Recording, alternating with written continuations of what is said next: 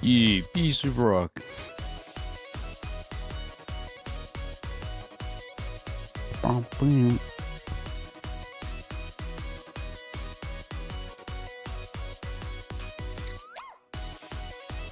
Wow!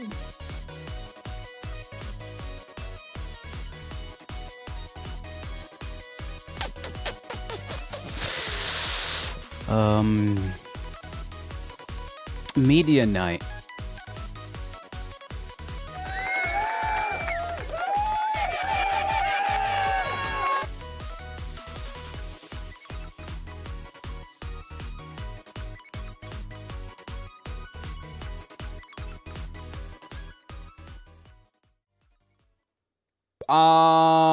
Pretty tiny here. Hi. How's everyone doing tonight? Ooh. Oh, man. Oh, where do I put my fucking blowhigh? What? Fucking hell. I don't have space for this fucking thing. Fuck it. A ball with it. Oh. After God knows how many years, I finally decided to take off the fucking tag off the fucking thing.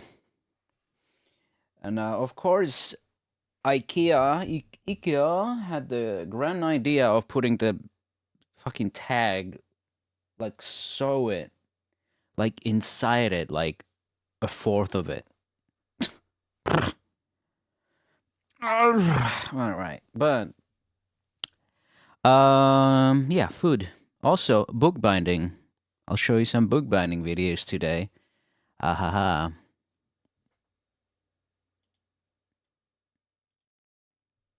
It'll be exciting looking at books being bound. I know someone's gonna make a bondage joke somewhere there. Seeing the trend.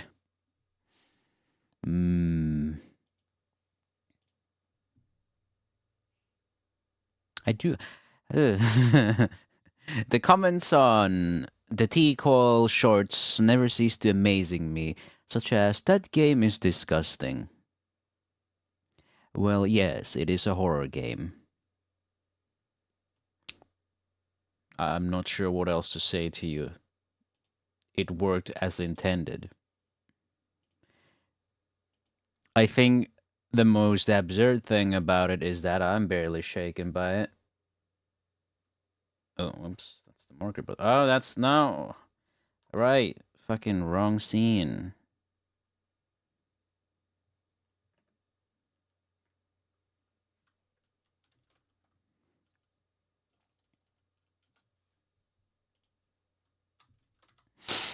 But welcome, early birds or late birds, because it's evening.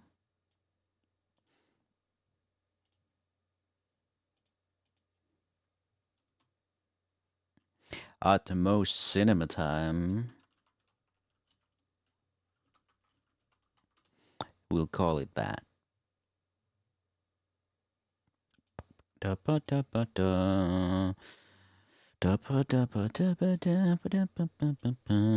not even Christmas yet. I saw some Christmas things being sold at the store.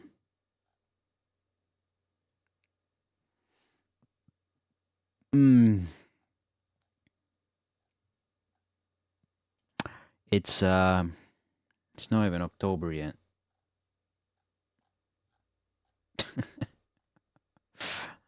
Oh, does that grind anyone's gears?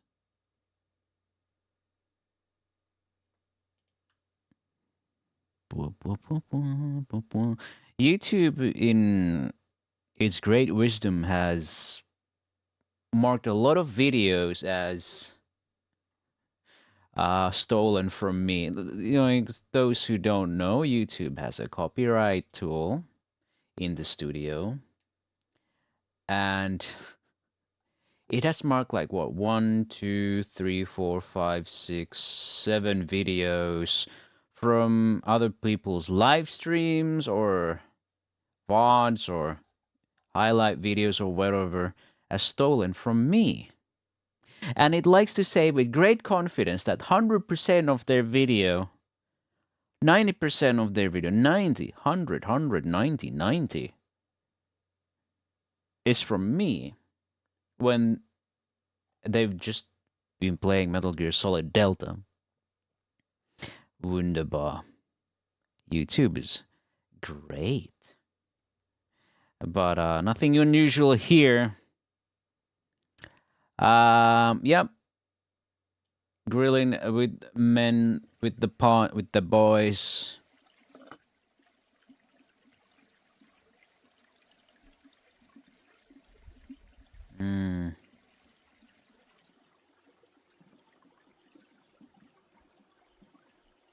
Those are some nice looking potatoes, I gotta say.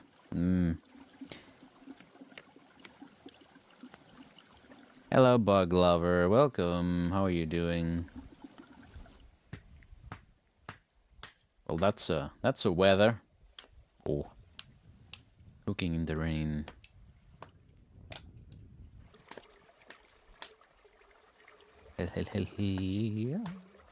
No bumblebee, friend. No bumblebee. Where the bumblebee at? Where the doggo at? Let's go to beer in the stream. Beer in the stream, in the stream. Did the man with the pot ever collab with other channels before? Well, I haven't seen him do that. Can do it. There we go. Potatoes sauteed in beer? Or simmered, more like. Deep fried in beer. Deep fried beer. I mean, there is deep fried Pepsi. Thank you, America. Before you ask, how does deep fried Pepsi work? No, they don't just pour it in. They make dough out of it. And then they deep fry the dough. So it's like Pepsi dough. Deep fried Pepsi dough. I wonder what the idea is here. Poopy! There it is. We're just eating that stuff. Bossy. Also, I added like 1 or 2 days ago a new animated emote. If you guys can find it. If you guys don't know what it is, my Discord profile picture probably gives you the hint. I decided to mention... steak picanha, Guga's favorite. I decided to mention it because it's very food related. Is it this goober? No, that's like over 4 years old at this point.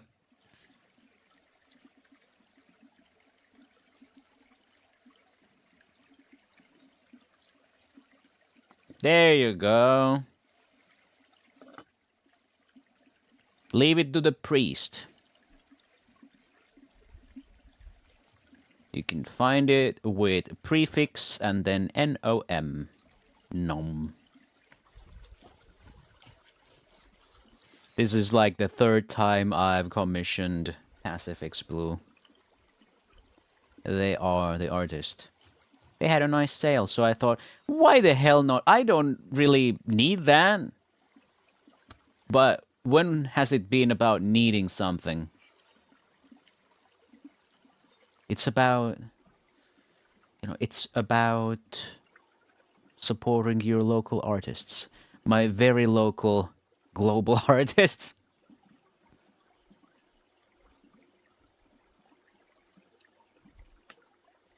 Or Inom for a quick use, some secret Discord tag. Shit. Just pick the one that's not imported by Discord. Hello Nanook, welcome. Hope you are doing well. He's doing the picanha stab and inserting. Have a shark on my lap, sorry. Oh, Jesus.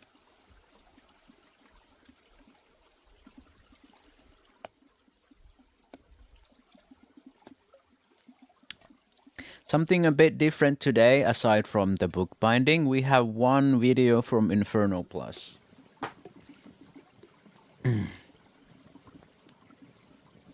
Questionable D&D session. Did you have fun, though?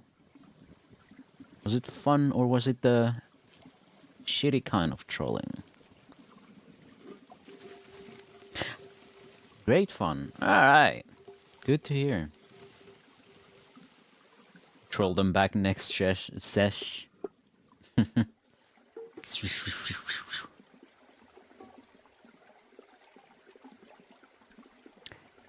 But, yeah.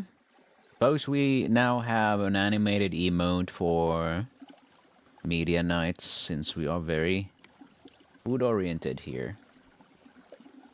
I hope you guys find some use for it.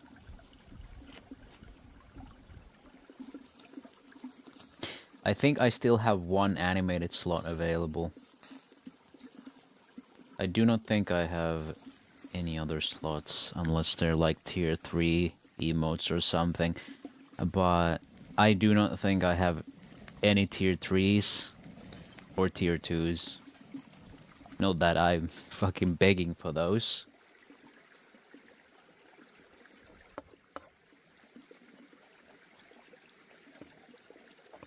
I wonder what a phenomenal emote would even look like.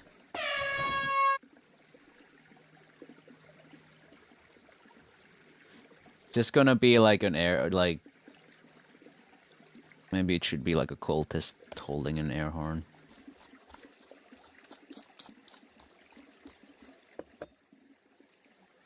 I wonder how that would just look as an emote. Would it be... Would the air horn be too tiny of an object? Because a lot of the difficulty with emotes comes from the tiny ass size. It needs to be easily legible. So a lot of details need to be... Basically, most of the detail usually gets removed entirely.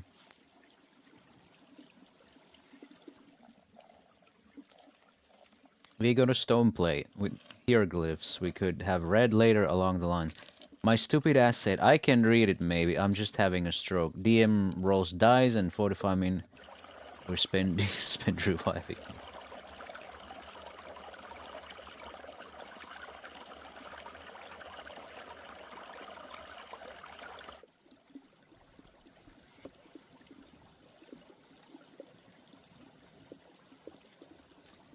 Plate of stone. Anyway, food. We have food here. A couple of food videos. Tonight's topics seem to be food, Inferno Plus, Guga, bookbinding. And a surprise. Well, nothing too great, but I'm sure you'll be delighted to see. Found Spaz 12 in Wasteland 2. Equipped to my shotgun guy. The model is AA12. That's a nice knife. It's his branded knife. Men with the pot branded knife. I think this particle one isn't sold out. He has like a Damascus style, where you can see like the patterns where the hammer has hit the puppy blade, not the puppy. But those are sold out because, well, they look nice.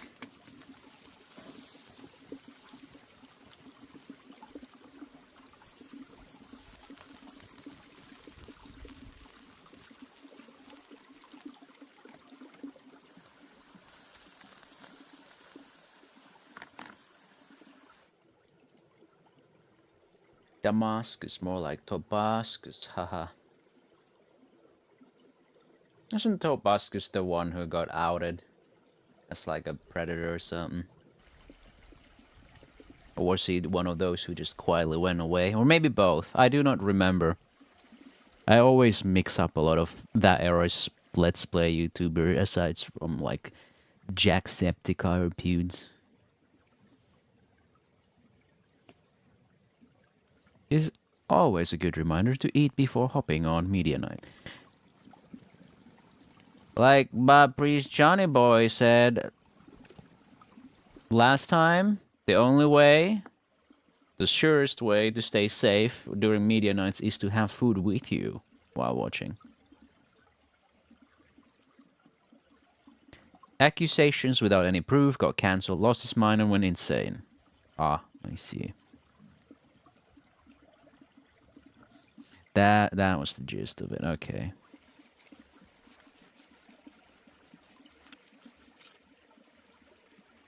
Someone should show this video to Google. So we got picanha.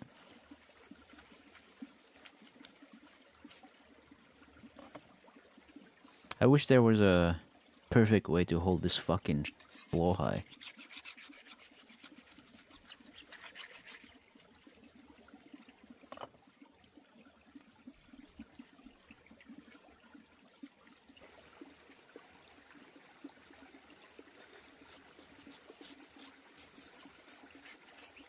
Slice, slice, slice.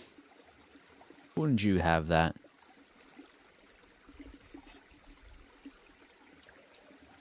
Some nice picanha. Or perhaps someone finds it a bit too red.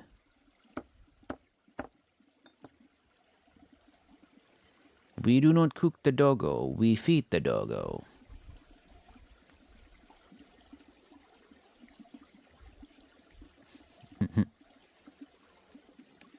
This looks like a good meal.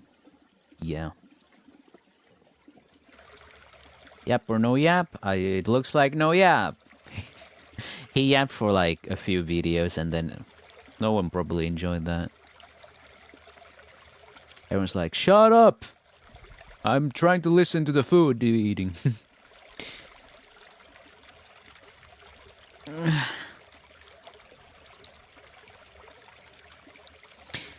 Alright, so what do we got next? Dancing bacons. Self-heating meal boxes on the beach. So what, like rations, MREs? Oi, oi, oi, let's get rid of those. We're gonna get double subbed. Imagine finally showing your face and speaking and everyone be like, why are you talking? We have seen his face before, but then suddenly at some point it just also started talking and was like, what the fuck? Though I'm not sure if that's the reason. Dream be like...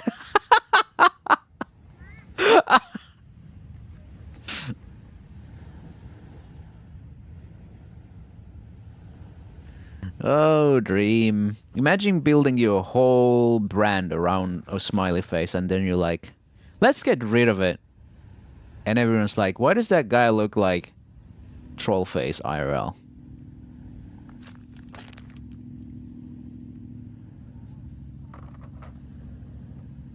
Like, not that... not that the guy is ugly or anything. But, like, so much of his content was branded around that fucking smiley, and then he's like, let's just ruin it. Yeah, they just took one frame where it just kind of went troll face. Meat bag. Ah, yes, I love me meat bag. Meat bag sounds so very horror-esque. Some caution points, a whole fucking novel of it. But yeah, he was not a bad-looking guy.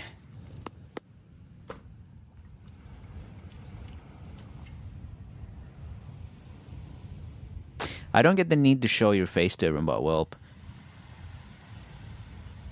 I believe it just because he was losing relevance, so he wanted to do something We want to do something crazy, man. So, what's the craziest thing a guy with no face can do? Well, get a face. And then, when that didn't work out, he tried to undo the thing, but, yeah. We saw how that turned out, because the internet never forgets.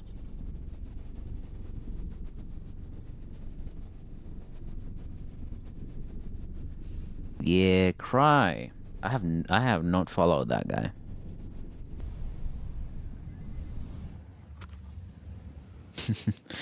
So, I don't know how that guy's story ended.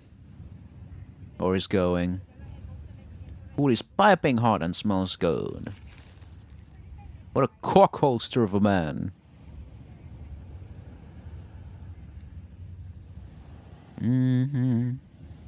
Luncheon. Lotus root. Black fungus. Potatoes. Looks like mango. Kelp. And bamboo. Bamboo.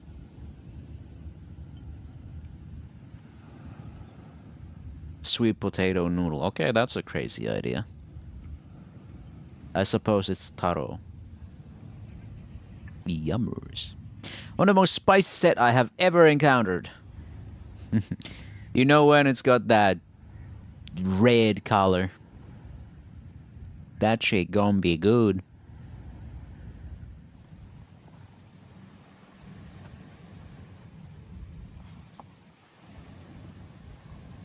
It gets all hard and bloated after cooking. That's me after every meal. I feel so fucking bloated after every meal.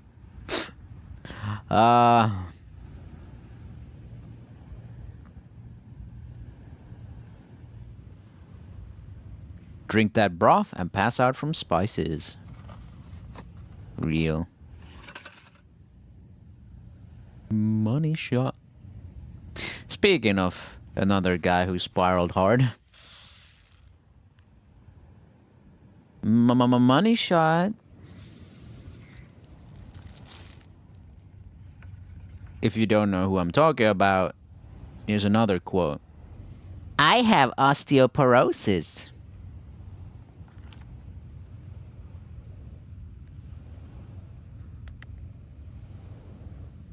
He was replaced by a clone. You know what?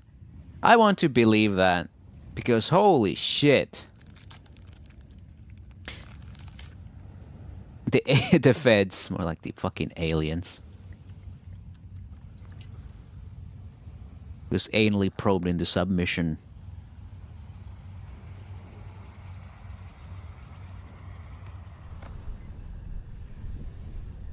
The opposite man. Man, that kite looks wild in fast forward. I remember that one video where he was just trying so hard to say that I'm gonna be different. I want to be different. I don't wanna be a guy who says the F slur at blah blah blah. I'm like, Ian, you can just like be that guy. You don't have to fucking post about it and tell everyone that the great iDubbbz isn't a goddamn cunt anymore, and he doesn't like saying the word cunt or something. Real Ian would have had a field day with the current day one. Old Ian would have done the ultimate content cop on present Ian.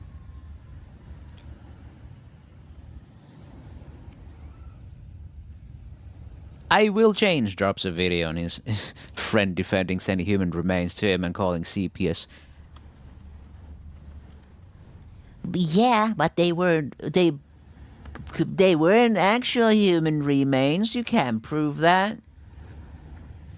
The symbolism is kind of fucked up though. Real or not. Also, while I don't like Ethan as well, calling CPS is, you know, come on. Fuck out of here.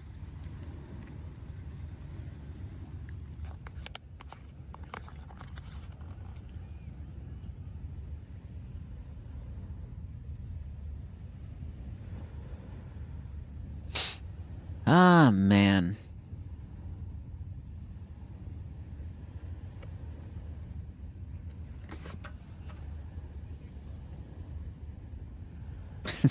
Anissa's husband. I don't like Ethan, but making me like Ethan is scary. I can say I do not approve of how they treated Ethan. But it doesn't mean I like Ethan. I mean, I used to watch his, like, React content in the past, but nowadays...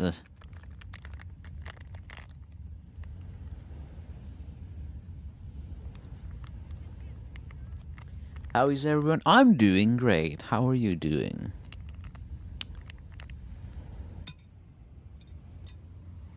A good and enjoyable topic of YouTubers who went down the drain or were replaced by the glowies or something. Self-heating tech is crazy. Also, this packaging is fancy. This is like premium. He did dunk on everyone with 2 response videos, so that was surprisingly enjoyable. Yeah. A broken clock is correct twice a day. Skinwalkers, man, I'm telling you.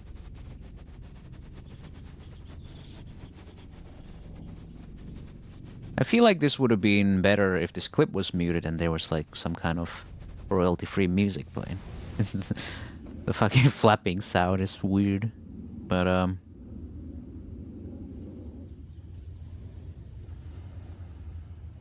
or it could have been just the ocean sounds without speeding it up. A broken clock is better than a broken cock. Can I get a hell yeah in the chat? Bamboo, shoot. Who? Shoot who? Beef brisket. Tangy, savory, rich, tomato tasting broth.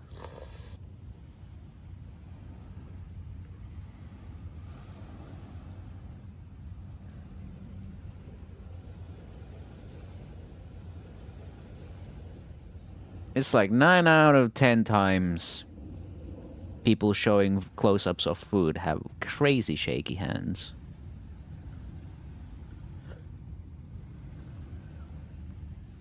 It could be the proximity of the shot, but it also could be when they're holding up things with chopsticks, so it's kind of...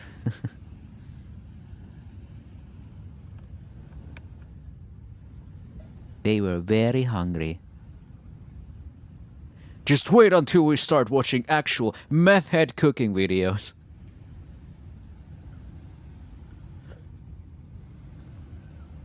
Meth head.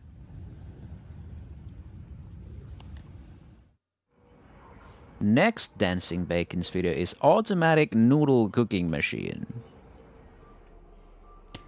In China, there's a boutique hotel that has a small but rather special restaurant. Or besides having regular hotel buffet food, wonderful setup there. Oh. I mentioned this motherfucker last time. The fucking arm that cooks. The one that's gonna replace the college students at the fast food place. I told you. That's the fucker. Maybe we'll see what it does, you know. They have a robot that can cook for you.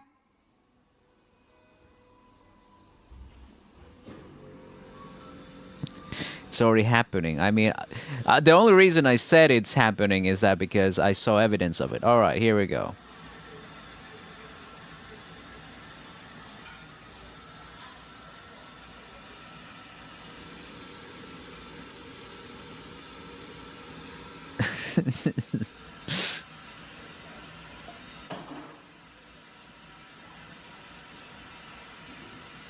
Perhaps someday it'll go faster, but, you know.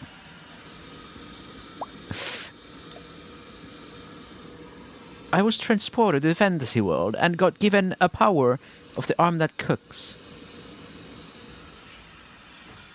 Hey, Finish. So, I thought we were gonna look at a vending machine, not like... Did it imagine this was the automatic thing? Alright. Cooks what? A Makarov? And then jams? Because you had to eject the first shell? Because you're a silly idiot like that? Cocks a gun! USA! USA! You... Unless you're Ocelot. Then it's USSR! USSR!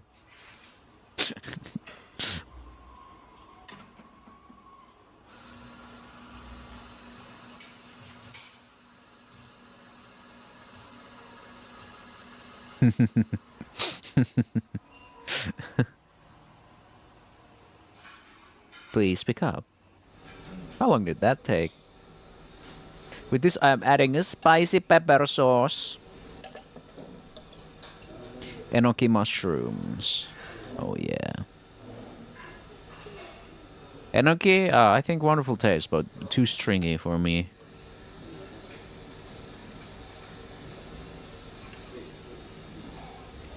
I feel like they just latch up to the tonsils on my throat. I'm like every time.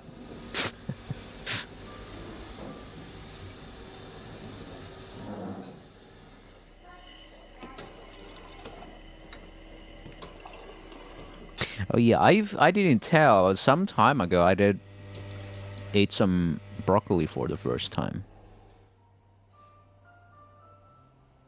It was when I had the Anarchies as well. That's why I'm mentioning.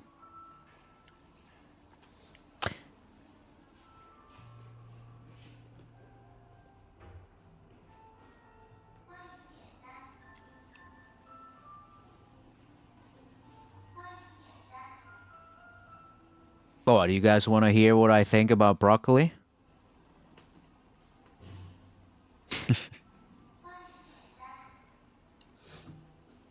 I'm not gonna tell you.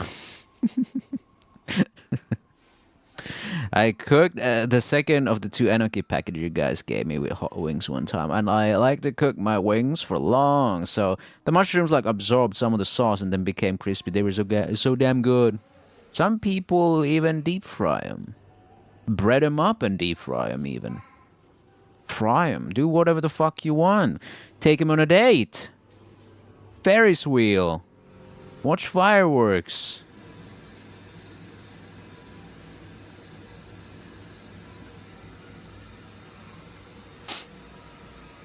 Though this is still kind of far from,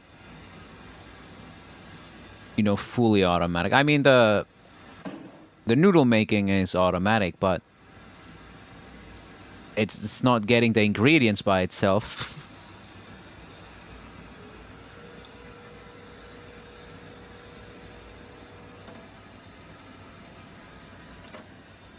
Like some dude is bringing those in, wasn't that right? I wasn't paying attention. I was paying attention to my cultists.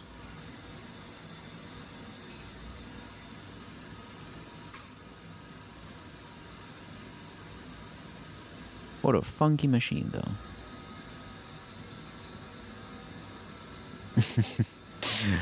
There's something about that little shake. It's not as vigorous as the noodle masters do. They just fucking, you know. This guy's so delicate.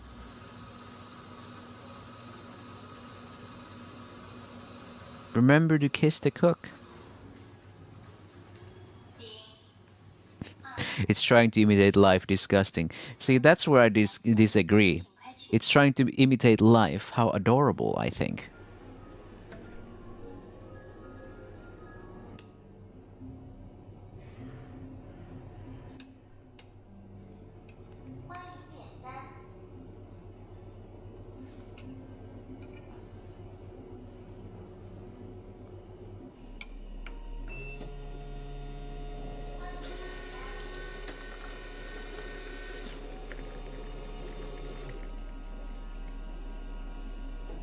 Just in time for my monthly few days of Minecraft. Oh yeah, the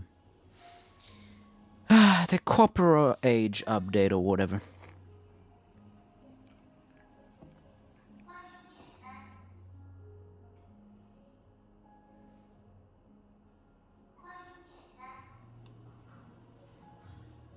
You know, I'd eat fast food from a machine.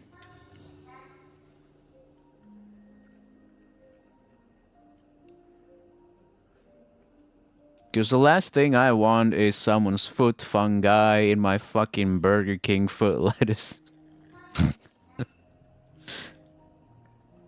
Not that it's a norm, but you know. It's more about the fact that, goddamn, those people are disgruntled. They don't even want to fucking work there. And it's, you know, but some fucking McFeast is gonna have someone's cum in it. And sometimes there's a rat there. I need to taste the despair and depression in my fries. Or someone's semen. But the true despair is taking a ketchup packet from the napkin self-serve and then I'll go up to the cashier and ask, hey, can I have a paper cup and hot water? And then you make yourself a depression soup. Which, you know, depression tomato soup, which is hot water and a ketchup packet. Doesn't get much more sad than that. I spawned in Cherry Blossom, and I guess that's because of you. That would have been true, like, a couple of years ago when I did have a Fox Boy with, like, Cherry Blossom themes and all that.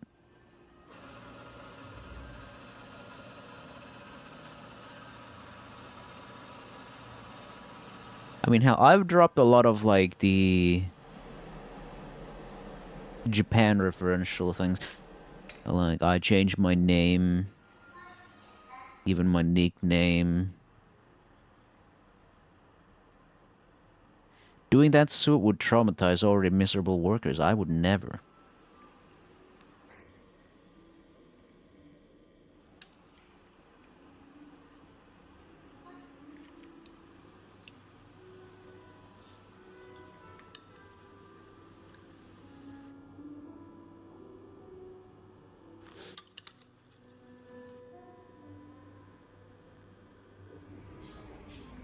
In China, it is also quite common to meet into one of this at the hotel lobby.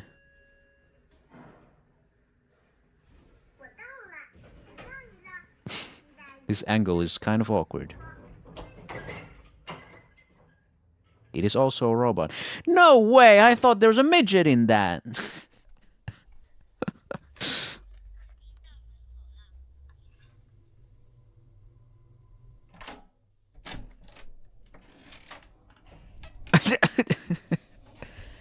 This does feel a little dystopian, you know? It's just like, hello.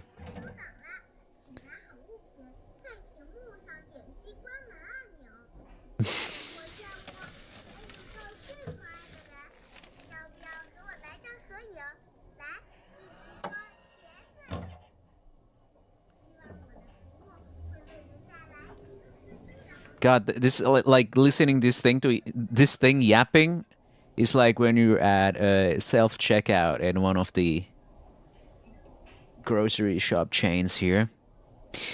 At one point they were yapping so much. I think nowadays they don't make any sound, probably because people complain about it. Because, yeah, Inferno Plus next. So it would just yap and yap every fucking step of the way. And one of them was like, insert your bonus card. If you do not have a bonus card, press the no bonus card button. Like, yeah, no shit. Follow the instructions on screen. It's just like the most annoying fucking thing ever. Okay, my boy Carrefour should be protected and cherished, yeah. Näytä S-etukortti, jos sinulla ei ole S-etukorttia, paina ei S-etukorttia painiketta. Saatana!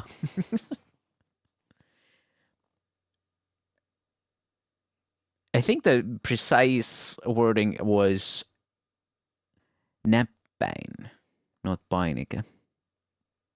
Yeah.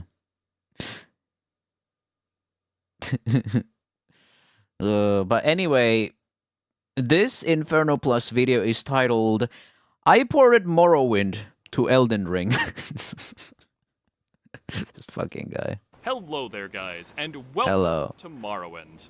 Or, yes. well, Satanine to be more specific. Please ignore the big pink markers as well. It's a debug thing. So just don't show them. Jaunt over to Balmora while I explain what I've been working on for the past few months. So yeah, this is an actual real mod that I've been putting together for quite a while.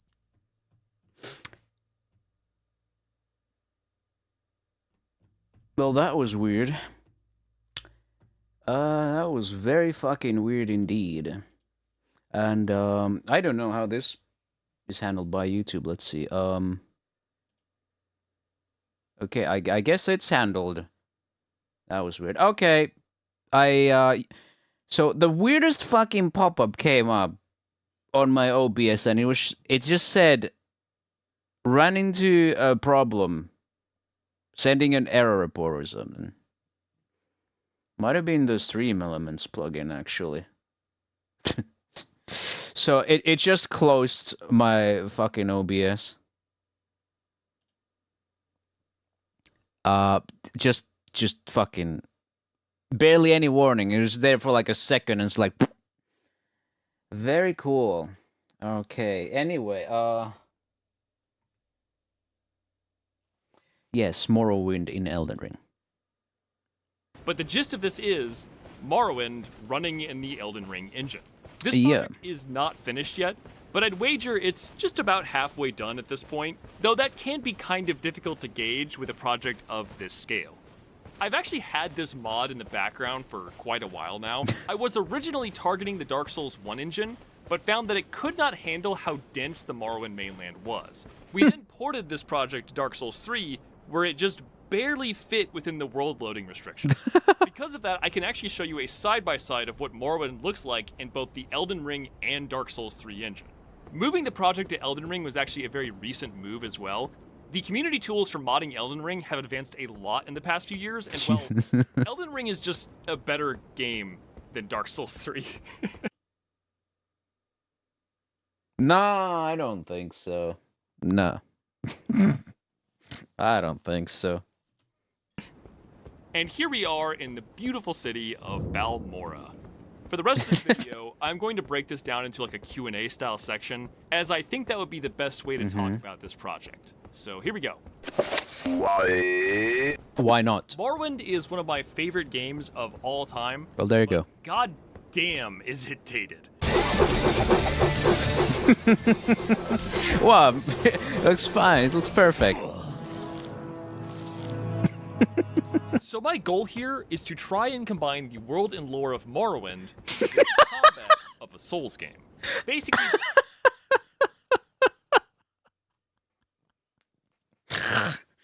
Okay, alright. Good reason as ever. Just taking the best parts of both and slapping them together The racist common fruit and scrib jelly sandwich. Yummers. It also just seemed like an interesting project to work on. When I started fiddling with this idea, I wasn't sure if it was even feasible to complete. But the further I got into it, the more possible it started to look. Until eventually I just decided, why not? Let's just go for it. Why not, I think indeed? it's possible. Does this video have a real USB and cool sponsor? Well, by golly, it sure does. Shit. Today's video is sponsored by boot.dev, and what a fitting sponsor as well, considering this project is just a mountain of bad coding practices.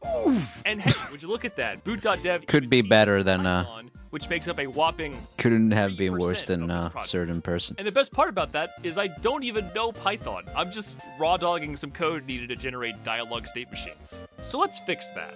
With boot.dev, picking up a new programming language is both fun and easy. Their lessons keep you engaged and motivated by constantly having you solve actual coding problems that you would run This sounds into, fucking amazing, actually. like this absolutely deranged function I wrote. Someone should fix that. Not me, though. I live and die by shitty bubble sorts. Boot.dev even has an AI wizard bear that can help you. Of course it does. Stuck. And with hundreds of lessons across dozens of subjects, that is. I don't remember how to use a Gorolian sad face. Ah, don't fret, my young apprentice. Goroutines are one of Sko's magical abilities that allow for concurrent execution. To create a Go routine, you simply add the Go keyword before a function call. This tells Go to run that function concurrently in the background while the rest of your program continues to execute. For example, Go some function is run sub function. Looking at your code, I noticed the handle requests is processing requests sequentially. It handles one request completely before moving to the next. And it's just ChatGPT API. Of course it is. What else would it be? Handy at some point. And not to mention that Boot.dev has a huge Discord community. So if you want to talk... Alright, no, it's a bad sponsor. If it's not a fucking brick and mortar fucking forum, then I ain't having it. Gemini Claude. I choose DeepSeek. To a real person about something, that's a great place to do it. And last but God, not I least, fucking if you aren't hate satisfied with Boot.dev, they have a 30-day, no questions asked refund policy. So you've got nothing to Oh, lose. cool. It's paid. Never mind. So if you've ever wanted to learn how to code, why not give it a shot and join Boot.dev today? Using the promo code Inferno Plus at checkout to get 25% off your first year. I hate that logo, And though. over. How much is done? World generation is basically finished. The best way to demonstrate this is to climb to the top of Red Mountain and just look out over the entirety of Morrowind. It's all there. But that really only shows that it's finished on a more macro scale. I'd like to point out some of the smaller details as well. Each region of the map actually has distinct weather and lighting data. For example, the Ashlands are gray and overcast, while the Bitter Coast is a more colorful, swampy area that tends to get a bit more rain. Colorful. Of course, the Red Mountain area is just covered in blight storms.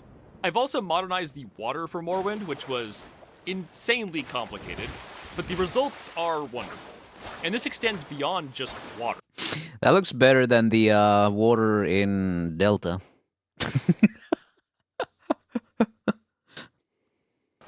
Since this is a From Software game, I was obligated to convert Morrowind's regular old swamps into poison swamps. Of Call course! this Poisonous Swamp Manifest Destiny.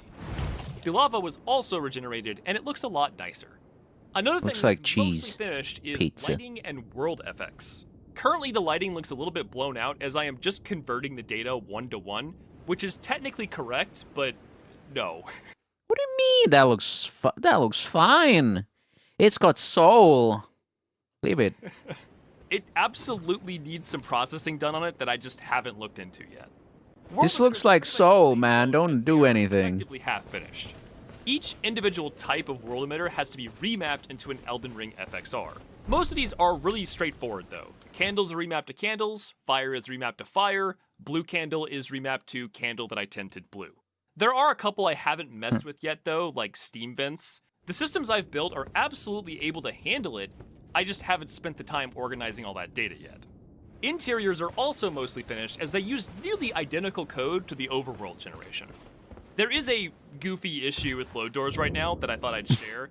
It seems that when Morrowind teleports a player through a load door, they use the player's hip bone as their root, while Elden Ring grabs players by their feet instead. Oh. This means that when you go through a load door, you're about 3 feet higher than you should be and you fall down a bit. This isn't a problem unless there's a low ceiling and then you just clip straight into it. Yeah, I can see why that would be an issue.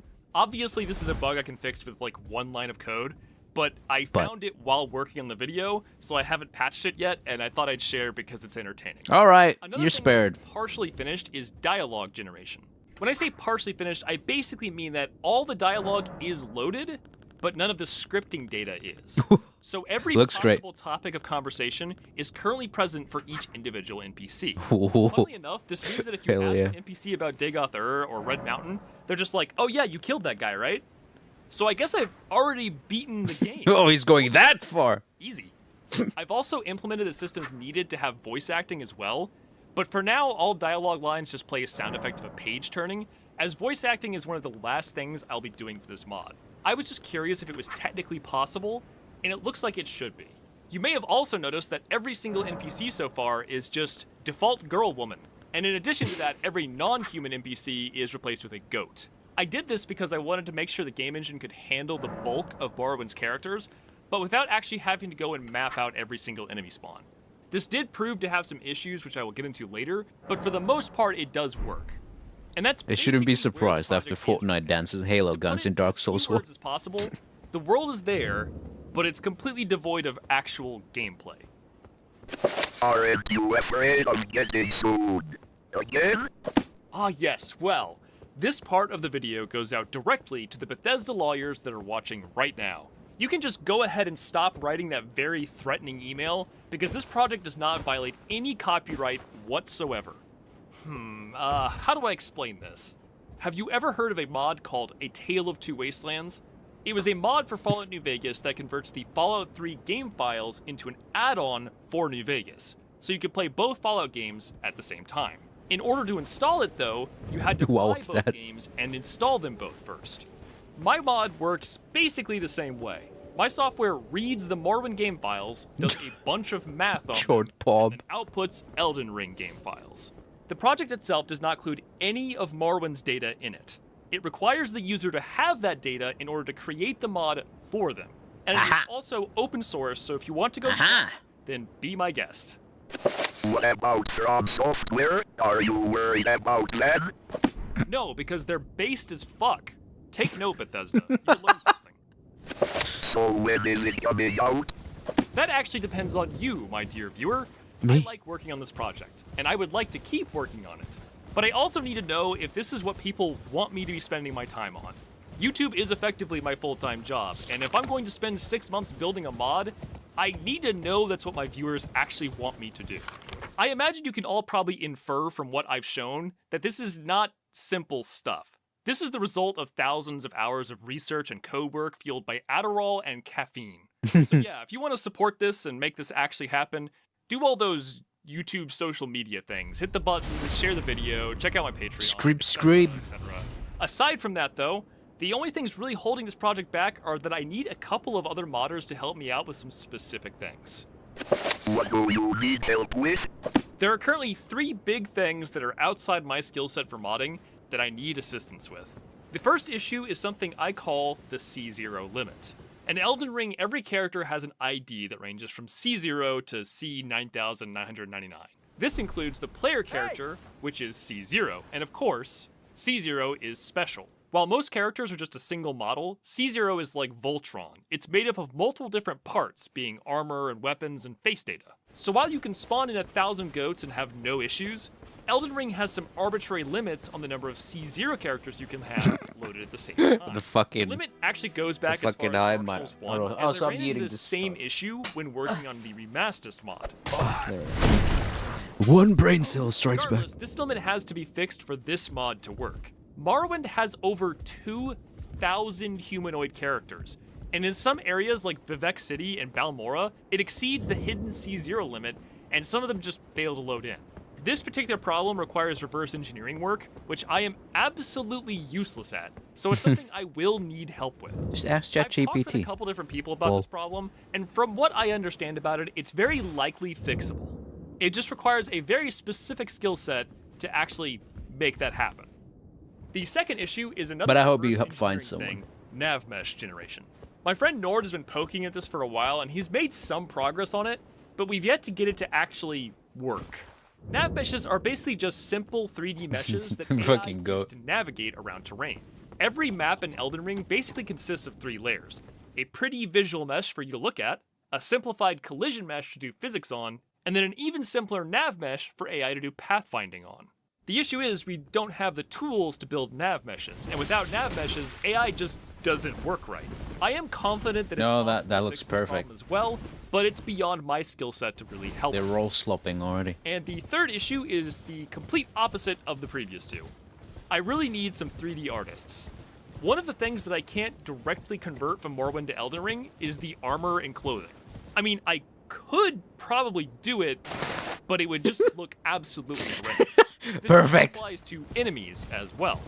So what I'd really like is to have a couple of 3D artists that make modern renditions of the Morrowind clothing and armor to use in this mod. I kind of low-key love the designs of Morrowind's robes, and it would just be amazing to see them done justice in the Elden Ring engine.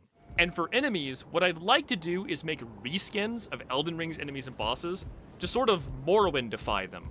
For example, it would be fucking amazing to reskin Horelu as Dagoth-Ur.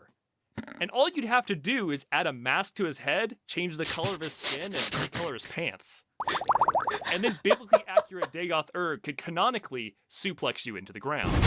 But yeah, that is You know what? it. That There's, of sounds course, fucking plenty of amazing. Potential for unforeseen issues to appear, but that goes without saying, as every mod is at risk. The weed tweeter memes would I've go done a hard. fair bit of research on what remaining work is left, and from what I can tell, everything I want to do is possible. It really just comes down to the number of hours it's going to take to build it all out.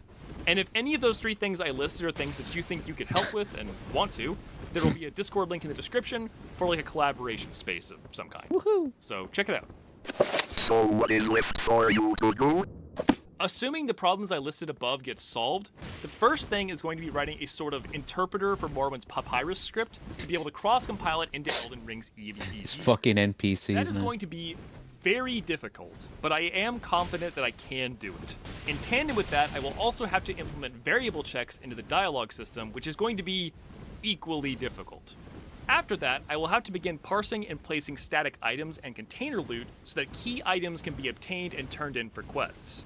At which point, the main quest should be mostly playable. Hell yeah. Once we reach that point, I will probably remap characters, sure and need honestly, me. I'll probably hand place most of the enemies in the game world.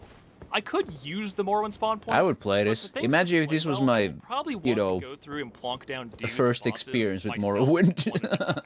I may also want to adjust some areas to make boss fights fit better. Morrowind interiors can be kind of cramped, so if I want to have a boss fight at the end of a dungeon or something, I may have to expand a few rooms to make it play well.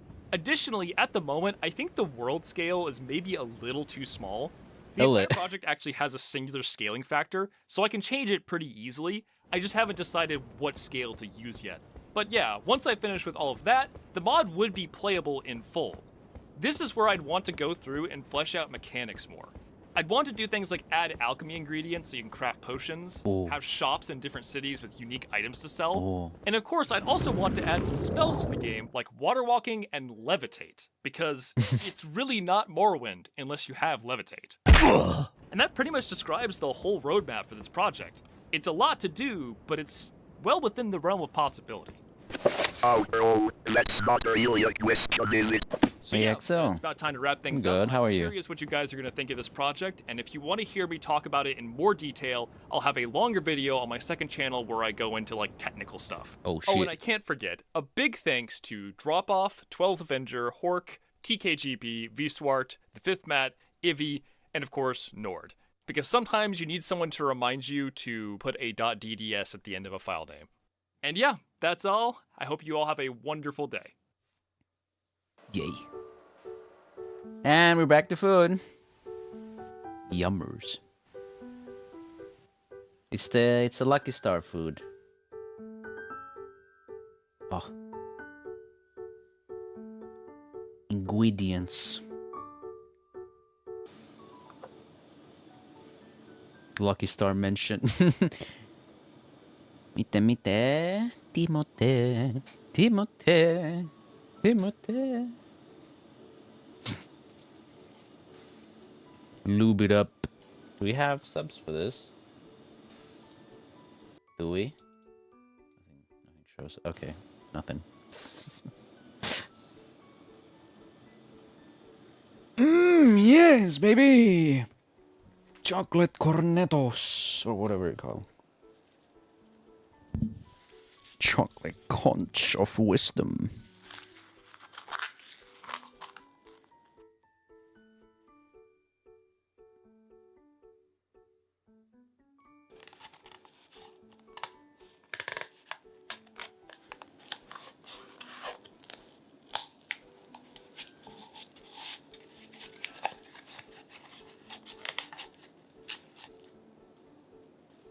And there you have it. A party hat.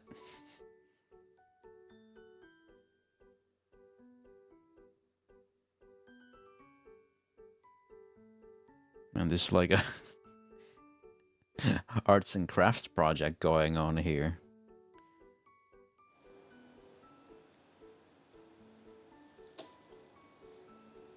Imagine being old enough to know about Lucky Star and Haru Suzumiya. Comedy Titans.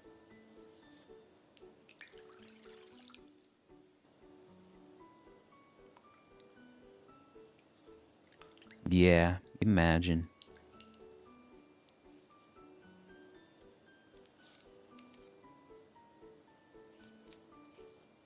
Why is this video panned so much to the left?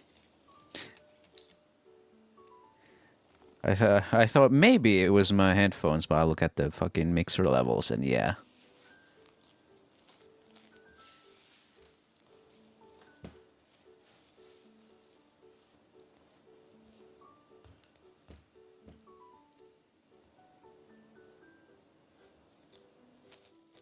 Yep.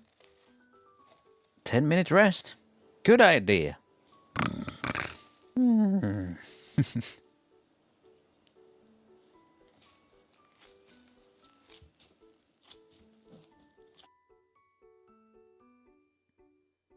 Looks good. Getting smoother.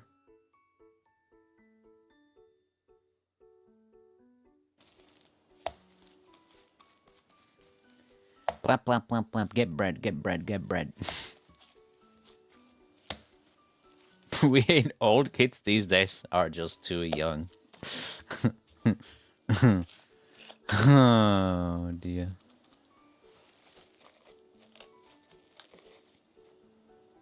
"20-minute rest. You got it."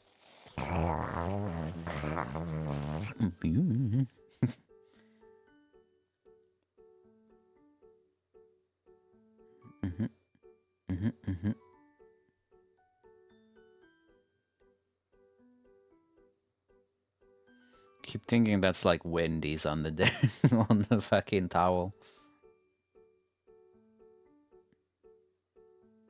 Is it gonna say something sassy?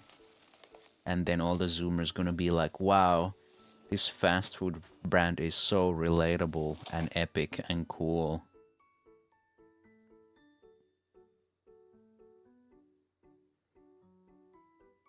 Man, this dough is getting folded.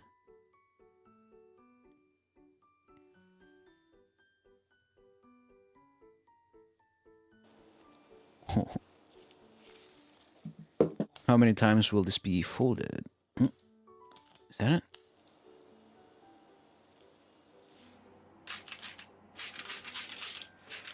it? Fermentation.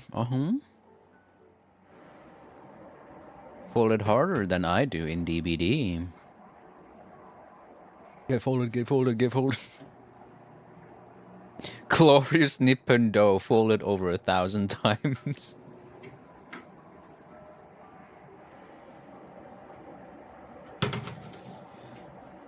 Someone did like, what, like 500 layers croissant? Folded 500 times. That looked wild.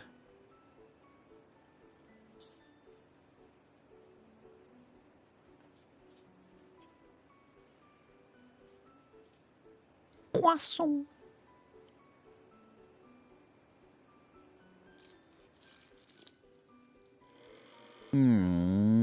Got a fancy dough mixer.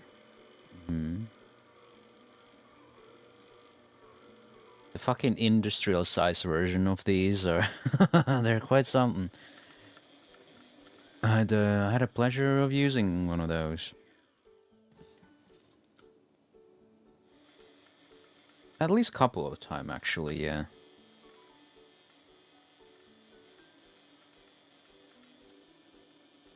Like, that shit is up to your, like, navel and stuff, like, from the floor.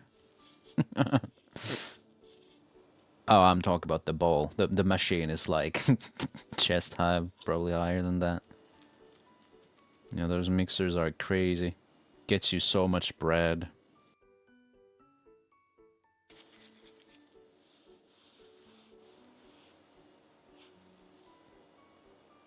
Poke a hole in it. Smart baking mat. Does it connect to the Wi-Fi? That's a great idea.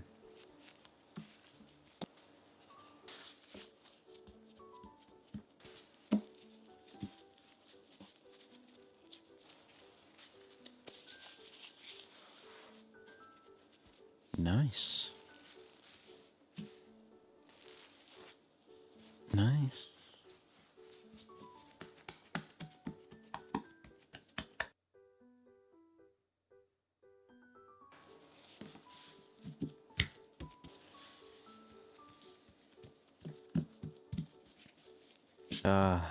Baking is like a hobby to do at home versus as an occupation. It's widely different worlds, I feel.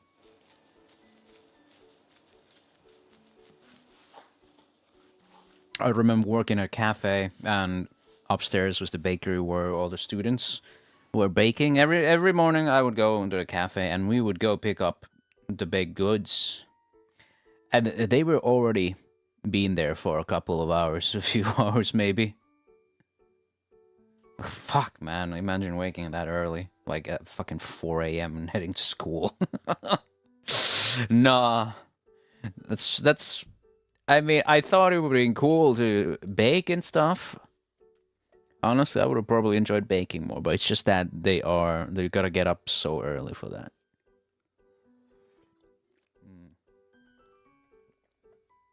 You know, since I'm getting more books, maybe I should get a book about baking. Just baking, not like... I mean, naturally it's gonna have instructions on how to make certain goods, but yeah. Baking is cool, but fuck waking up 4 a.m.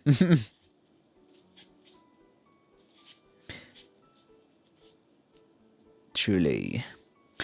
But, yeah, get something that explains some basics and then has some recipes and whatever, yeah.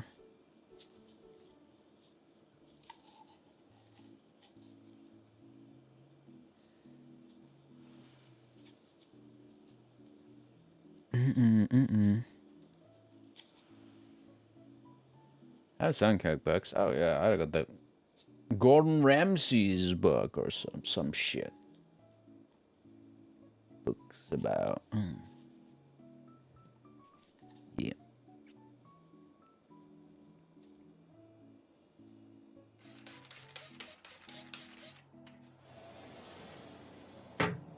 Nice, nice.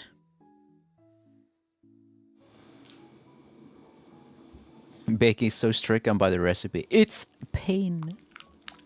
I had the official Mad Cook cookbook. I wonder what kinds of cookbook. Of course, I have my own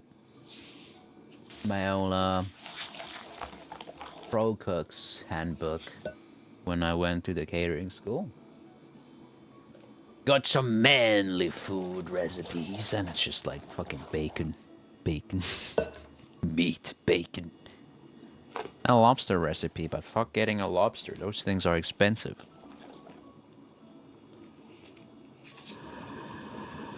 Should clear some space.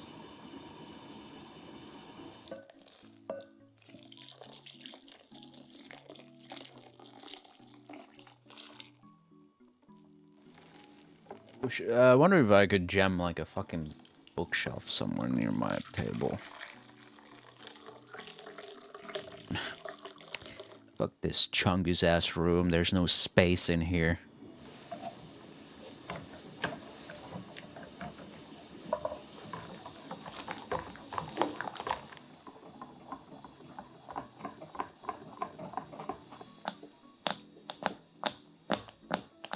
Wah! It's bubbling. Chocolate custard cream, looking good though. Unsalted butter.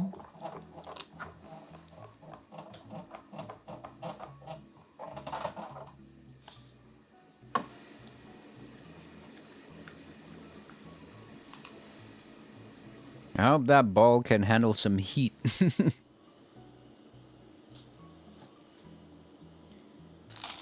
Dark couverture chocolate. White couverture chocolate. You know, in desserts, white chocolate is pretty good. I wouldn't just, you know, eat a white chocolate bar, but... Yeah.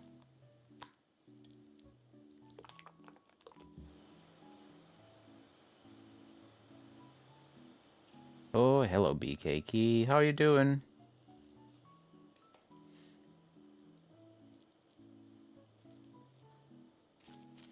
That looks good. Chocolate!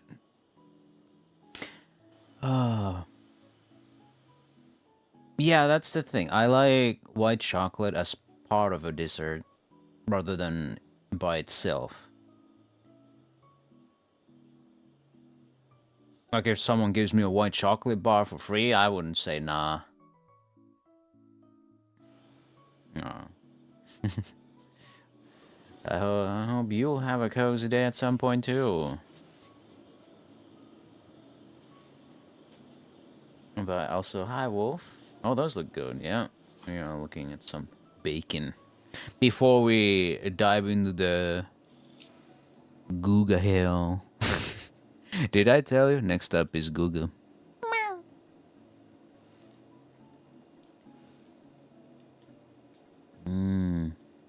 Yeah, fill up that hole. Unfortunate. Unfortunate that it looks like... or more like, unfortunate the internet has done some things about filling up things with custard.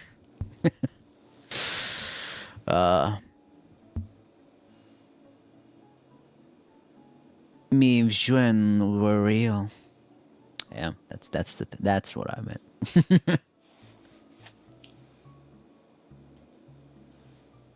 Which end do you bite? And other age-old questions.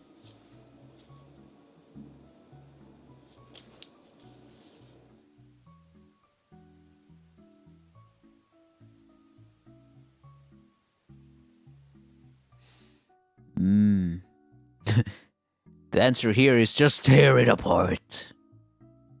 That looks nice.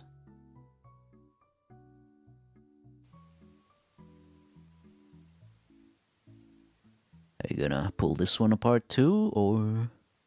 Yep, there it goes. The screams of the damned. I wonder if this video ends suddenly, or are we gonna get an outro? We're just gonna suddenly Google after this one. I think the music getting louder means... Yep, there it is. For today's video, every ancient way of preserving meat. Yes, it took me a long time to make this video. I'm a little bit scared, slightly terrified, but excited to try to see which one. Dry aged steaks every ancient way and ate them. And you're probably thinking, is that mold? Is that even safe to eat? Here goes nothing. Don't show. It's injured. It uses its secret ingredients to seal the wound. Wasn't it Joel who was which protects it against who was not insects and eager about bacteria. mold? In ancient time throughout Europe, this was a thing. You did want to cook the meat all the way through first though, because it would not work with raw meat. Once it was fully cooked after melting down some resin, the interesting thing is that as soon as it cools down, it seals whatever it touches. And if it can preserve a tree from insects and bacteria, it can definitely preserve some meat. This takes time though, as you gotta do a few coatings. And most importantly, you don't want to keep it outside on the sun. This one specifically, I left it there for 85 days. And surprisingly enough, it did not get any mold. It looked fine to eat. And I was actually excited to eat this thing. I'm I not. cannot believe that this will last for a very long time. Come preservation. This is just incredible, everybody. What a wonderful, wonderful way of doing it. I wouldn't call it wonderful. Oh my god. Really good. He's just going for it. Not bad at all. I thought it was gonna taste a little bit like resin and the flavor would go through, but not at all. You can feel the smokiness still. Yes, it is slightly dry as it's supposed to be. The texture is actually delicious. I'm putting it on A tier. Okay, resin actually pog. We're starting with a bang. Our very next one completely shocked me. I was not expecting this because it all starts out nice and things go real south real quick. You wanna go ahead and cook the whole thing. The key is to cook it all the way through, as this next ancient way of preserving meats comes from Ethiopia. After fully cooking the piece of meat, you need a nice large container. Now there's one thing that everyone have in ancient times. People kept themselves with wood fires, and what was left behind was Oh boy. ashes. So to preserve the meat, the first thing you need is a nice bed of ashes. As once your meat is fully cooked, you want to place that right in Oh no. the whole thing with even more ashes. Even though ashes can have antibacterial properties, it is not guaranteed that it's completely sterilized. As once it was fully covered with the whole thing, you press everything down as much as possible. That way, none of the air will penetrate deeply in there. To ensure that no bugs or nothing else would get in, they were covered with some banana leaf or any other available. Then you want to put it in a cool, dark place, usually a cellar, and I preserved mine for 48 days. When I 48 days. Surprisingly, there was no smell whatsoever. But notice what happened with the ash. It almost became a rock. I think it sucked all of the moisture out of that steak. Now we can't eat it like this. The next step is to go ahead and wash it. As this is what I was left. Oh god. Preserving method from many places, including Native Americans, African tribes, Middle East, and also Europe. This one scared me. It broke. It scares me too, Guga. Fully covered with the ash, but it is a way of preserving meat. Let's. Hey yo, how many of you washing your ash beef?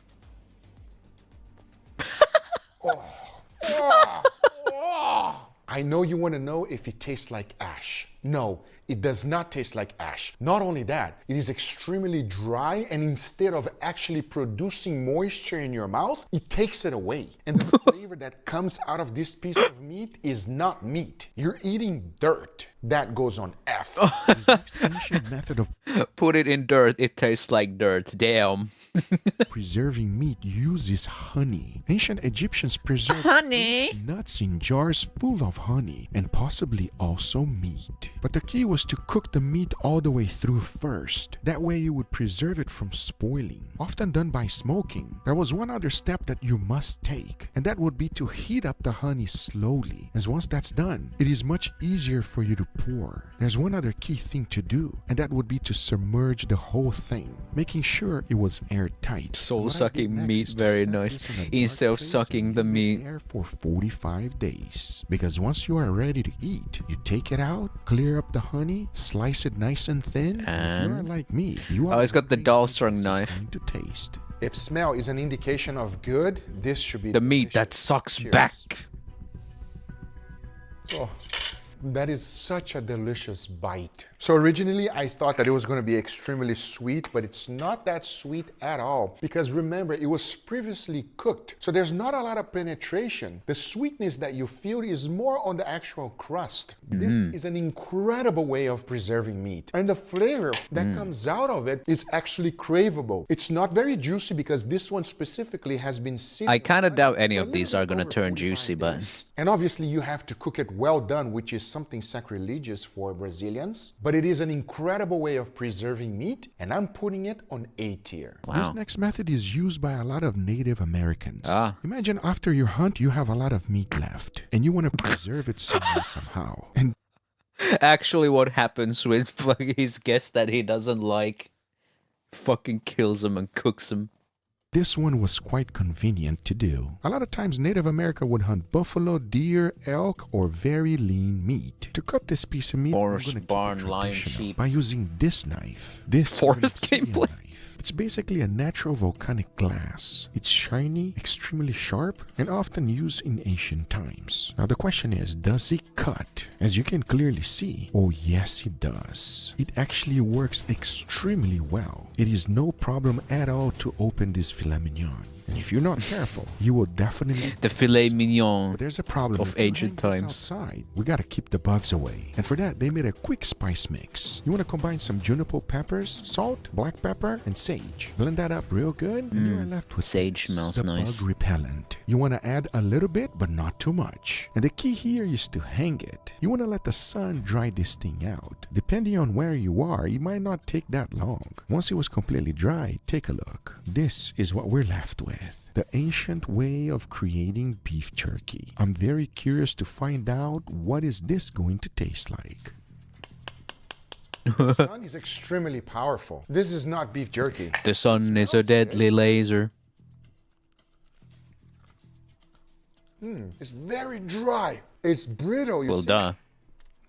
The sun has completely evaporated any moisture inside of this piece of meat. And because it's so dry, it's not flavorful. It feels like I'm eating dirt. This is a terrible way of preserving a piece of meat. It's not even a nice snack. F tier. Hopefully Rip. this next one might be better, but by the looks of it, I could be completely wrong. If you love pickles, this one might be for you. The key to make this work properly is Oh, now it's all to good. cook the steak all the way through. You can't use it raw, as the pickling mix itself will actually cook the steak. So you're better off cooking it and producing some crust at least. Apparently this was such a thing that they even used it in World War II.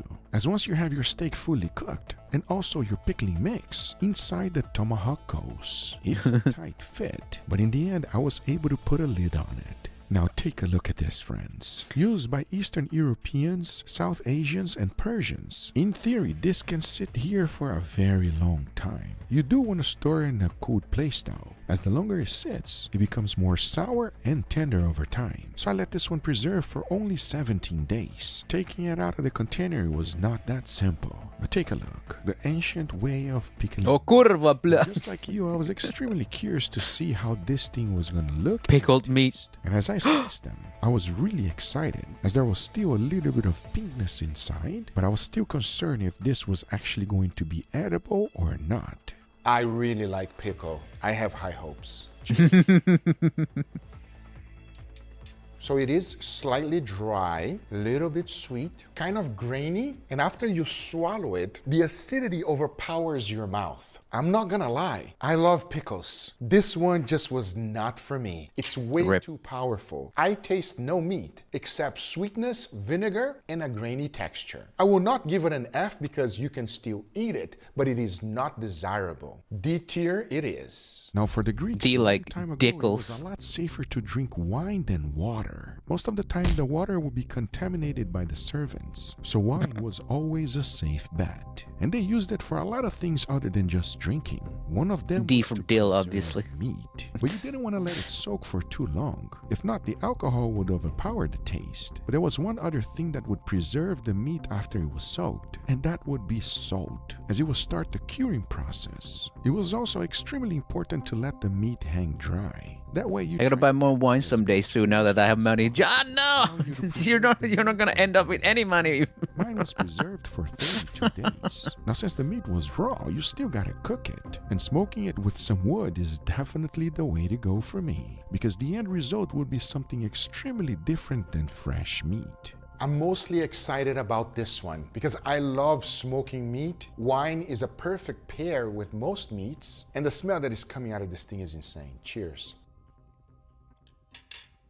Wow. If you're wondering if you can feel the alcohol, yes, but very lightly, not too Alcohol. much. It is extremely flavorful. Little bit of acidity and bitterness to fight out the fattiness of this cut, and it's still extremely juicy, tender, and delicious. That is a Welcome win back, in Addison. my book. The only reason wow. it would not go on an A tier is because there's still a little bit of the bitterness. Is this of the even alcohol. preserved? But it's an Asian way of preserving meat, and it works. I'm putting it on B tier. It works. During ancient times, instead of using refrigerator, this was often used, especially by the French. The goal The was French? to preserve as much meat as possible by cooking it in its own fat. So if you're cooking duck, preserve it with duck fat. But before you can preserve it, you must cook it all the way through. You are achieving two things: allowing the meat to render all of its fat, getting it extremely tender, and most importantly, since it's going to be cooked all the way through, it will also allow you to preserve this piece of meat for a very long time. Once it's fully cooked, you want to cover it up and store it in a cool place. I'm letting this I one thought it stay was on here the for floor. 6 months. As you already know, fat will always solidify. You can either dig out and take out what you need, or if you're going to cook the whole thing, just bring the whole thing up back to temperature. As in the end, you should be left with this: duck confit. This is an extremely popular way of preserving meat, but after being in this fat for such a long Cool place. time, I don't it see is any still lids really or good. anime figurines. One can wonder what this is gonna taste like. Cheers. Oh, wow. Oh my God. It is so tender, juicy, nice and salty, extremely fatty. Wow. There's a reason why the French still use this technique today. It is phenomenal. And if you ask me, Google, did you enjoy that duck? This is some good duck. Oh, yes, it is. However, is it the best way of preserving? Cooked in fat, preserved in fat. It's very fatty. Because out of all of the ancient way of preserving meat, this will be the most expensive. And instead of using the fat only to preserve the meat, I would say eat it up or use it in burgers and different things. Eat it up, just straight up. Borderline A, seriously. It's very good. Now Vikings... It's very good. B tier. Feared warriors. And since they were always on water, often their diet contained feared warriors. And since they...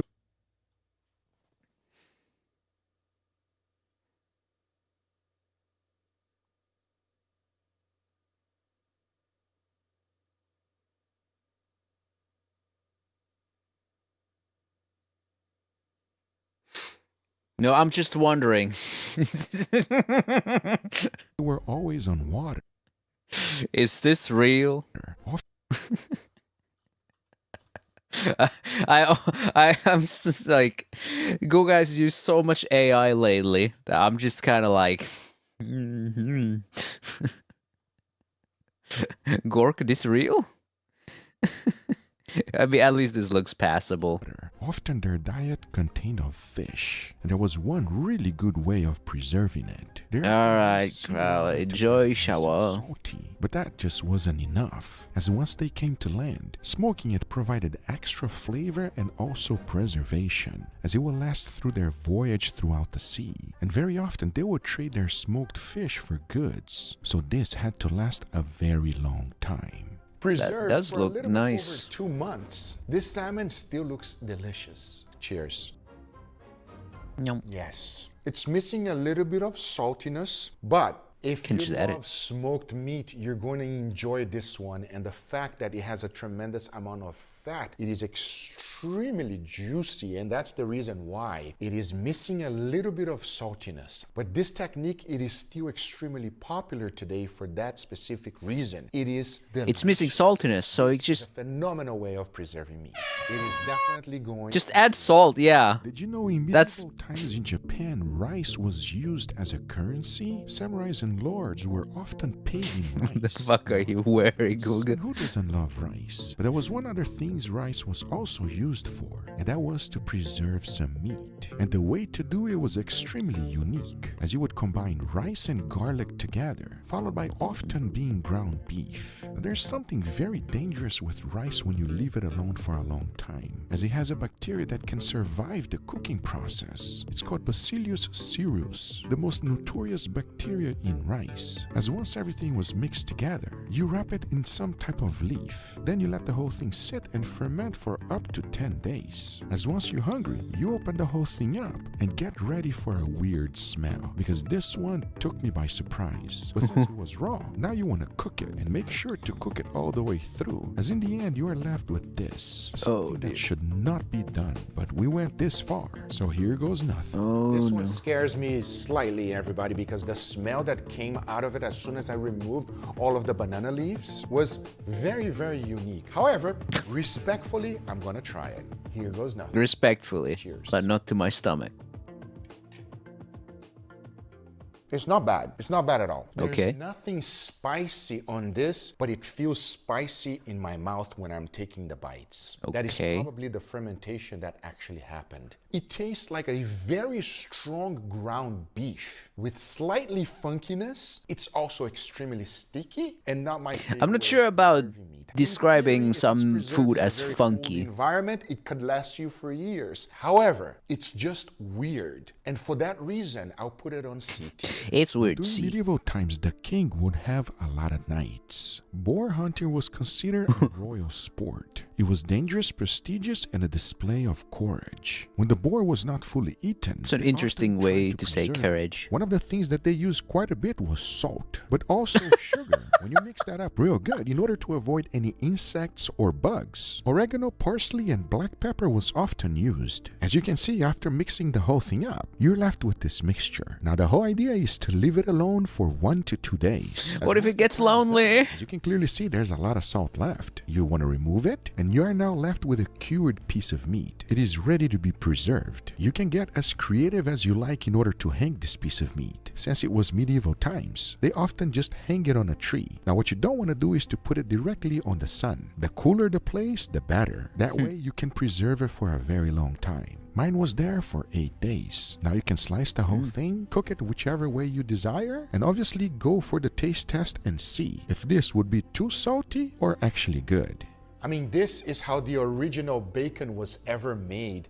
I don't Wow. think it's gonna be bad. Original bacon. Yeah.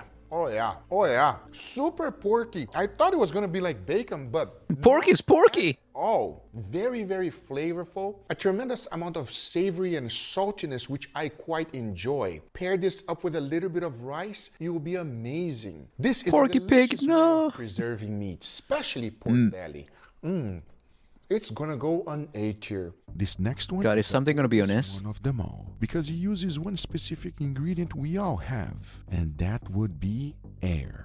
A lot of air. How many What the countries fuck? use this method of preserving meat? You definitely want to use a very lean cut of meat and cut it in small strips. Now, to keep the bugs away, you use a very specific seasoning, including tarragon and rosemary. And at the same time, instead of just keeping the bugs away, it produced flavor. Now, the key of this was to have patience, as you would also want to hang the meat where there was not much sun. We want it dry, but not too dry. Now, you'll be surprised because it does not take that long. After just 3 days, this thing was extremely Doesn't take that long, Now 3 you days. take it inside and let the whole thing sit. for That's as pretty long. I and mean, at the same probably time, not in you terms of decide to preservation, try it, but because even though all of the moisture went away, it smelled really good.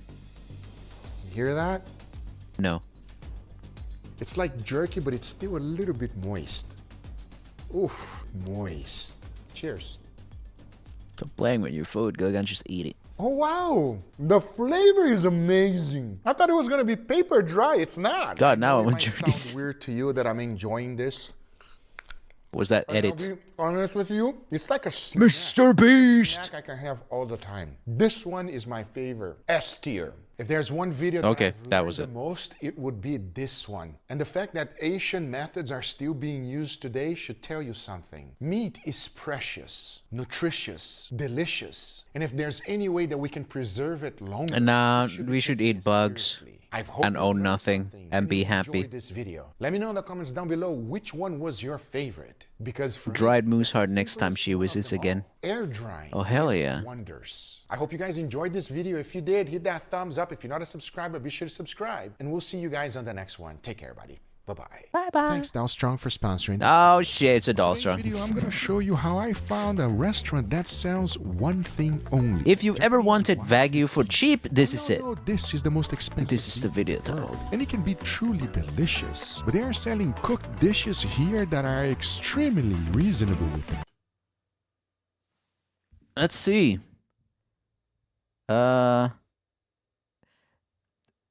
Tenderloin nuggets, $90. Glazed short ribs, $35.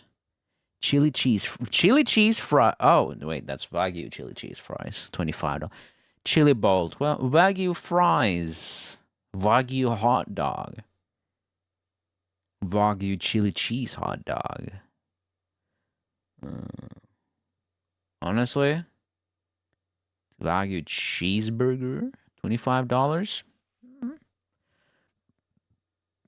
Nice. I was shocked when my good friend George brought this to my attention, so we had to Thanks, pay a visit. George. All right, let's go. Oh, they here it having me. is. Hey, what's going on, brother? Alex Guga. Nice to meet you, Alex. Oh my goodness, what a nice meat box over here that you have. Everything's Meat box. Everything's Wagyu. You're breathing Wagyu in here. Take a look at this piece of meat. This is incredible, amazing marbling. So you sell only Wagyu? Yeah. No prime, no choice, no select? Nah. Remember their name? Their name is Shadow Wagyu. You know they're not Shadow just a butcher Wagyu. shop. They cooked this meat for you too here. Hell yeah. See what these people got. We got the boys here. Hey, nice to meet you, chef. What is that? That's a Wagyu hot dog? Yeah, it's a Snake River Wagyu hot dog. Wagyu What hot the dog? fuck? Enough talking. Let's go. So first we split it down the middle here, I see. lay it flat, get some nice contact there.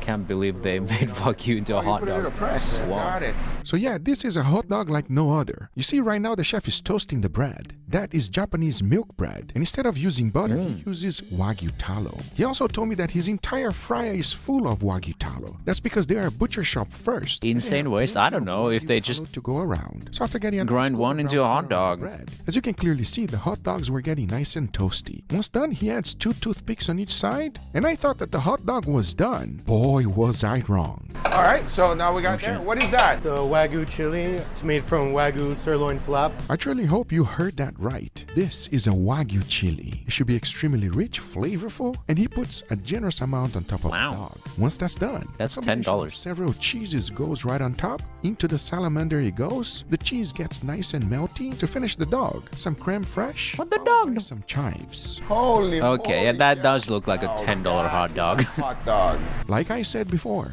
this hot dog should be delicious. And I was ready to dig in. But before I tried it, the chef had one more thing he wanted to cook. Chef, what's next? So we got the Wagyu short ribs here. Wagyu short ribs. Wow, take a look at these short ribs. Nice and thin, wonderful marbling. These should cook real quick. Real quick. A little seasoning on there. Season it with salt. Oh, and then This is, I call it the Shanghai glaze. Now here's the deal. He calls it that because he uses several times. And he has so many ingredients that I even lost count. But the key of cooking it was this. He continuously basted, creating an incredible glaze. The goal He's at this glazing stage the is to get meat. a little bit of char. Once the char was created, into the broiler it goes to create an incredible crust. Since And these probably are so incredible thick, smell it too. takes no time at all. I mean, just Oh. take a look at this golden brown color. To finish it off, a tiny bit of sesame seeds goes right on top. He calls it Shanghai glaze because he uses it Finish off multiple with some times. scallions. and Exactly. this is the Shanghai short ribs. I can be honest with you. The smell that is coming out of this thing is amazing, everybody. Enough. Let's go Knew try it. this right now. Knew it. I thought I was just gonna visit a butcher shop. Told you, man. Told you. This spot is special. I gotta try this. Did this hot dog look crazy, Oh, George? yeah. I've never seen anything like And the it. bread? I know. Well, let's find out. Cheers, Cheers. brother.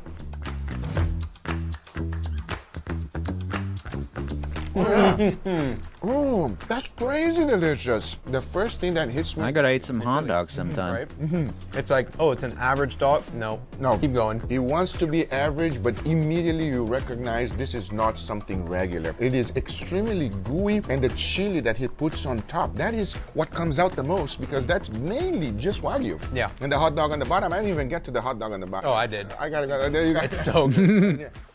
And I'll say the bread too. It adds a nice touch of sweetness. The milk bread is Oh on yeah, another level, everybody. fucking Here they milk are. bread is Shanghai amazing. short ribs, baby. Well, I'm gonna go right in, George. I can't wait any longer. You know, and he put this marinade that he was very elaborated about. I'm excited to try, brother. Cheers.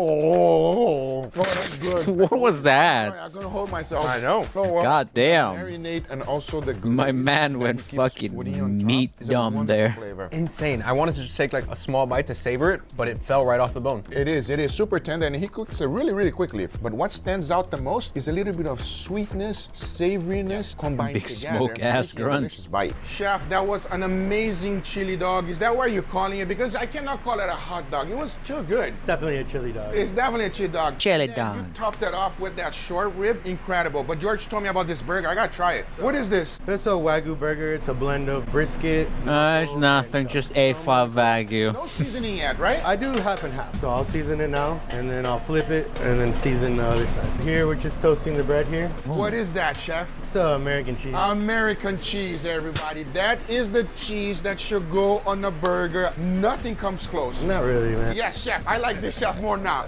Yes, American Hug him, kiss him. Japanese Japanese mayo goes in. A little bit of veggies to keep it healthy. Top the whole thing off. Yup, put keep a it healthy. toothpick on it, and That that's the burger. that The salad, that Wagyu burger, lettuce. So I thought by this time I was ready to try this burger, but the chef would not allow me to get out of the kitchen without trying one of his specialties, which is his Wagyu skirt What a nice steak. cook. It's pretty quick and simple. He throws in some charcoal activated seasoning, throws it in the broiler, and in the meantime, he makes some delicious Wagyu fries. It's basically regular fries cooked in beef tallow.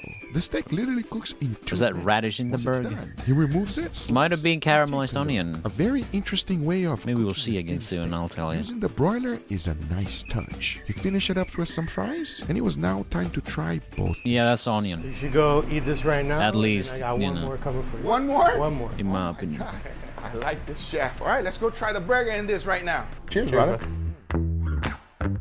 Oh, that's so juicy.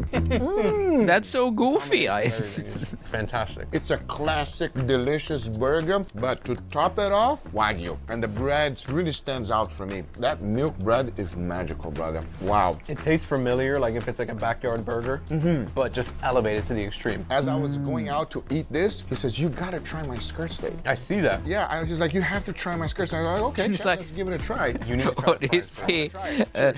A fucking Latino grandma? That's the way fries should be. Nice and crunchy, super creamy Latina inside, but what grandma. stands out the most is the flavor. Yeah. The flavor is delicious, and all because of that Wagyu fat. Now should we get to the meat? Let's dig in, because the chef told me he got one more surprise for me. Really? I don't know After what it this? is. Yeah. No. You think you know? I think I know. Let's give it a try. Cheers, brother. Surprise. Melting in my mouth. I'm sorry, but there's nothing better than steak and fries. You don't need anything else. You know what I mean? Super juicy skirt steak, nicely cooked. I like the charcoal seasoning on it. It provides a little bit of that extra smoky flavor that you can't really tell that a steak was broiled. George, what is he gonna make for me next? I think we should go check out, right? Before moving forward, I want to thank today's sponsor, Dalstrong. Oh, Let boy. me show you my new favorite Dalstrong. kitchen power tool. The all-new Annihilator. What the fuck? Dalstrong's latest addition to the best-selling Valhalla series. Just look at the size of this thing. 14 What the inches fuck and is this? 2.5 What are you gonna pounds do of with pure that? beast Slay a milk. When you are dragon? holding it, you can really feel that satisfying weight. Plus, check out how scary sharp the edge is. But here's what blew No, my I mind. can't They really sharpen tell it to just a by looking at 8 it. to 12-degree edge. Most cleavers are pretty blunt. This cuts like a scalpel, but hits like Thor's hammer. And every Like a single scalpel? handle is unique. That's a Wood and whole metal ass in fucking detail. axe. So yours will literally be one of a kind. It might look like a collector's item, but trust me, I've been putting mine to work for weeks now. It's still sharp as hell. And here's the bonus. When you own this thing, you just don't own a cleaver. You also got a premium leather storage sheath and this handcrafted display stand for free. The only problem is that they didn't make that many. Stock is already limited. So if you want to own one of the biggest, baddest, sharpest cleavers on planet Earth, head over to Dalstrong and pick up the Annihilator. Thanks, Dalstrong. The for sponsoring this Annihilator. video. Let's get right back to it. All right. Oh, wow. What's up, guys? That's what you were talking about? That's the surprise? This is it right here, man. What is this, chef? This is the It's Grand meat. Champion Saki-fed Wagyu from Takamori. Is that the one you were telling me that you won on an auction? Yeah, we were just in Japan. We won Saki Fed Champion Cow and the Himeji Kobe. Oh, they were fucking. Oh, shit. Absolutely, that's what you guys get to try This today. is this? This is this. Oh, I cannot wait to see what you're gonna do with it. The marbling on this piece of meat is absolutely ridiculous, everybody. Never had I had this. I'm excited. Take it away, Is chef. it breaded? The deep fryer with Wagyu tallow. Absolutely. So it shouldn't take that long, right, chef? It's Nah, kind of quick. maybe 1 minute, 2 minutes, maybe 2.5. Now that comes out of the fryer. A fucking Wagyu And now you just schnitzel. let it rest a little bit, A chef? little bit. Chef seasoned it with a good amount of salt right there, right on top. What sauce is this, chef? This San Marzano tomato sauce we make in house, So that goes right on top of the Wagyu. right on top. I see. 90-day Parmigiano Reggiano goes on top. This is scamorza. A little bit more of Parmesan cheese. And into the broiler. Oh, God. Ho, ho, ho, ho, ho. Is that like a. Is that a Wagyu A little pizza? bit of salt. That sauce is looking beautiful, chef. And the pasta goes right in. The chef toss it real good. Make sure to get all that coating and sauce into the pasta. And what a nice, beautiful golden brown color. It does look like a And pizza just now. like that, this is like a Wagyu pizza, everybody. Nice golden brown crust. Damn it. Finish the dish. Called it. Reggiano. It's getting nice and creamy with a generous amount of Parmigiano Nice tossing. Reggiano. That sauce, heavy cream. Wow. The pasta goes right in. Chef slice it. Oh, I can hear the crispiness already. I can't. That goes right on top of the pasta. Nice Oh, plating. Lord have mercy. To finish it off, the chef puts a little bit of Parmigiano Reggiano. More. Tiny bit of parsley goes right on top. Ah, the And there is greens. the A5 Wagyu Parm with a beautiful pasta on the bottom. Never Yum. had anything like this ever. This is sick. There it is, man. That's the main event right here. When he said he had an additional surprise, I wasn't expecting this. I'm glad it's this one because this is obviously one of my favorites here. Cheers. Wow. I mean, I would eat it. Told you, you can't go wrong with that combo. How is it not gonna be good? I don't have much to say. It's just perfect. The fattiness and the crispiness of the Wagyu is on a whole nother level, everybody. And I love the pasta combination. This is sick. No, like, actually, this is going to make me ill. This is a front against God. Top is not too overpowering either, which is important with such a good quality meat. That's the star of the show. But wait, I think we need to end with something sweet or dessert. Are you a big dessert guy or no? I like dessert. I like sweet. They got something special here. Got Oh, something whoa, whoa, special whoa, for whoa. you guys. Oh, what is this? A5 tallow ice cream sandwiches. What? My mind is blown. What you guys are doing here What the is fuck? extremely special. It's very like unique because you're only using extremely high quality beef, you know? Enjoy, guys. I draw the line here. All the information will be on the link on the description down below. Come check them out. Give them some love. Are you gonna tell me what it tastes Try like? They have other things as well. But the start of the show for you, which one was it? Has to be the parm, right? The parm, right? Has to The be. parmesan is But- sick, right? Burger, close second for me. I love anything that I can get a vessel and just like eat it like a sandwich. Cheers, my friend. The fuck? Oh, wow. I never had a Wagyu cookie before. My first time in my life, some Wagyu cookie, everybody. We are becoming best friends. Oh, yeah. And if you guys want to know anything about Miami and food here in this city, nobody knows it better. Seriously. I hope you guys enjoyed this video. If you did, hit that thumbs up. If you're not a subscriber, be sure to subscribe. And we'll see you guys on the next one. Because, brother, if you keep bringing me to places like this, we're going to become even better friends. We got spots. Yeah, okay, we are now loud as fuck. We're now entering bookbinding videos. Woohoo! Greasy meat ice cream. It's like those shit posts I always talk about. Hey, what if mayonnaise ice cream? And someone actually like, how about beef tallow ice cream? So this is making a medieval book. Complete process from start to finish, 60 hours in 24 minutes. So here it is. Let's enjoy this for a bit. And really enjoy.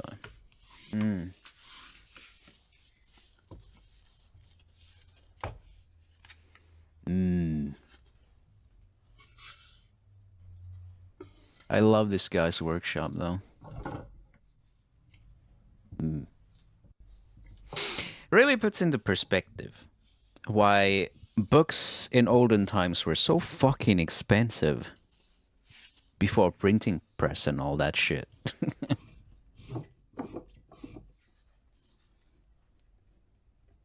Alright, time for the sewing holes.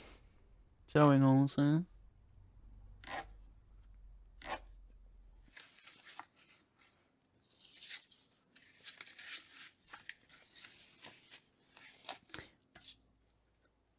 Can you name that tool he's using? Not the cradle, but the tool he's using to punch the holes.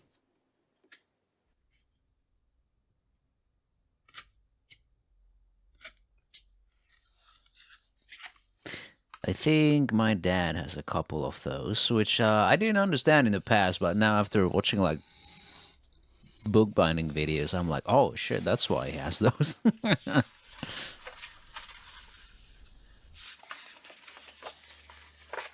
And the papers. He uses some very colorful, kind of like marbly end papers. I feel like I would pick something way more boring or menacing. But I like my books menacing.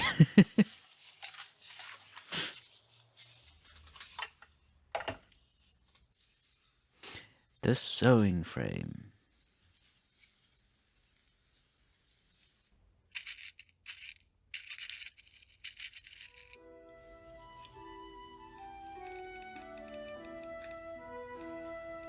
But imagine being a scribe.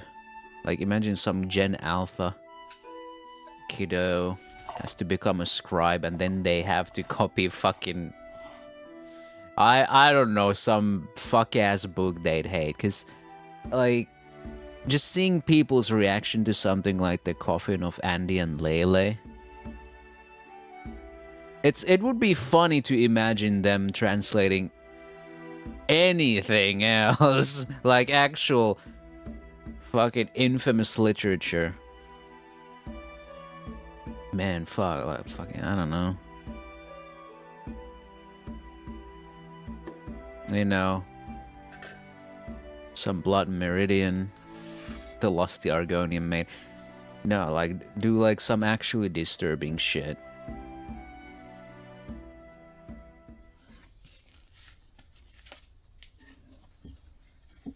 Young squire, thou shalt transcribe the tomes of Coffin of Andy and Lele into the common tongues for the Englishmen. The sarcophagus of Andrew and Ashley.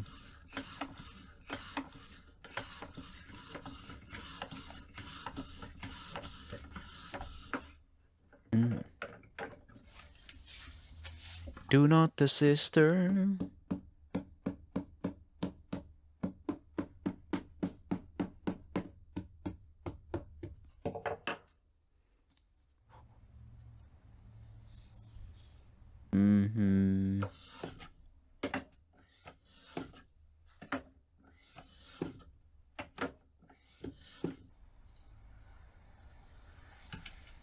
God.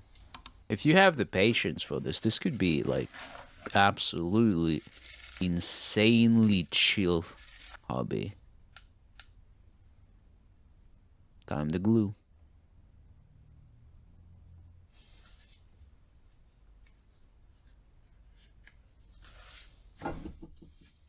Who do you glue, bitch?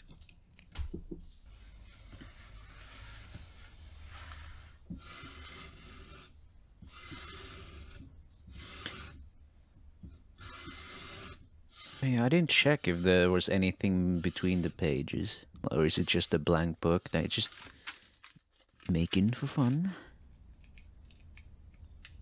Okay, okay, we're going into decorations.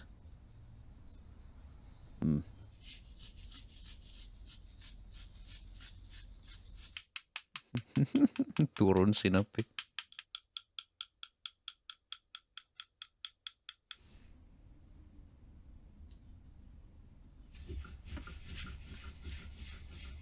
Burnishing.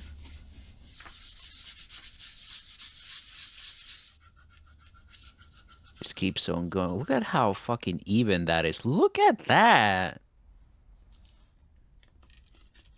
Okay, they are just blank. Someone's notebook, perhaps.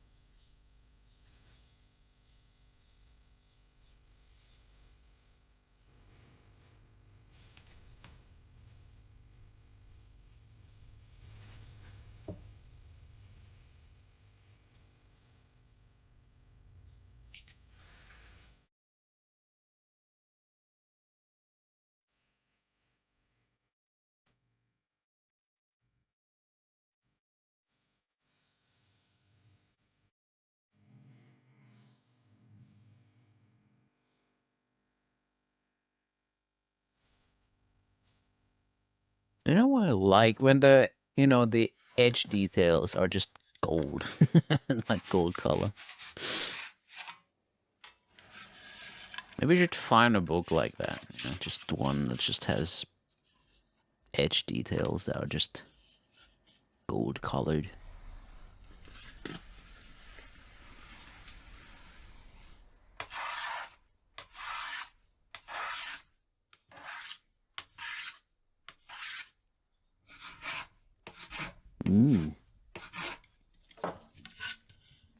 It's a nice workshop. It's a nice view outside the window too.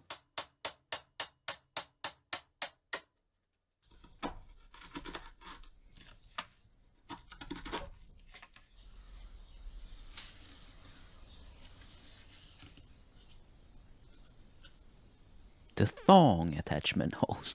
God damn. This book gonna wear some thongs? It's a naughty book. Ideal male dream, own a place in a workshop like this. I mean, hell yeah, I would. It would be insane to own a workshop like this and then just, you know, rebind my copy of House of Leaves.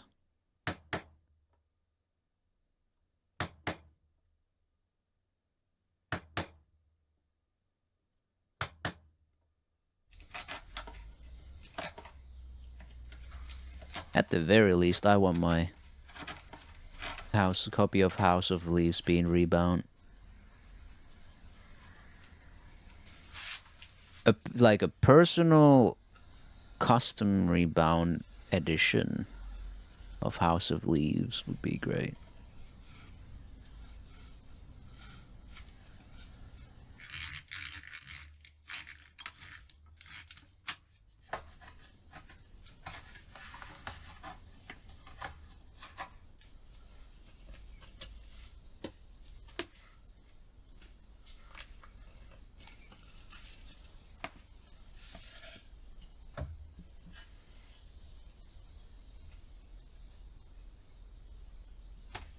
Glue, glue. Glue, glue.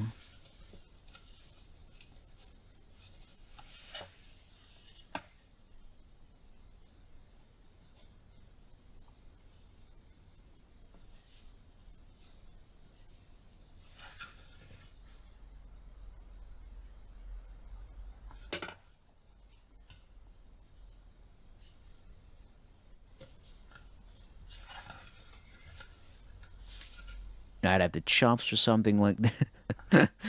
Let's start a bookbinding studio, John.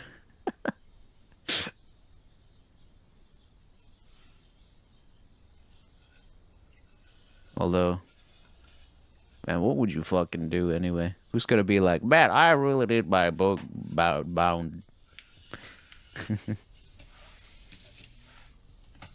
I feel like this is closer to a hobby or like a very specialty thing.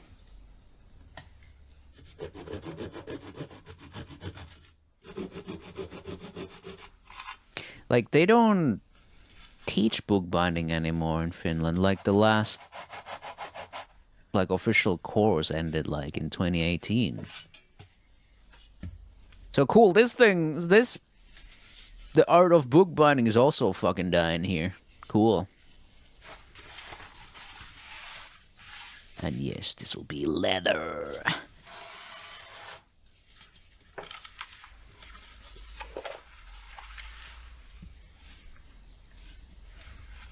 This will be such a sexy book.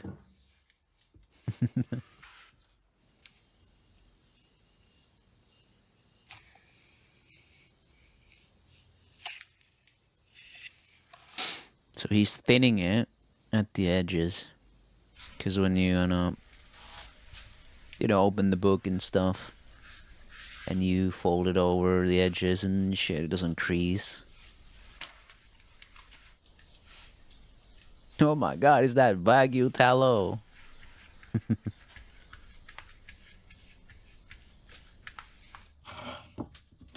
A Wagyu tallow book.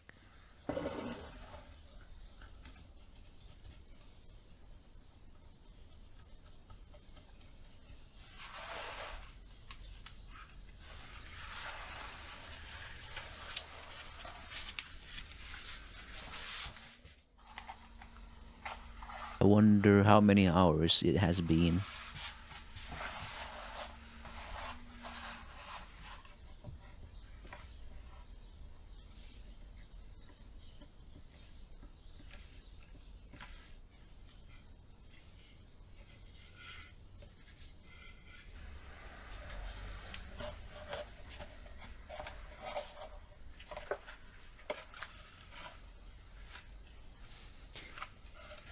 This also kind of shows why some of the books look like the way they look.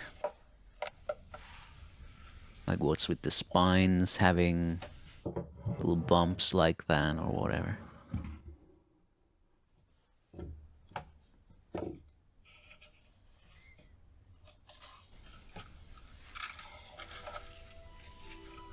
The music's coming back.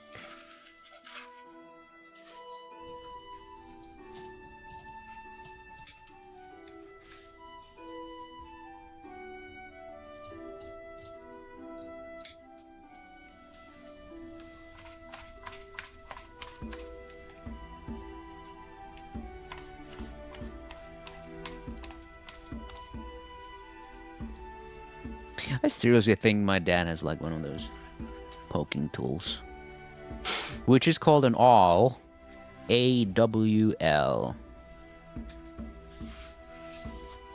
So all of you failed the class. But yeah.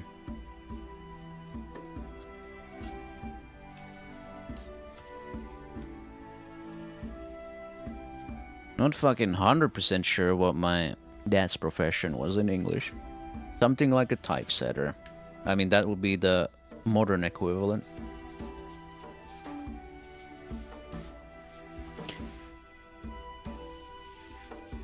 Oversees the printing process, etc.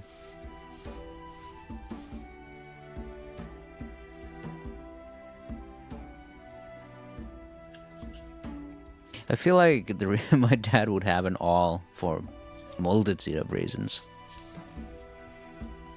Kind of a DIY guy here and there.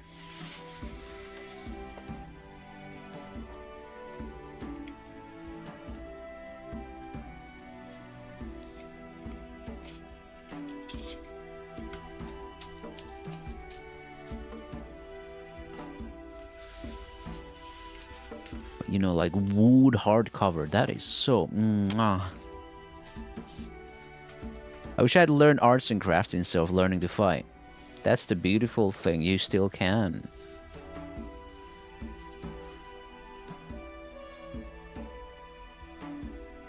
It's never too late to learn something new.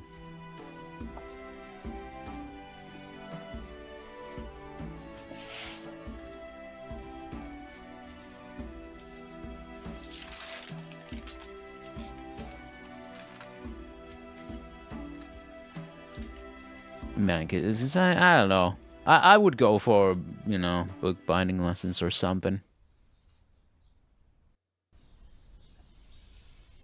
Eventually, you gotta start right now. Get to it. There are some, like, book binding courses, but of course, gotta wait. Gotta wait until they're holding those again. Of course, one could always just buy a book, but I feel like just seeing people and doing stuff while someone's telling you, you know.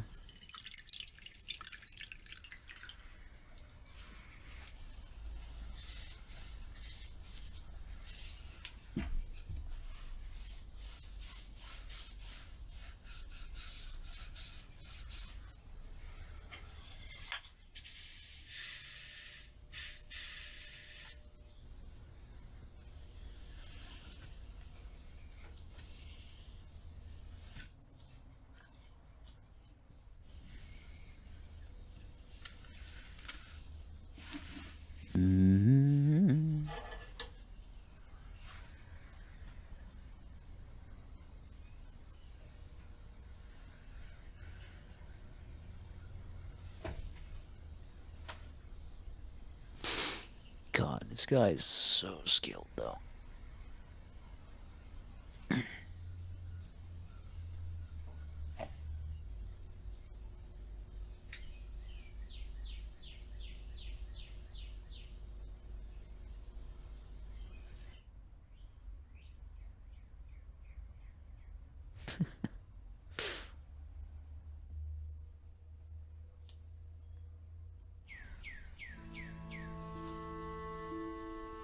And it just keeps getting better, man. Ugh.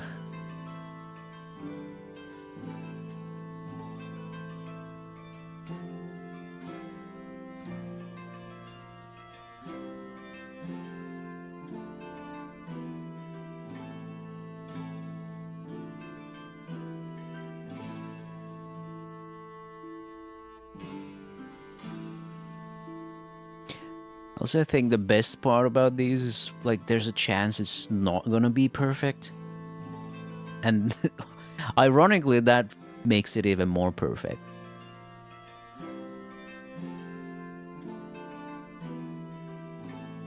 And it just keeps getting better. And it just keeps getting better.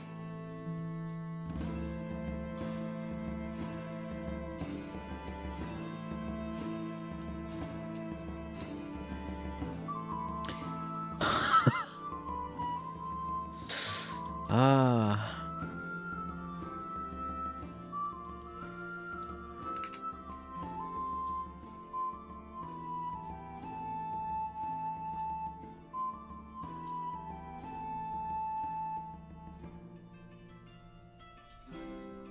It just keeps on going.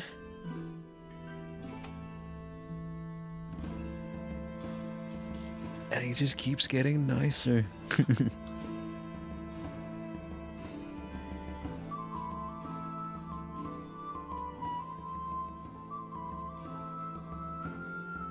The kind of book you ignore on the shelves of Skyrim.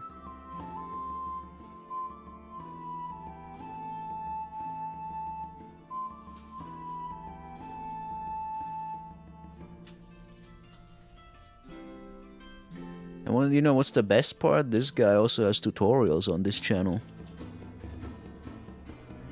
Like, some incredibly simple ones too. Like, his first tutorial tells about tools you can have, you know, tools you need, and if you don't have those kinds of tools at your home, he tells you like DIY alternatives and stuff.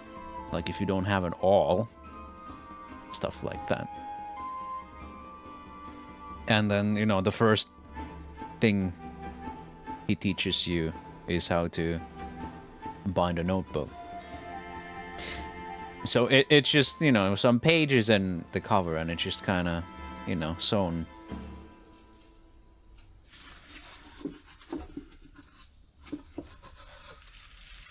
But guess what? It gets better.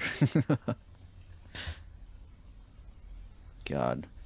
What the fuck would I do to get a rebound version of my House of Leaves? With brass burnishing? Or something like this. It'd be nice if I could find someone local to do that, but it feels more likely to ship it somewhere.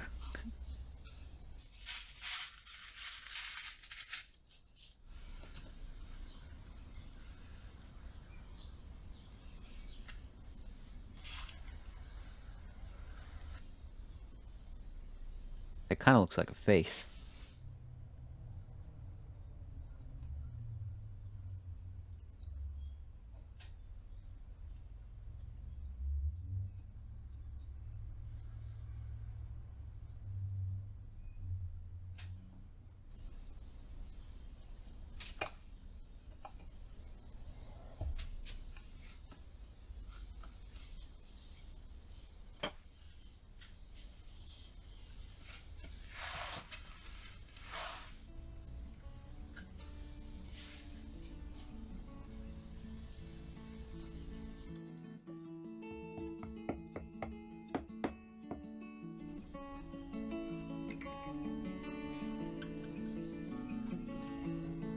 I also wonder how many mistakes he has needed to make to become this good. Yeah, has he made any mistakes while doing this?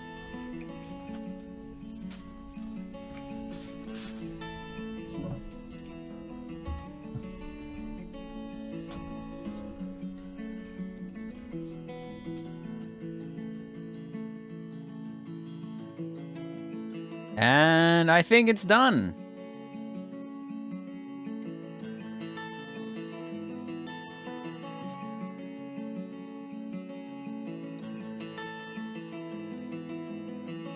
Dude, I would sleep with this fucking book.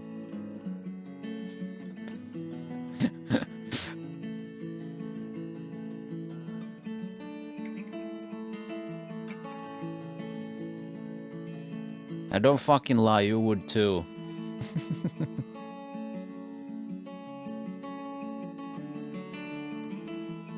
And imagine, it's just empty pages. It just did that.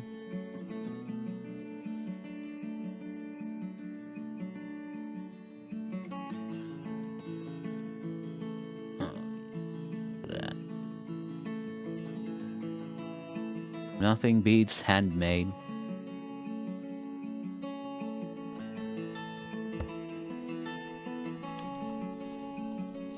The end papers, and nicely hiding all the nails too, and oh.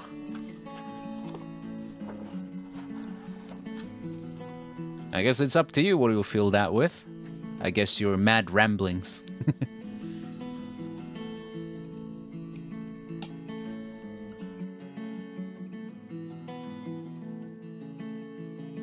Thanks for watching.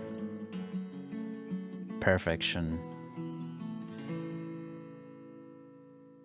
I would throw down hundreds of euro for the lore book to be like this as merch. Oh god, like... That'd be kind of sick as a project. But I feel like something like that is like, oh... would be extremely limited in quantity. If I were to. If I would. Okay, but what we have here is handmade deep cheese sauce, deep cheese double burger. We're back to food, and then we're gonna go back to bookbinding again, so...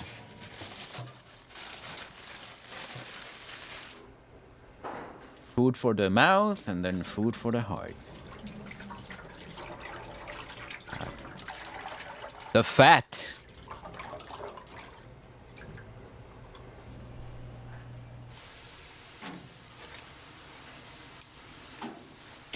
Oh yeah, have some. I do have this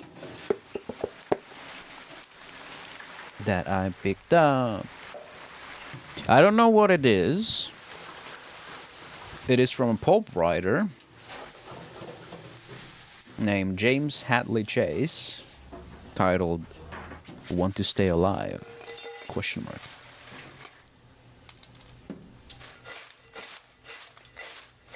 So I guess, I mean, this has lost its dust cover, but it's kind of cheesy from what I found. So I only got the cloth-bound hardcover remaining. It is completely black all around. The only text on it right now is the spine. But yeah, dust cover is gone. But I kind of prefer it, because when I looked it up, yeah, the dust cover looked a little cheesy. It's a Pulp Fiction book, from what I gathered. This guy's written a fuck ton of things by the same author. No orchids for Miss Blandish. The Dead Stay Dumb. 12 Chings and a Woman. Miss Callahan comes to grief. Miss Shumway waves a wand. Eve. Get a load of this. I'll get you for this. And there's like, what, like 50 titles here. This guy's written a lot of things. And I think this is a short synopsis or whatever. Want to Stay Alive. A Seminole Indian, an easy rider, and his beatnik girl arrive in Paradise City, the playground for millionaires. They survey the scene, and the Indian plans to spread terror through the opulent city and wants her a script. Then to begin a systematic demand for money. Do you want to stay alive? Pay up, or else. Chase is your guarantee for a non-stop read. Pick up this book and you're dead to the world. And who doesn't want to be dead to this world for 3 or 4 hours? Exciting. This was first published in 1971. Well, should I read a couple of pages? I don't know. We have time, I suppose. This would be great with my ASMR mic, but I'm not gonna fucking I'm not gonna plug that in right now. I'm not even sure if I have enough XLR inputs in this right now. 1. They hadn't been asleep for more than an hour when Meg awoke with a start. She lifted her head from the rucksack that served as a pillow and peered uneasily around the unfurnished moonlit room. Cobwebs hung in thick festoons and a giant spider moved across the ceiling. "A spooky place," she had said to Chuck when they had broken in. "A place for ghosts." But Chuck had no imagination. He had sneered at her. "Okay, so we keep them company. Anything's better than these mosquitoes." They had come on the derelict houses they had left Highway 4 to look for somewhere to sleep. Their money had run out soon after leaving Gould's, a citron and potato town. Chuck had tried to get a job at one of the packing plants, but they had turned him away. His shoulder-length hair, his beard, and his smell that had built up on him since leaving Jacksonville, where he had had his last wash, made him a non-starter. This deserted house stood in a jungle of stunted palms, palmettos, and flowering shrubs. It was a southern colonial 2-story building with 6 square porch columns reaching to the roof. A rich man's house that must have been impressive in its day. Meg had stared curiously at the building and had wondered who the owner had been and why no one had wanted to buy it. "Who cares?" Chuck had said when she had expressed her thoughts, and going up to the entrance doors, he had aimed a kick at the heavy iron lock. The doors sagged open.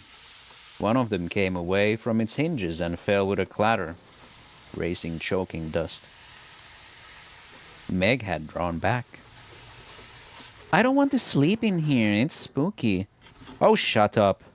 Chuck was in no mood to listen to her talk. He was hungry, tired, and depressed. He caught hold of her arm and pulled her into the dusty darkness. They decided to sleep on the upper floor, as the lower windows were boarded up. The moonlight, coming through the dirty window panes up there, was strong enough for them to see to unpack. The wide staircase was impressive. Meg imagined someone like Scarlett O'Hara descending the stairs in all her finery, watched by a group of admirers waiting for her in the big hall. She didn't pass this thought on to Chuck. She knew he would only jeer at her. Chuck lived essentially in the present. Even the future was a blank wall to him. Now, suddenly awake, her heart beginning to beat unevenly, she listened. The house seemed alive. The wind coming off Biscayne Bay moaned softly in the eaves. The shredding wallpaper made soft rattling noises. The woodwork creaked, and somewhere below a door swung in the wind, its rusty hinges squeaking. Meg listened for some moments, then reluctantly settled to sleep again. She looked over at Chuck, who lay on his back, his mouth half open, a strand of his long, dirty hair lying across his face. Even from where she lay, she could smell him, but that didn't bother her. She probably smelled herself. They would fix that up when they reached the sea and could have a bathe. She looked up at the ceiling, spreading her long legs and cupping her full breasts, covered by a thin, dirty sweater. By now she had got used to living rough. He had many advantages. At least she was free to go where she liked, and to live how she liked, and this was important to her. She thought of her father, working for peanuts as an insurance salesman, and her dreary mother. Until she was 17 years of age, She had gone along with them, but even at the age of 14, she had made up her mind that the moment she was sure enough of herself to quit, she would quit. This middle-class, suffocating life was not for her. It wasn't until Chuck met her that she had made the break. Chuck was 4 years older than she. She had been to a movie on her own, something she seldom did, for she always had lots of friends. This particular night she wanted to be alone. She had told her parents she was meeting Shirley and they were going to a movie downtown. She always had to tell her parents who she was meeting, and she always lied, knowing they were too dumb to check. She lied even when she went with Shirley, telling them she was going with Edna. She got a kick out of lying to her parents. She wondered if they even heard what she told them. Often she wondered if they would say anything different from the usual, "Have a good time, honey, and don't be late," while they stared at the TV screen, if she said she was going out with Frank Sinatra. The movie turned out to be a drag, and she left halfway through it.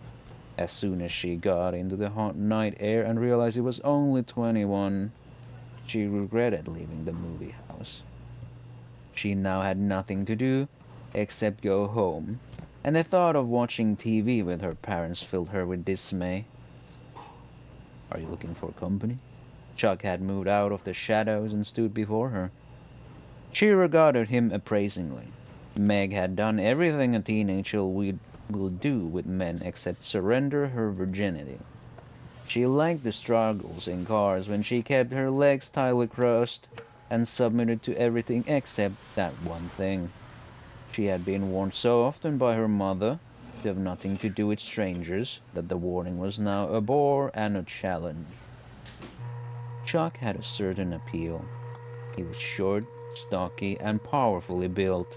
His long reddish hair and beard pleased her. His face was attractive in its carefree ugliness. He had a virility that stirred her. "That's 3 pages. Yeah. Does that sound like Pulp Fiction?" Oh, Zoe. I should probably get a better reading light for this. Probably a better chair to read this shit on. I didn't know Pulp Fiction meant anything other than the movie. It's like this sort of crime literature, I would say. Let's see. Do we find like an actual definition for that? Pulp Fiction.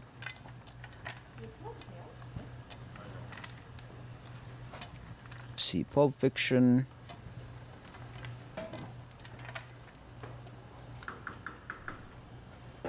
Well, pulp magazines.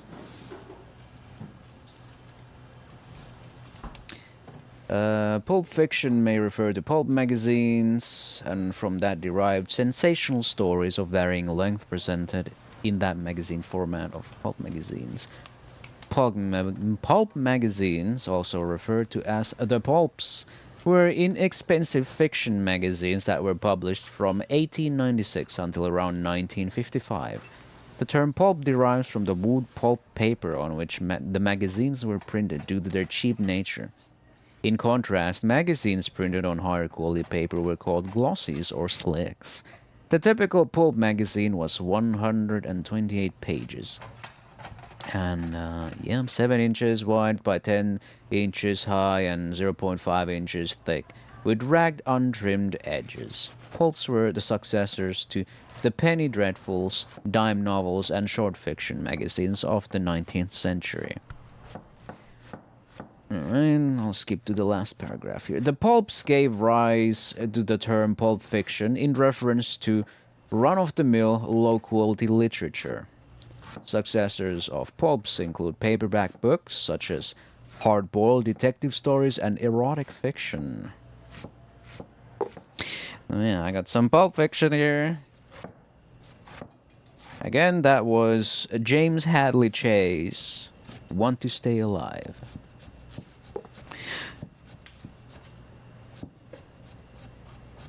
Hard boiled and hard on bucks. Apparently, these copies can go whatever, but I found mine for like €8.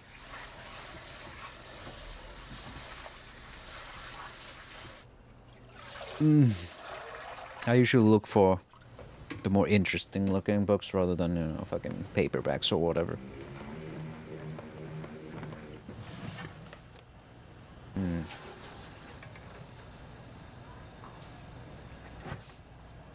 I guess I'll talk about one certain soft cover, not paperback, but soft cover. I asked John about it.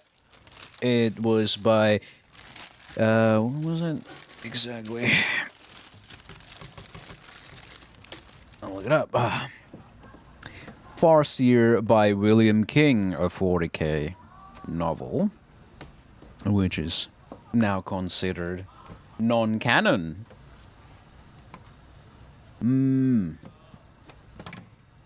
Lexiconum, a good one.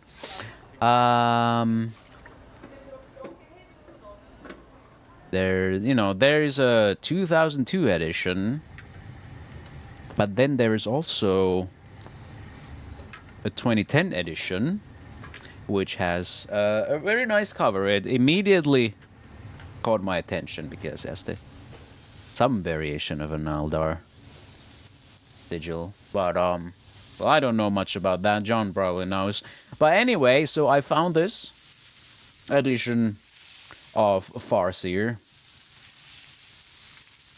and it costs €100.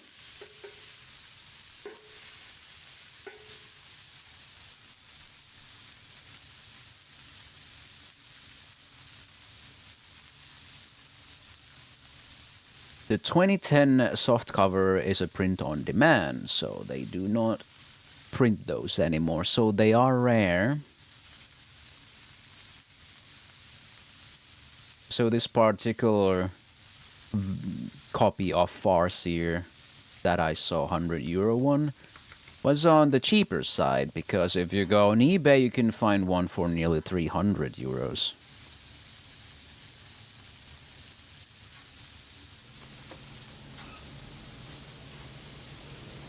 But yes, quite something. It has one of the other two, since Farseer is part of the trilogy, but I think one was called Space Marine, but I do not remember what the third one was.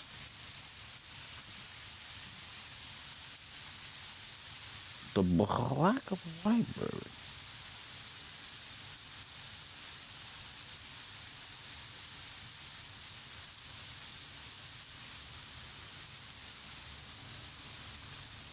Can I just look up William King and be done with that? Space Wolf. Space Wolf. Maybe it wasn't written by William King. I do not know. Well, you can get Farseer ebook for like $6.50 if you don't want to buy a fucking, yeah. But did he make the Space Wolf trilogy? What did he make? Well, he made something called Space Wolf. Book 1 of the Space Wolf series. Hold on, let me...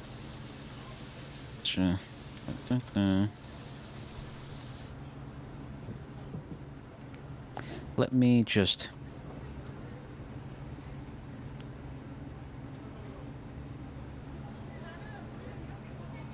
Yep, there you know. Yep, they still have it. I feel like most people wouldn't be like, oh wow, a book for €100 about some fiction I don't know fuck about. I am buying that. I could do the funniest thing. But it's the thing, like, I don't know. It's a soft cover, but it's also seems quite the prestigious book.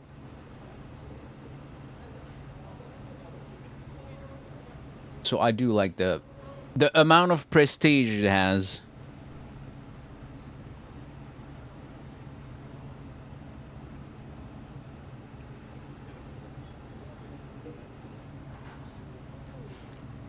We should find some psychology books, because I fucking love that shit.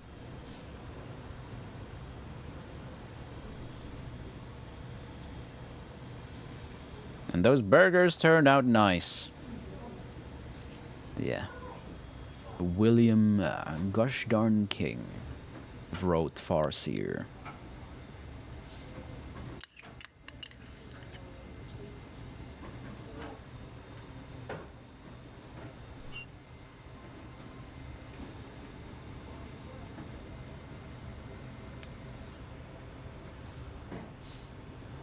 I should make like a fucking most wanted list of books though. I should get some Harlan Ellison or Isaac Asimov.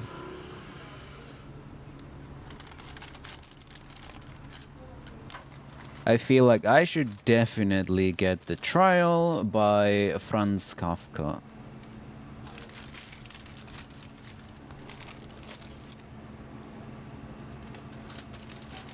I know perfect trilogy start with as a guy who doesn't know much about the lore. I also just enjoy themes.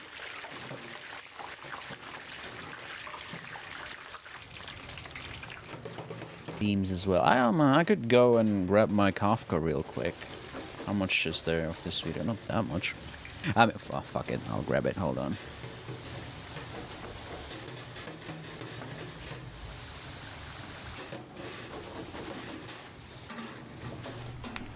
My beautiful Franz Kafka Metamorphoses. Metamorphoses. Ah, this is fucking gorgeous. I can't even. Ah, cloth-bound Kafka. Ah, I hope the publisher doesn't mind too much. I'm just gonna read an excerpt, like a beginning. I mean, I was complaining a bit about the translation here. Because they got a bit too literal with the description here at the start. Hold on, I'm gonna read this. Metamorphosis 1. When Gregor Samsa woke one morning from troubled dreams, he found himself changed into a monstrous cockroach in his bed. You see, Franz Kafka never explicitly described Gregor as a cockroach. He just used a word that basically meant vermin, monstrous vermin, or pest. So you kind of have your own idea of what Gregor looked like. I mean, some kind of a bug, but not explicitly described as a cockroach. But I suppose the translator decided that cockroach would be an easy way to instill disgust in the modern reader, but too bad I am the fucking modern reader and I do not mind cockroaches too much. But anyway, he lay on his tough armored back and raising his head a little managed to see, sectioned off by little crescent-shaped ridges into segments, the expanse of his arched brown belly, atop which the coverlet perched, forever on the point of slipping off entirely. His numerous legs, pathetically frail by contrast to the rest of him, waved feebly before his eyes.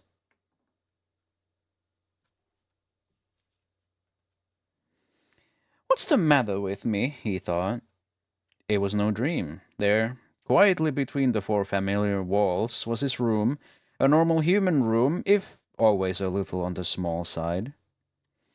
Over the table on which an array of cloth samples was spread out, Samsa was a traveling salesman, hung the picture he had only recently clipped from a magazine and set in an attractive gilt frame. It was a picture of a lady in a fur hat and stole, sitting bolt upright, holding in the direction of the onlooker a heavy fur muff into which she had thrust the whole of her forearm.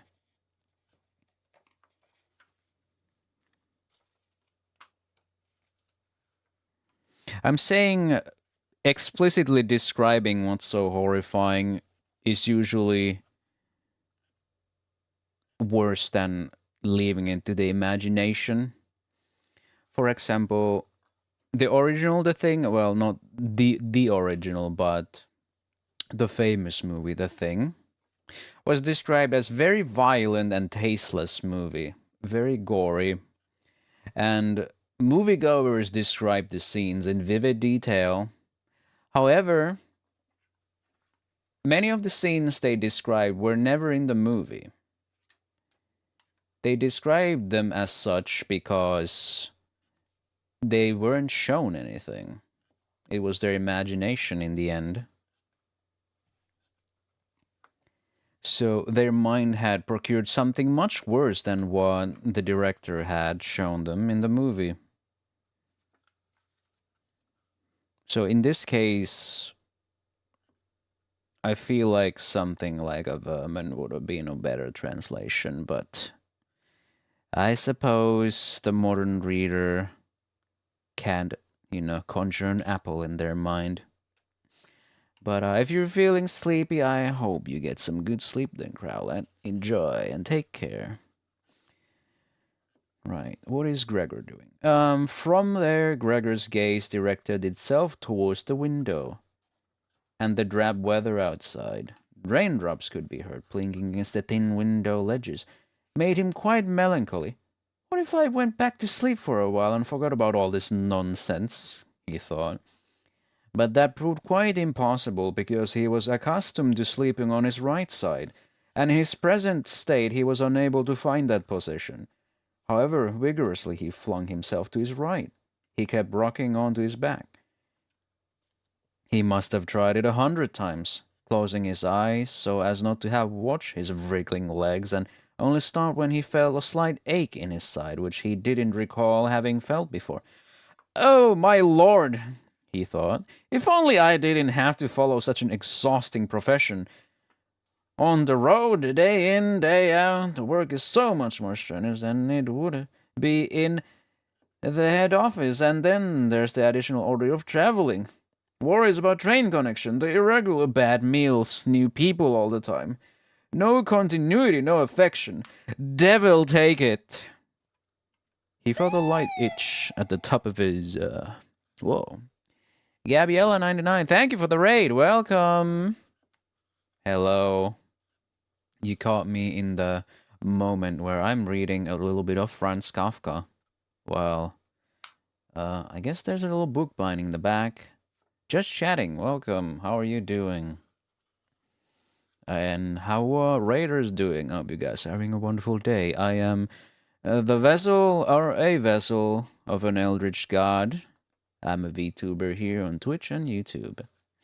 Reda. Hey, also, hello, Yas. Hello. Welcome, Badger. Well, that just reminds me of the Weeble Badger stuff. So, what I'm reading, at least a little excerpt of it, is Metamorphosis by Franz Kafka. A delightful book about a man who has turned into a monstrous cockroach and tries to deal with his life. And something just blew up outside. What the hell? Oh man, they're keeping the rent low in this neighborhood. I love Kafka. Oh man. This is totally my jam. I should get more Kafka books, but this is a wonderful edition of Metamorphosis. A cloth-bound classic by Penguin. The Gregnan book. The Gregnet. But yeah. I was just kind of voicing my opinions about the translation. Because I would have preferred it was, left a bit more ambiguous. His form, but they just straight up called him a monstrous cockroach, and I'm feeling like, well, that beats the point. I feel like Kafka was not a very big fan of translations that made things a bit more tangible like that. I can relate to being a monstrous cockroach, though. So totally cute.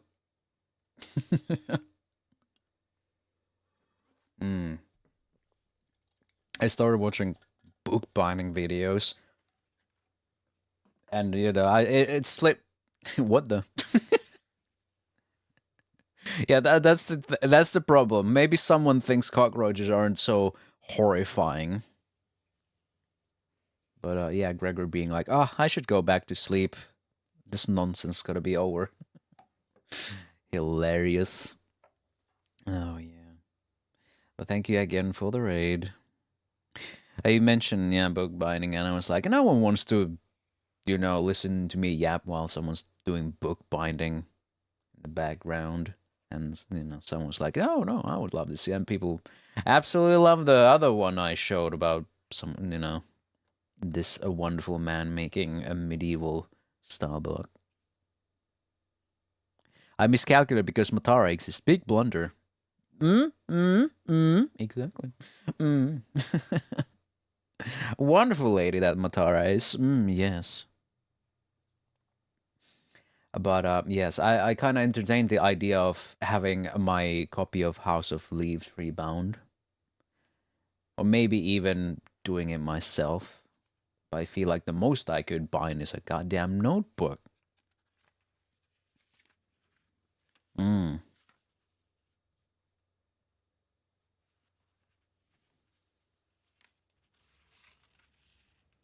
Real-time ASMR bookbinding.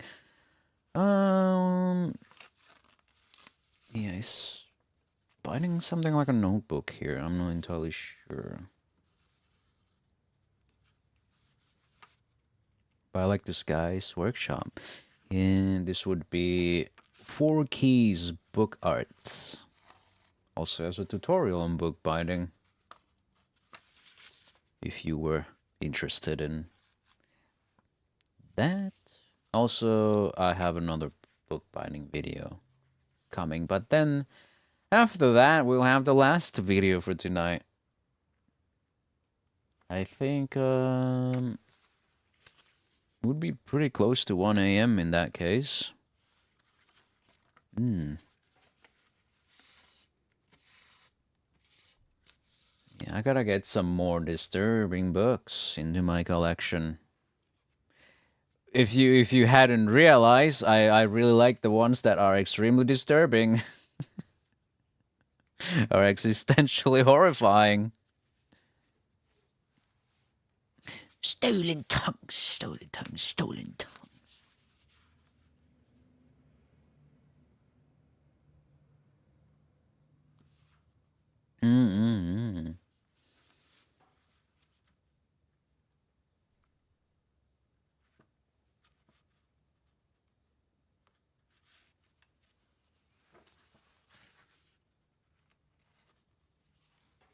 I love stolen tongues so much. Was it that was on my throne, wasn't it? Was it? I think I added something like to my throne, right? I should revisit that. Add more things to my throne. Oh yeah, that one. I definitely added it then.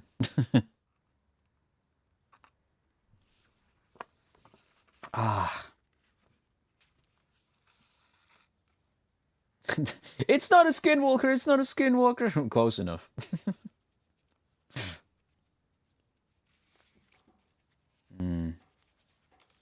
I wonder if someone wrote a book about Norrell score. Kowloon Walled City. I know there's like a picture book of Kowloon Walled City. A very expensive one, over like $100.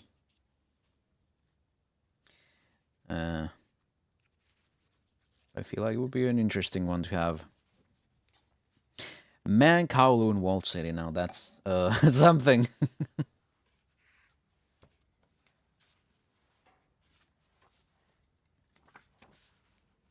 I wonder what other books I should get. Like I did mention getting some Harlan Ellison or Isaac Asimov. Lord of the Flies. How disturbing is it? If it's a disturbing... Pretty, maybe then, yeah. I mean, it is a classic. I wonder if they if Penguin had the cloth bound of Lord of the Flies. I would imagine. I should get some. Halter. Hello, how are you doing?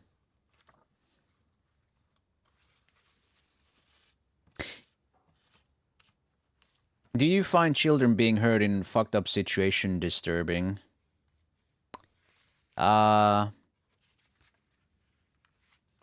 In literary context? Depends.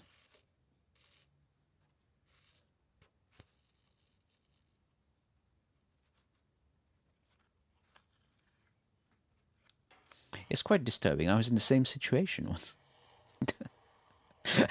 It really does sound like you posed that question to Halter. But I mean, hell, having played Andy and Lele, it was the other day. I mean, I straight up just fucking killed that kid in that game. Yeah, that was.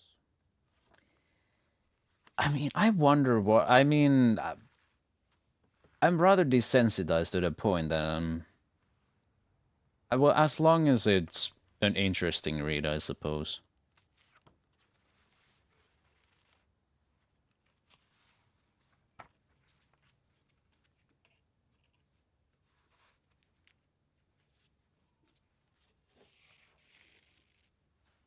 But only one way to find out. I mean, sure, why not buy it?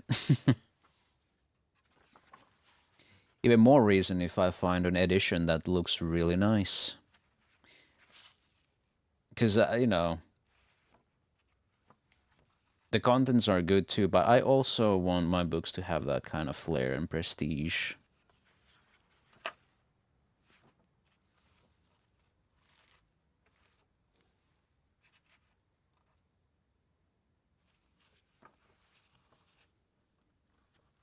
Like, yeah, the fact that my, you know, the Pulp Fiction copy I got has no dust cover is actually kind of a bonus.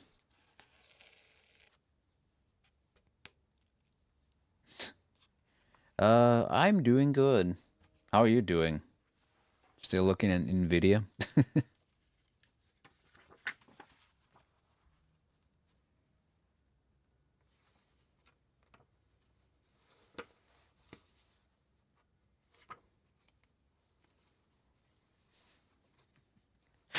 I read Lord of the Flies like some years ago, and after the first time I read it, John Tron made the video on Kid Nation, the fucking producer's selling point to the investors being, it's sort of like Lord of the Flies, lives very fucking rent-free in my head. That's not a good thing, you fucking psycho.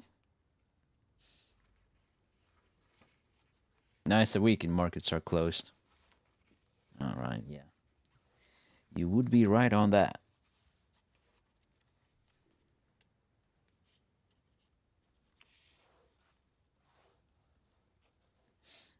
How's Deadlock these days? Anything cool going on with that?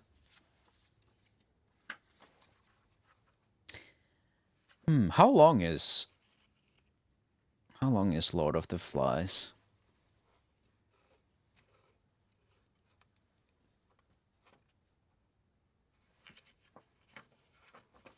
There's one particular book that's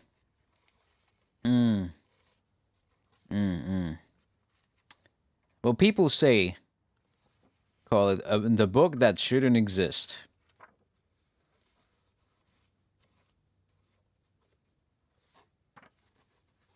And of course, I'm talking about 120 Days of Sodom.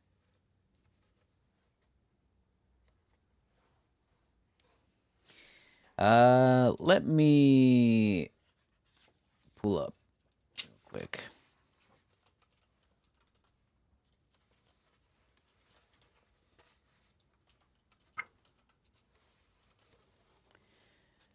Right, The 120 Days of Sodom. French, you know what? I don't know. I don't remember my fucking numerals. is an unfinished novel by the French writer and nobleman Donatien Alphonse François Marquis de Sade, written in 1785 and published in 1904 after its manuscript was rediscovered. It describes the activities of 4 wealthy libertine Frenchmen who spend 4 months seeking the ultimate sexual gratification through orgies, sealing themselves in an inaccessible castle in the heart of the Black Forest with 12 accomplices, 20 designated victims, and 10 servants. 4 aging prostitutes relate stories of their most memorable clients whose sexual practices involved 600 passions, including coprophilia, necrophilia, bestiality, incest, rape, and child sexual abuse. The stories inspired the libertines to engage in acts of increasing violence, leading to the torture and murder of their victims, most of whom are adolescent and young women. And, yeah. Quite the book. And people like to worry about something whimsical like the coffin of Andy and Lele. We have literature like this. Yep. But let's say the novel attracted increasing critical interest after World War II. In 1957, George Bataille said, "It towers above all other books in that it represents man's fundamental desire for freedom that he is obliged to contain and keep quiet." Critical opinion, however, remains divided. Neil Schaffer calls it one of the most radical, one of the most important novels ever written, whereas for Laurence Louis Bonjour it is an unending mire of permuted depravities.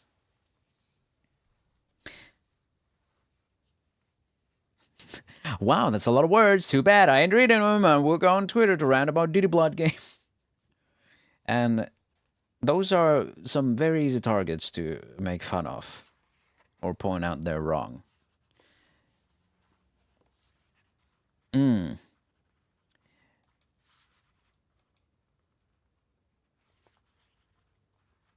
But yes, I have returned from the grave to give the living haircuts. Oh my. How much does a haircut cost? But peak maybe. Yeah, maybe I could do like a 1 climb or 2 of peak.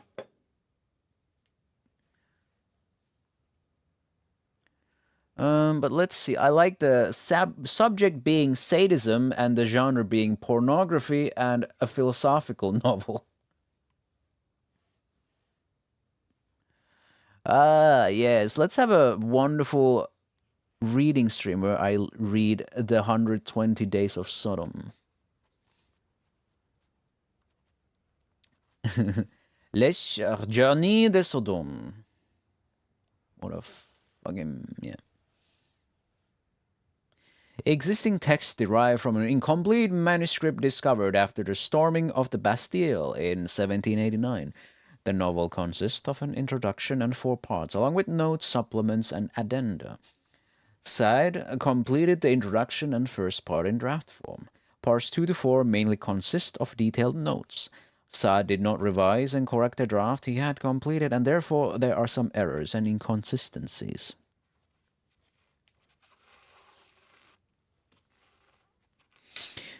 Well, John, you got a good hour to finish that.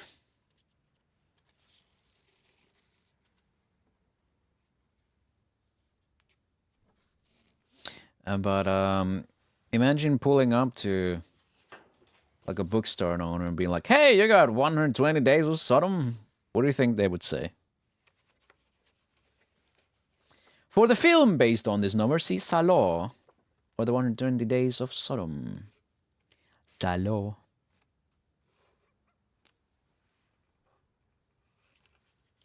Political art horror. I wonder if it's a faithful adaptation.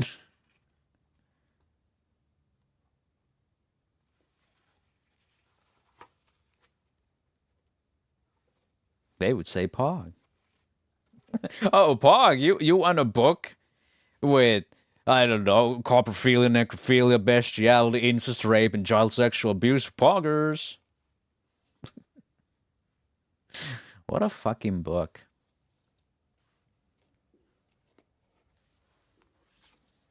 I definitely want a collection of Harlan Ellison's short stories, including I Have No Mouth and I Must Screamo. And probably not read it on stream ever, because I heard Harlan Ellison's estate don't like that, and neither did Harlan Ellison, and neither does Isaac Asimov. So fuck. Yeah, but I should make like a most wanted list, so I don't keep forgetting.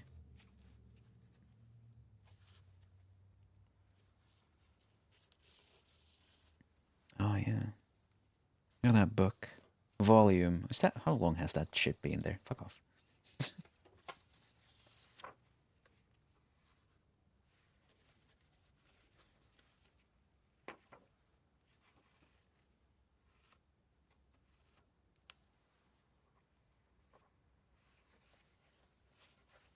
Ooh la la.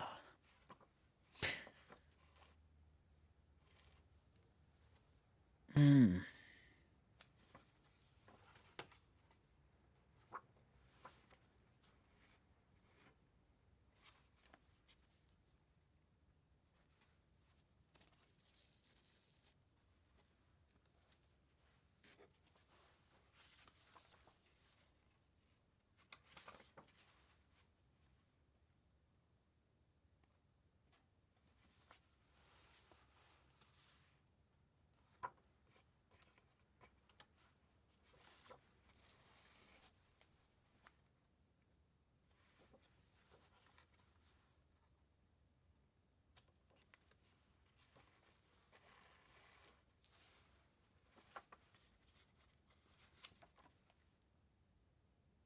Oh my god. Based as fuck. How many? Oh, thank you. Love you too.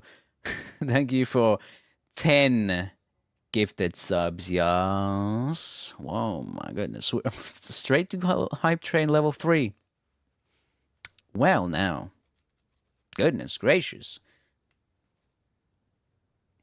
Did you win in the stock market? Thank you. Thank you very much. Oh.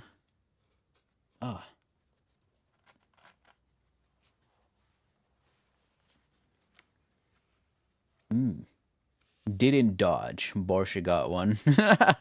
Sniped. Or more like mortar struck.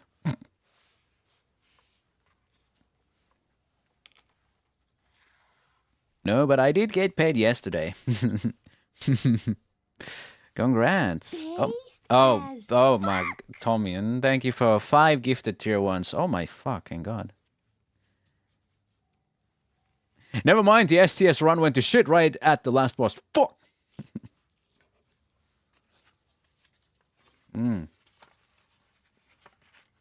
They caught me lurking. Now we're at level 4. Holy shit, let's...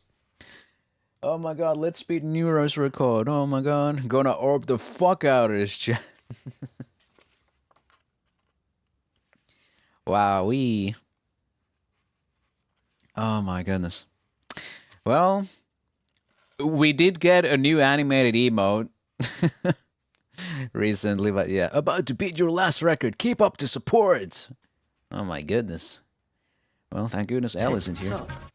Hype emotes? A tip top. Thank you, John, for 100 bits.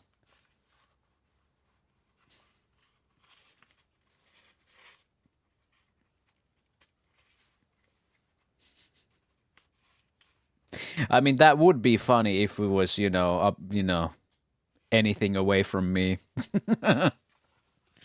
That's the beauty of Twitch subs. I get to keep them even if someone does a charge back.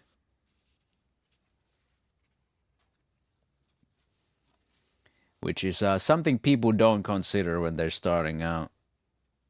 Well, when they set up like stream elements, tip jars, or whatever. You know? Like, oh my god, I get to keep 100%. Yeah, but you basically have no protection. I mean, it's gotta be better these days. They do have some anti-chargeback trolling safeties, but you know, it's still risky taking direct donations like that. I mean, sure, Twitch takes like a amount of fucking percent out of it, but at least no one can chargeback troll. One more bookbinding video. This one is from Adil's Bindery and Pen Art. A bit of a modern looking workshop. But yeah. Well, thank you. I like how I look over and it just says Joe. 100 bits. One gifted missing for train level 5. Or gosh golly.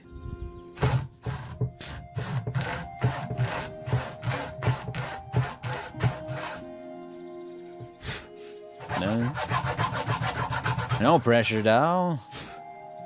Level 4 is pretty sick already. Good night, Axel. Take care. I mean, we're missing, like, the other high rollers.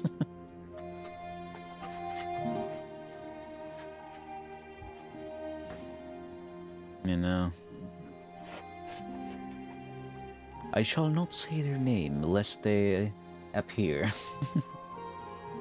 Do not repost this, or the big shots will appear in your room at 1 AM or midnight in this case.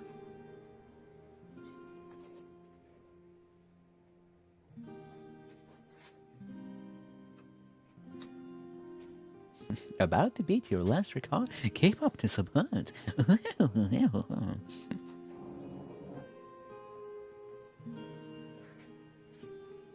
I mean, the support lately has been crazy. I shot past. Oh, there it is. Thank you for 2 gifted tier 1s, Tommyon. Thank you. Well, that's the level 4 complete. Wowie. This one you ain't gonna beat though. I couldn't let it be 4. About to beat your last record. Keep up the support. Wow, you can actually see the finish line there. Wow. Twitch is really... Twitch is really like, please, please give this guy money. We're gonna take a cut. No, I mean, please. For his sanity, please. I googled it yesterday. I am literally in the top 18% best earning people in Germany. Glad I became a teacher, Mo. I'm glad all that studying was worth it for you. Because God, I know how hard you fucking work, man.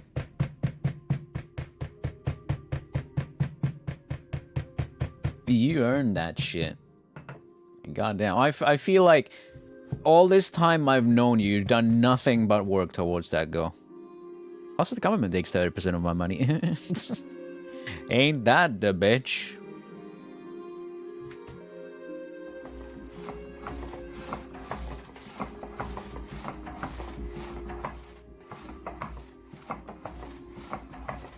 This looks like fun.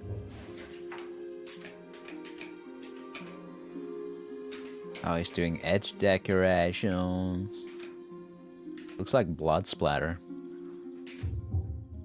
True that 6 years studying was 1 year internship plus state exam. Hated it. Okay. No, it looks like PS.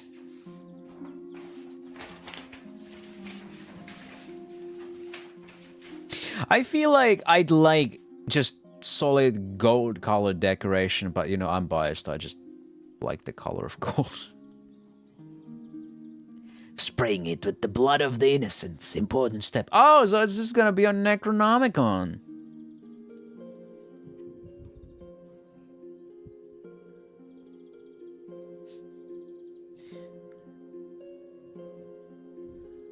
Necronomicon.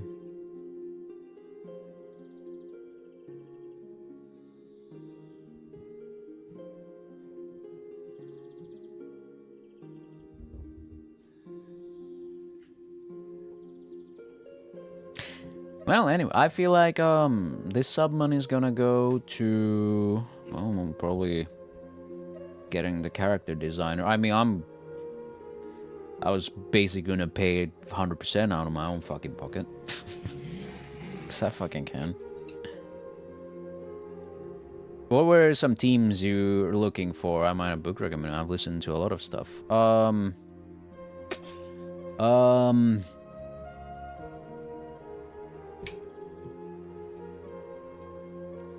What kind of concept? Like, they're more of like...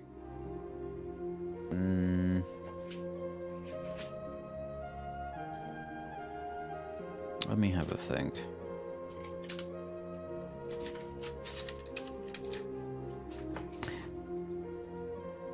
Do you know the king in yellow?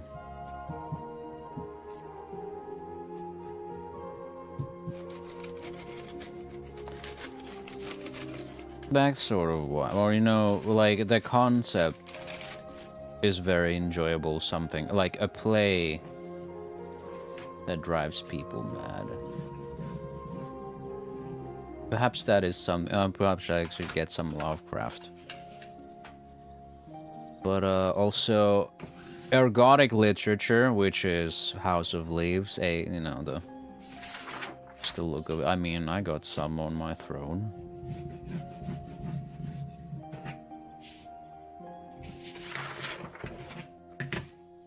I like topics that discuss or explore themes of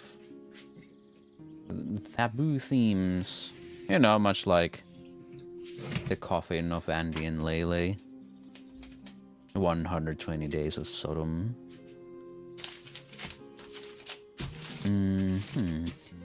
Of course, such classics like I Have No Mouth and I Must Scream.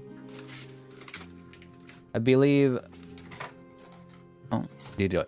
Oh, was that 3 minutes already?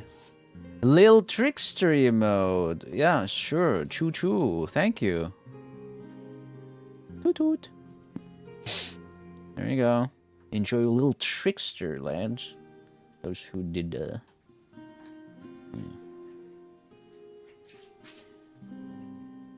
guy's just gluing these in.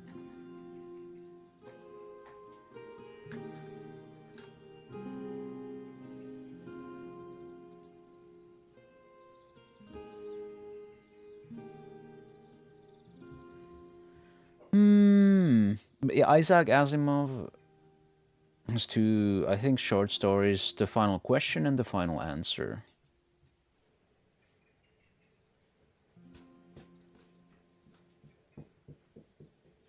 Also, very much seem like I would like Kafka. And I feel like I should check out Vladimir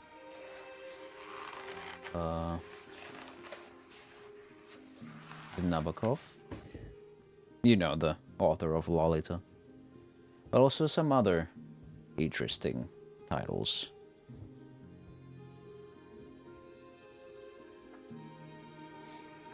I must remember to shaking my head every time I read a passage in Lolita just to make sure no one gets the wrong idea.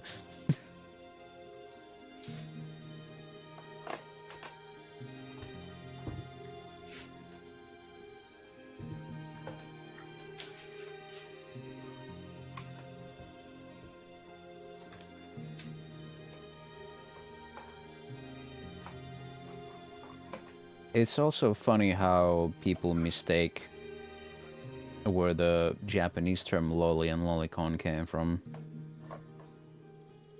They point out to Nabokov's novel.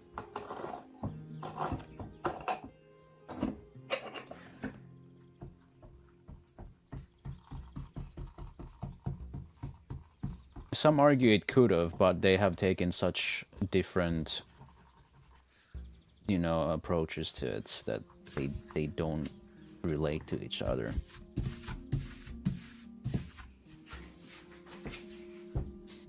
Remind me of that one Wendigoon tweet about when he was reading Ted Kaczynski's manifesto, and he would have to look to his webcam every once in a while and do this spinning finger motion like this guy was crazy. Also, his FBI agent doesn't get suspicious of him.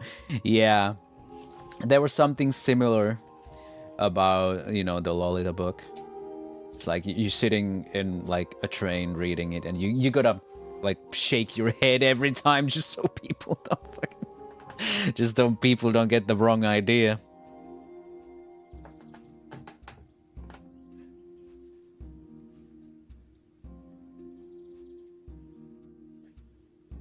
That's a nice one too. Oh, he's still carrying on. I mean, fuck, I would just have it like this. This is already like really nice too. I wonder what kind of stuff he's gonna do to it. Reading and shaking my head to show how I disapprove everything written. A classic. Yeah. Can't show him that. Show him that I agree with the lead in Lolita. No.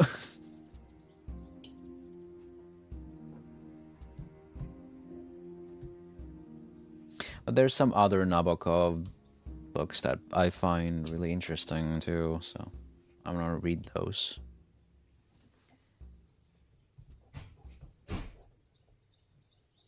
We have somewhat different taste in disturbing and theming, but I guess I could throw a curveball and recommend you Island of Dr. Moreau by H.G. Wells.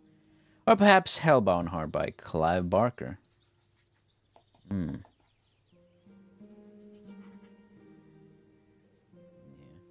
A lot of the kind of disturbing shit I like comes from within rather than externally, I feel. Body horror is pretty good for that. Something I like body horror is that you are trapped in your body and it's inescapable. Like, you cannot escape your body.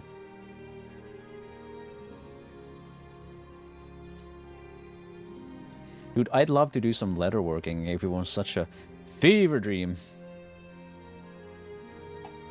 Fever dream?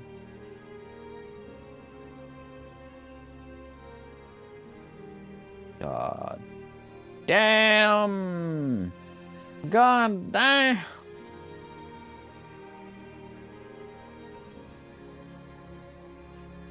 I've been noticing from browsing my Audible libraries that I like the question of what are people willing to do to survive and where would they draw the line to hurt others for it. I have a pretty... I don't know, how similar is that in my lore?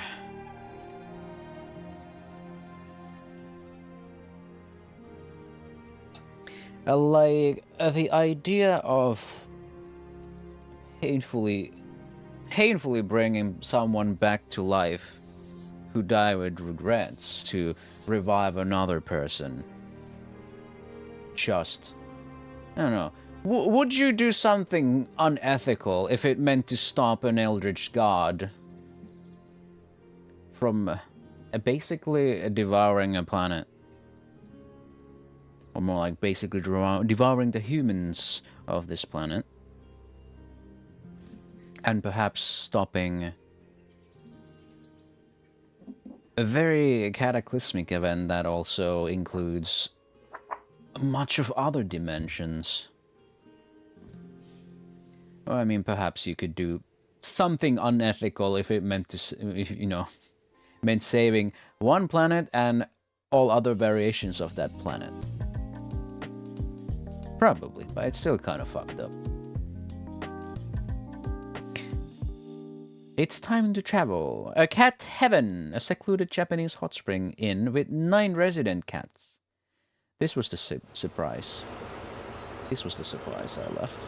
Well, it's not much of a surprise, I suppose, because I probably little expected that there would be a video like this every now and then, but surprise nonetheless. Good contrasting atmosphere of topic and video. I didn't want to pause it. Come on. But yeah. I feel like my VTuber lore isn't as fucked up as I'd probably want it to be, but it's probably fucked up enough. Fucked up enough.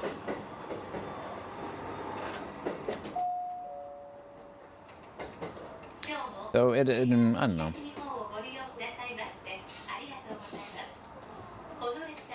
Now I have to juggle two lores because I have vessel 1.0 and then I have vessel 2.0.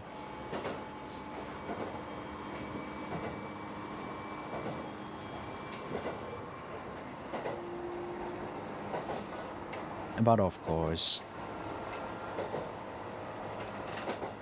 it's an idea that works with VTubing very well.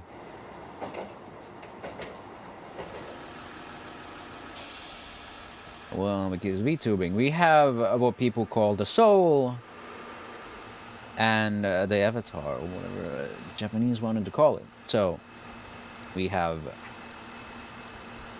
basically the body of the VTuber and the soul of the VTuber, and we need both.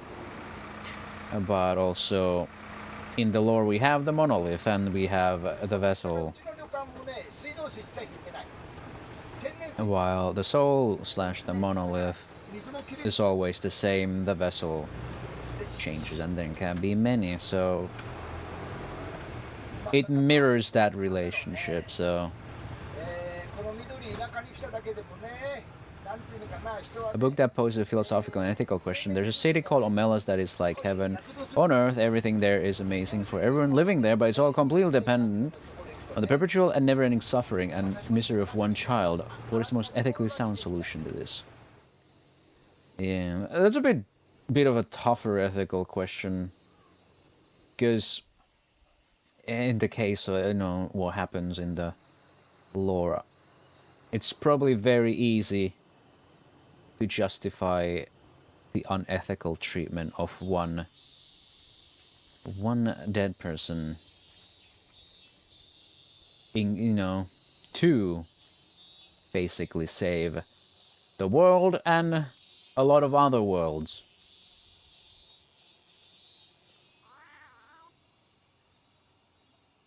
A necessary evil, if you will.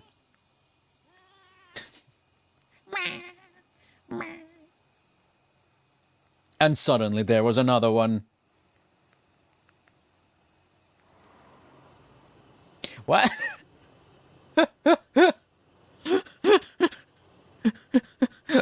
Why is it sitting like that?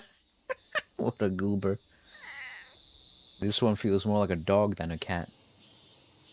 Holy shit, it's running the dog software.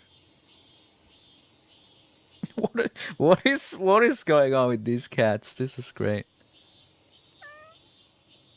September gonna be a lot of game updates, but then my counter makes me worry about people involved in the protest. I hope everything goes well. And remember to take it easy whenever you can. It's a bit cliche to say, but there are just some things you can't help, so worrying about them is a bit rough, right?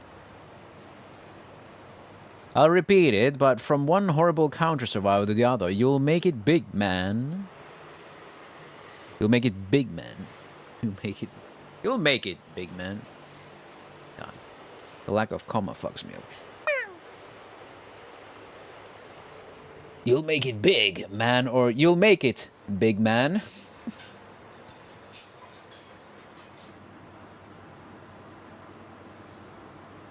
You'll make it big, man. It does kind of work in any way. You're wishing for the downfall of this regime and a better life. Here's to a better life. But, yeah.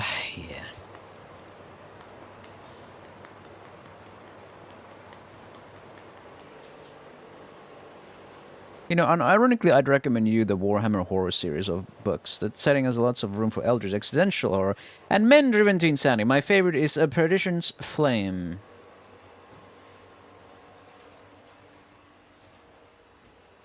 I will think about it, but also... Oh, Keto. I also want to read some of the classics. You know, we'll read some Kafka, Nabokov, Harlan Ellison, Isaac Asimov. I mean...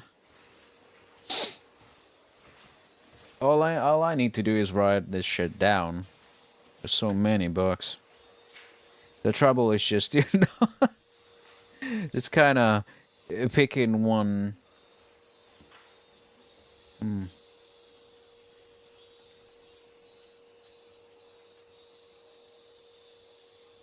mean, it's my favorite topic, but it's not like I just want to read about existential dread or something. I mean, fuck, I would read some romance, but too many times I don't know. I feel like a romance book would be too much about, you know, these two people rather than how these two people feel. You know the kind of pretentious asshole I am. Not as pretentious as I am. But I don't know if we share our specific interest in classics either. I'm more into historical influential stories like Count of Monte Cristo and Don Cornelius. I mean, I feel like at some point I would need to get those. Also, I mean, hell, would you call Lovecraft classic? I mean, those still count as classic. Man, Kafka counts as classic. I mean, Kafka is fucking dead, and being dead for over 70 years. He's in public domain. Meow.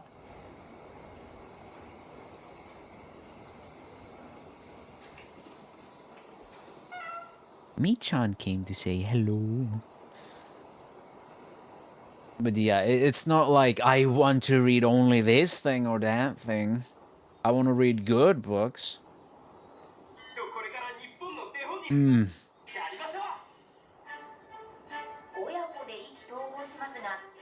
It's kind of like, yeah, I like boomer shooters, but I like other things too.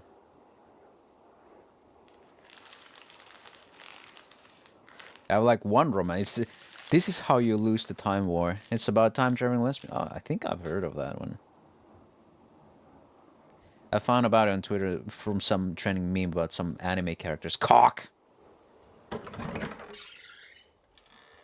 Because I like the feeling of romance. I don't like the, you know, just putting too much emphasis on the characters. You know what? Maybe ChatGPT would know the answer to this. Grok, is this a feeling?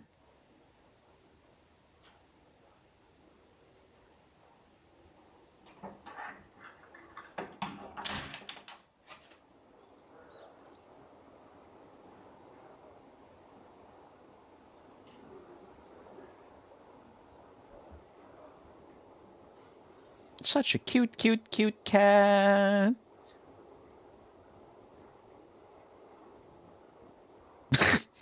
Oh no! Oh shit! I relate.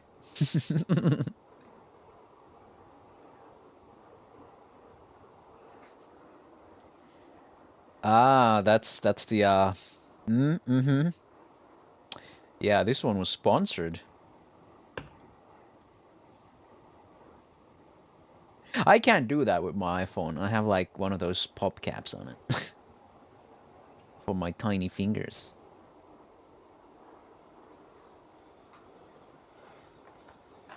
I mean, hey, that seems pretty handy. I mean, that's a lot of wasted energy. You could just plug it in, but... Oh. Well, never mind. It's fucking genius. No, but like... I wish I could somehow share my Audible library. Time to port. No, I would really need to sit down and fucking read. Unless you meant like, oh, you could just look at this. I can look at this myself too, so. Traveling abroad? Oh shit, abroad in Japan? Carabiner.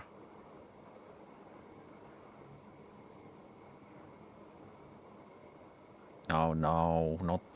When are these guys gonna be sponsored by Jackery? Non-chan shows no sign of waking up. Maybe she should be charged.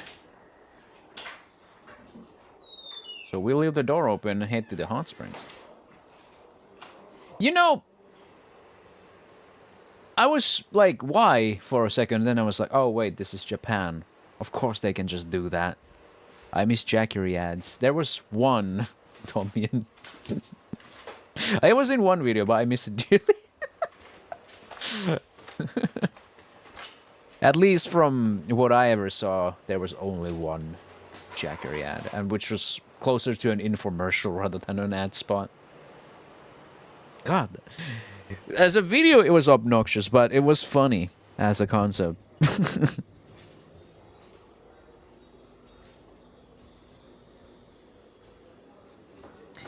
I mean, I can get inspired easily. It's not like it's difficult to find out about books. Especially in the age of AI that, you know, just has all the knowledge.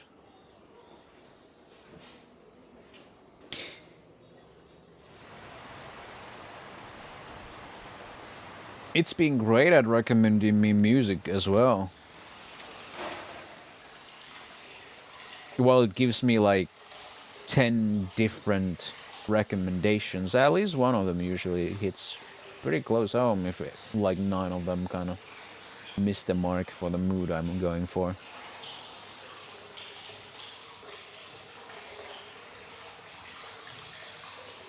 Also, Google's Nano Banana is crazy.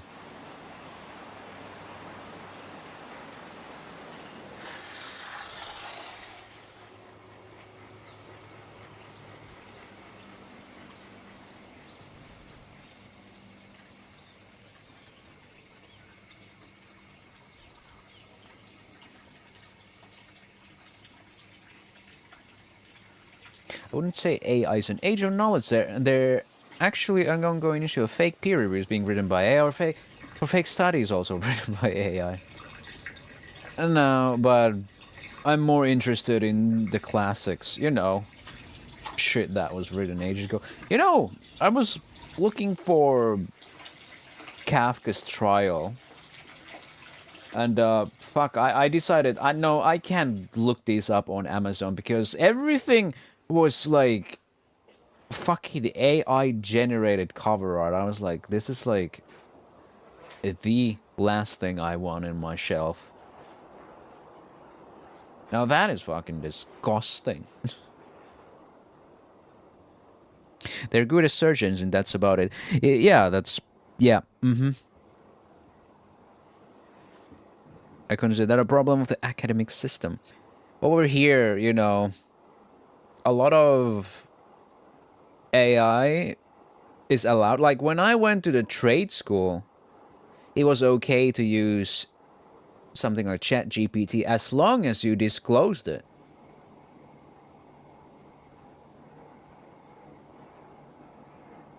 So, yeah. They straight up said, okay, you can use it, but just tell us if you use it.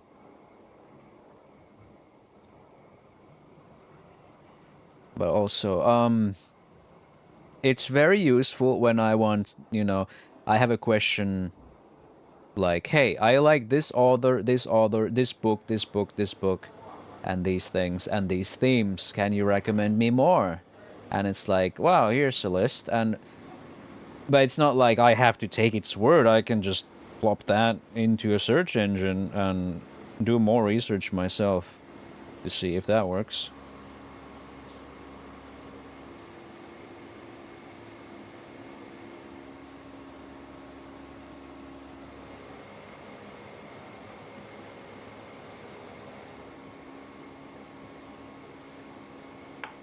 Yuba. You mean using AI as a tool instead of a solution? What sorcery is this? Yeah, I am. I also use it as a tool when I get a fucking art block. Well, anyway, if I get stuck, it's just a good tool for me to unstuck.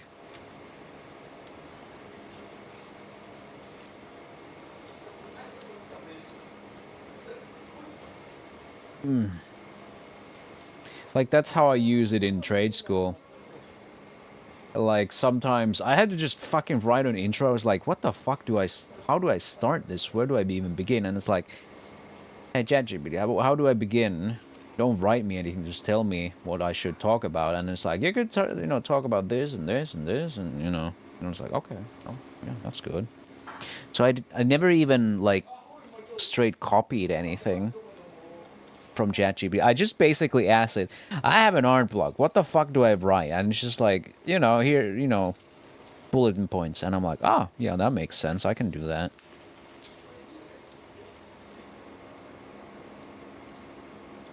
A different perspective can be useful unstuck, even if it's wrong. A lot of the time, I'm also like, well, I like this idea, but I think mine's better. Like every time. Though, it's also a bit like the AI usually gives in a little. And, I mean, at that point, I just... Who you gotta trust?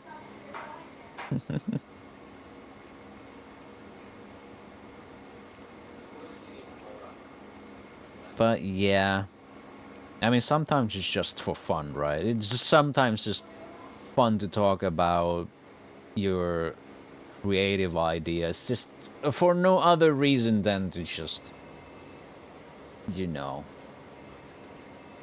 talk about it.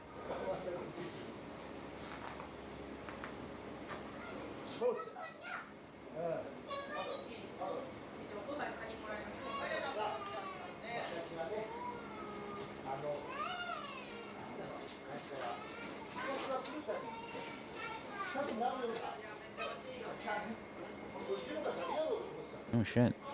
Did you guys see the Shondo military version? Wow.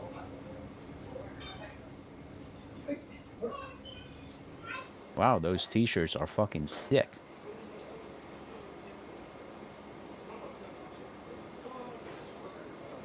And there's a fucking demon t-shirt, angel t-shirt. Oh my god. Merch is pre-order unlimited in quantity. Sales and October 31st. Bless you, Shondo. Use code Shondo for a 1% discount. Oh my god.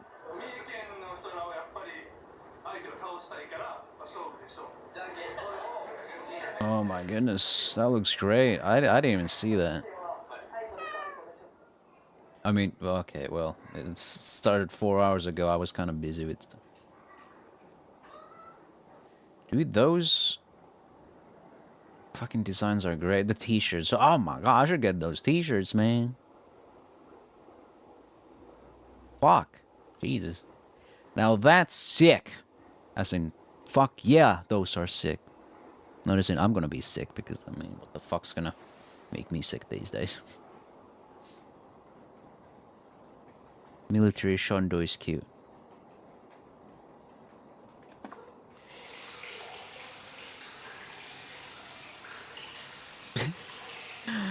I got my Shumo. I don't know why her chin is like inverted chin on this. Oh. Get here. Wifey. Alright. Inverted chin. Come on. Can I... Come on. Aerodynamic chin. Didn't Shondo kind of say that you should treat these like you strangled them a little or something? I don't wanna strangle wifey. Just kind of press on the cheeks. Why the chin so why the chin so concave? Oh, but you're so cute. Wifey is so cute. Cute. Poor wifey has been through a lot. I went fucking crazy when, this... I think this was the second time, because the first time, limited, I missed out, because at that time I couldn't afford at the time. Or more like I could, but I decided, you know what? Can't really. But the second time was like, bam! Fucking... I was there. Yeah, Kitty Hotel or Hot Spring Inn, to be precise. Also, I don't know why the is it on purpose that the Shumo doesn't wear any panties? All the other, every other plushie I got, yeah, they got panties, but maybe that's just stocking, you know. I noticed the Tag Esther logo, like actual logo. That's cool. Wow, aren't you cute? Aren't you cute, wife? Oh, Jesus. Yeah. Long fingernails, so my fingernails got imprinted on her face. Oh no. I spent my 15 minutes of today cutting off the tag of my blowhigh. And I gotta say, fucking hell, why does IKEA do everything like so fucking annoying? Shumo, you go there. Ah, fuck, like a fucking massive tag that's, you know, it's not like you can kind of like cut a string that is attached to. No, that fucking thing is sewed into it. Like, you basically have to open it up. Because there's like a fucking fourth of the tag is inside the fucking thing. I'm like, what the fuck, IKEA? And it's like the shitty kind of tag too, that like if you leave it, it's gonna start crumbling as it gets older. It's fucking sucks. So yeah, I spend like a little amount of time just kind of surgically clipping away at it. You know, using tweezers and a tiny pair of scissors. I want to stay with her forever. I'm sure a lot of people in the chat can relate to. Yeah, I bet.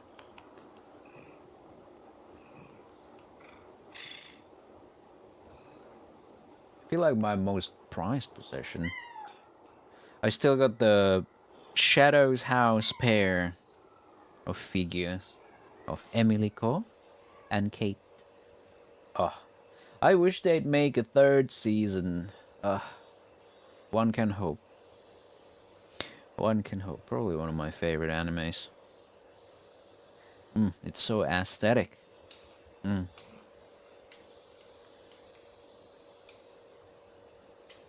Oh. Oh.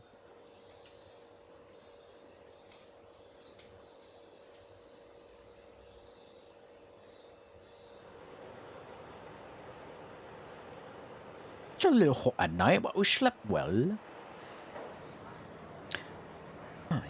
But yeah, I have not even opened that pack with those two figures.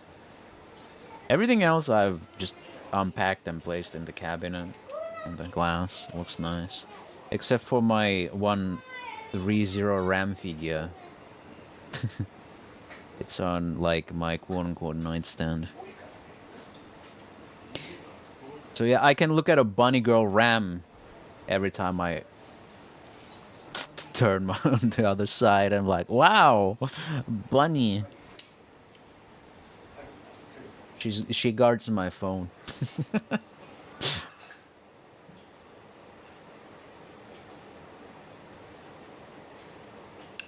Yeah, never in my wildest dream when I was a child would have imagined I would have this many anime figures. Oh, not the time. Not though. Like my childhood was buying Chinese bootleg figures off of like fucking eBay. Ah, good times. I still got some of those.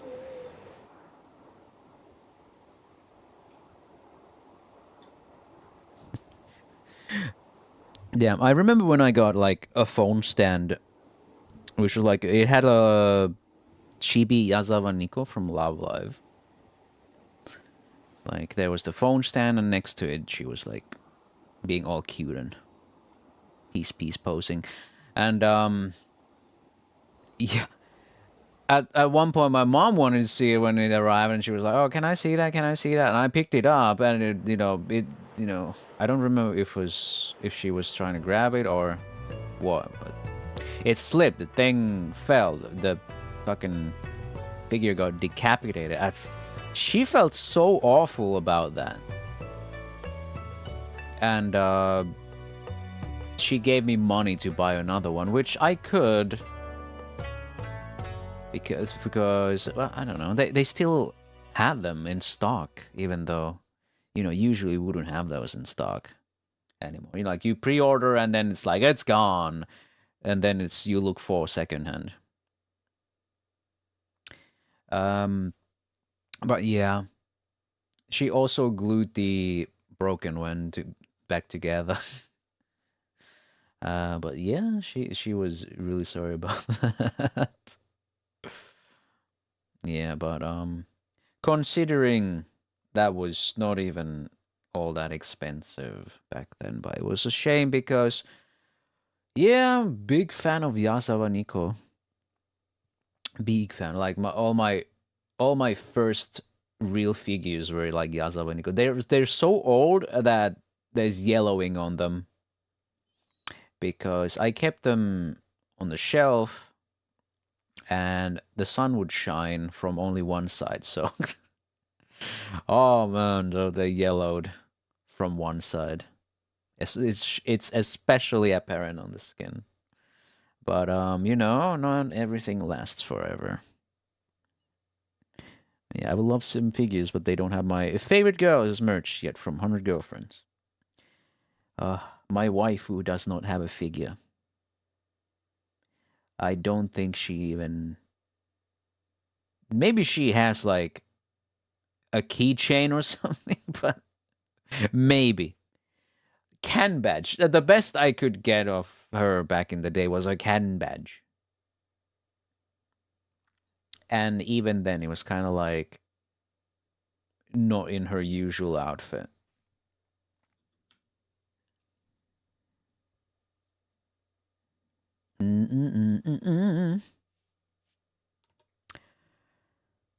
Yes. You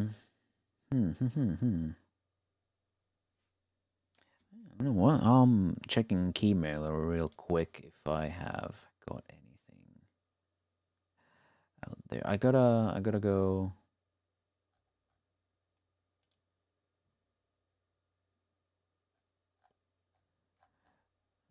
Wait, hold on. Oh, Shondo.store.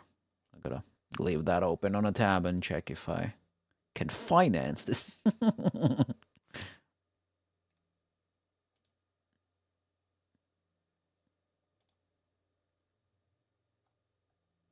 Full merch set. Wait, what? It's only £129 for the fucking full set? What the fuck? Official B Shumo. Fuck, that's cute. Size. I gotta go measure, I guess. What's it got? Official 20 centimeter B Shumo. Fallen Shadow B Nise. 8 centimeter magnet. Angel and Devil t-shirt. Limited hand sign postcard. And B Nise sticker.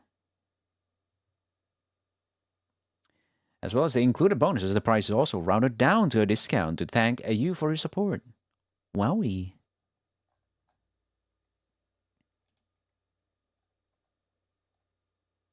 Digital products. Motivational voice pack. You can do it. Wowie. Wallpapers. Are these like... Oh, interactable Shondo wallpaper.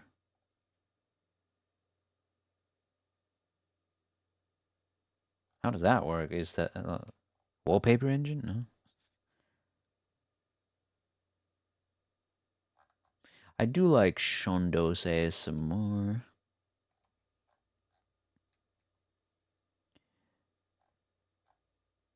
Shondo's one of those guaranteed tingles every time, so.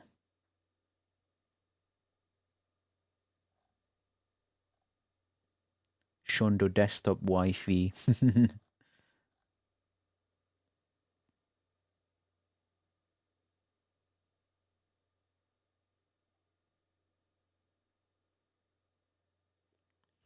Funny, that was some of the oldest rigging with live 2D desktop stuff. Fun fact. A man who donated $1 million to Team Water lost $1.25 million after getting tricked by crypto scammers posing as Mr. Beast and other influencers. Mr. Beast put up a $100,000 bounty on the scammers for anyone who has information that leads to their arrest. $100,000 bounty. Well, I got looking, guys.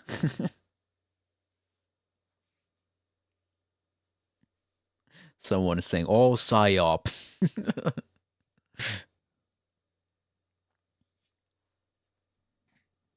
He should have put 100,000 bounty on anyone who will bring him their severed heads. Oh. Now this pleases the Eldritch God.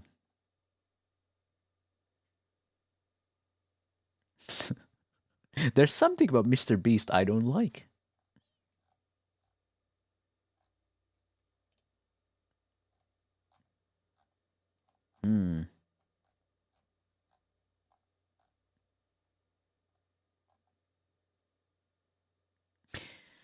I was wondering, because I like to call the Eldritch God, you know, the monolith, but I wonder that people just started comparing it to the monolith from Stalker or the monolith from 2001 Space Odyssey too much.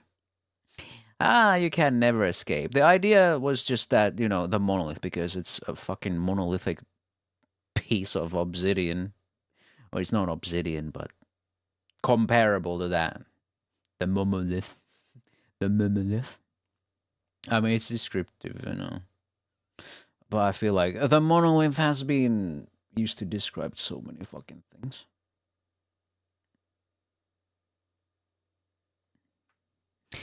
I mean,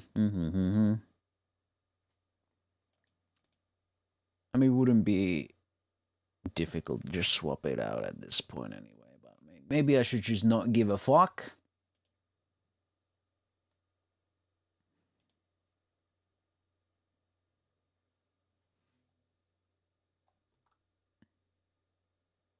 As long as it's not the marker, because fuck you and fuck your marker.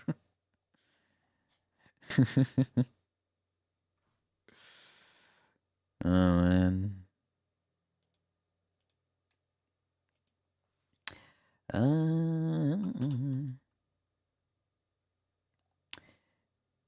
Dead Space 2 sure was a game.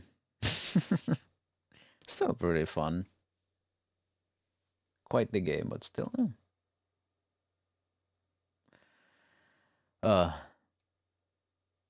Also, just the fact that my Instagram just blew way past TikTok following is funny as fuck to me. And I feel like they're still arguing about... Yeah, some are still arguing about T-Qual in there. Unfortunate the third game never happened. Oh well. Oh yeah, they just went back and remade the first one, or... Would you call that a remaster?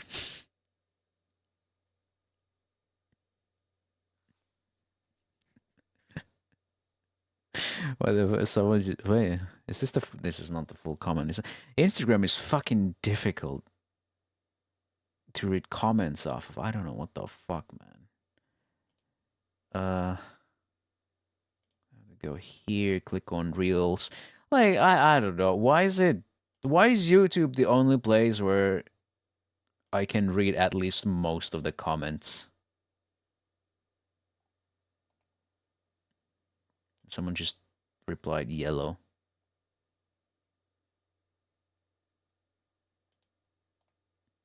Well, someone said, I fuck with your design. Thank you. Okay, it was the full comment. Someone said, incest game, I'm sorry, I don't kink shame, but there are like 3 exceptions.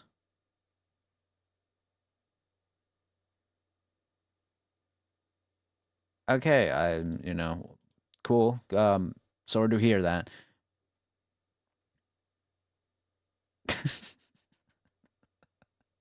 Like, I don't kink shame. Like, incest game. Person who has never played Andy and Leo. uh, like what the fuck, man? There people have this crazy idea of T-Qual like it's some kind of incest sex simulator. I don't think you are there on stream beating your schmeat to it. What? Yeah, that's like the weirdest fucking one. I don't care what you think. Like if you're that uncomfortable with the subject matter, then just fucking move on, right? But also like what kink shit? I never said incest is my kink. It's kind of the bad road anyways. Even if it wasn't, it's still like it's horror, fuck's sake. Have you seen the bear fucker game, Baldur's Gate 3? Oh yeah. Everything in this game is bad. Yeah, I mean we do demonic rituals and sacrifices, we murder people, we chop them up, we eat them, we get rid of evidence, we kill children, and by God, we might be, have a sister sitting on our lap so far. I mean, incest is the least bad thing.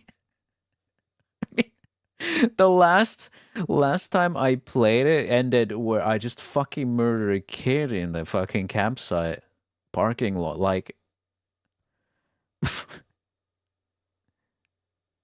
sacrificing parents just because her dream talisman. There was no reason to charge it. I mean, Ashley wanted to argue, but at least it was not like let's do it for pure fun, right? Like a lot of people are making it like.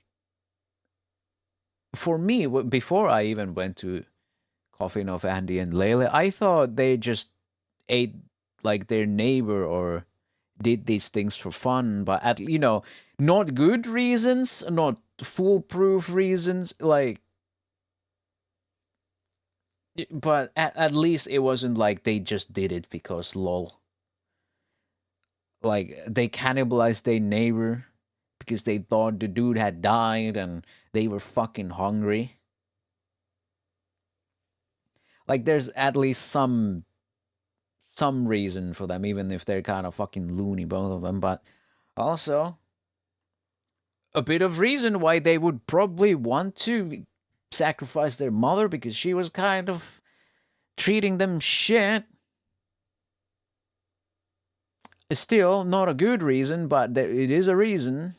You could probably imagine why they would want to do that, and perhaps not have that many stops there to say, hey, maybe we shouldn't do that.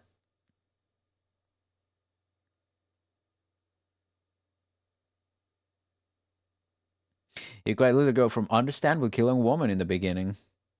The neighbor, or which woman are we talking about?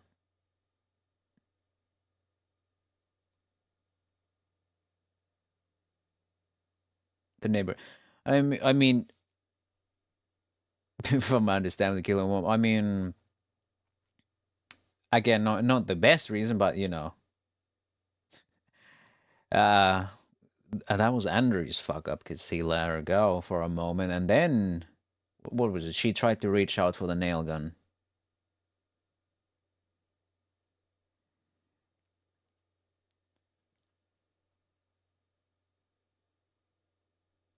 Not murder, but man's laughter. What do you want to call it? Why would you even go in and wave your knife in front of her? Well, because they wanted her to call in the warden to be sacrificed to the demon. Because she had been fucking the wardens.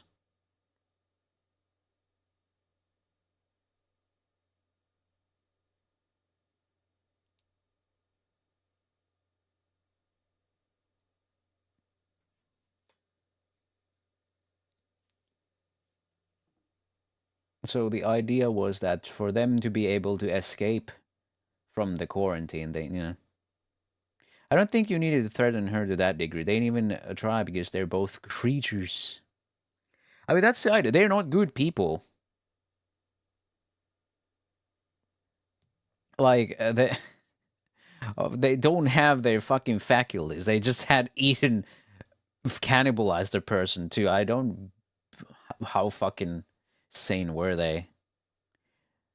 Like, no, of course they didn't need to. They just, yeah. Yeah, that's what I'm saying. The incest is the least of this game's problem. Yeah, I'm just trying to say that even with the worst fucking things, you can at least see or kind of understand why they might have done it. How even if it's like super shaky reasons why they did it. Like, yeah, true. Incest is like even the incest is like, yeah. Yeah, two fucked up creaturas, you're not here to cheer for everything. Yeah. Yeah. Not very stable people. Like, both are true here. That all the fucked up things have a reason why they exist, so it's not just because for lulz, and also that incest is not the biggest fucking issue here. Aside from Andrew doming Ashley in the face, that was based. But I don't know where the whole idea of this being a king, like, there's nothing kinky going on really in the game.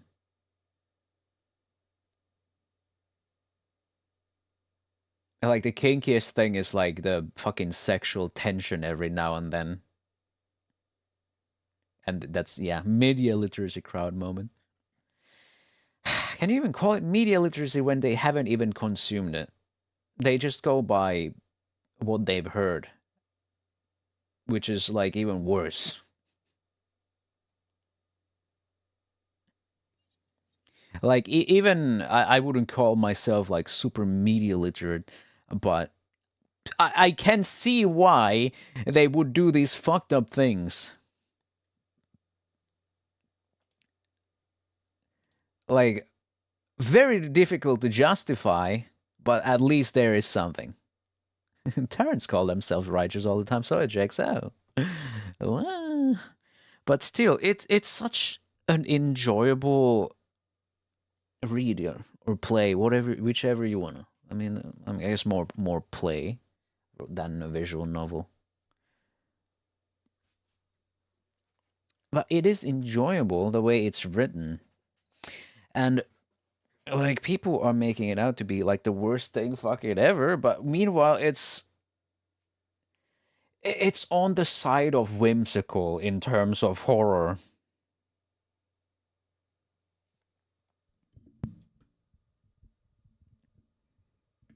Like, there are way worse media out there in terms of how they are presented, and by worse I mean, Andy and Lele is one of those that, I can just laugh at because it's like presented in such a humorous manner most of the time. Feels like one of those stories where you follow a clearly bad person and everything keeps going horribly wrong, no matter what. I think the sad part is that you can see where everything went wrong, and it could be so much different. This is really like Takopi's Original Sin. And maybe I haven't read Pun Pun. At some point I probably should. I feel like that would be kind of similar, maybe. I don't know. But at least Takopi's Original Sin is very much like, these kids are so fucking wrong, and we can see where that all that went wrong.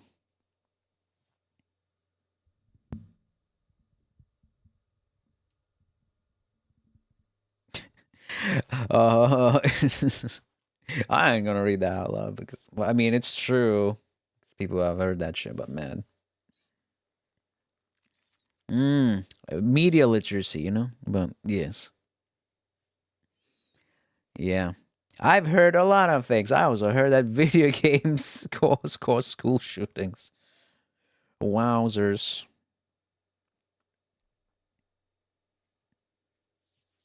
What do you mean it actually don't?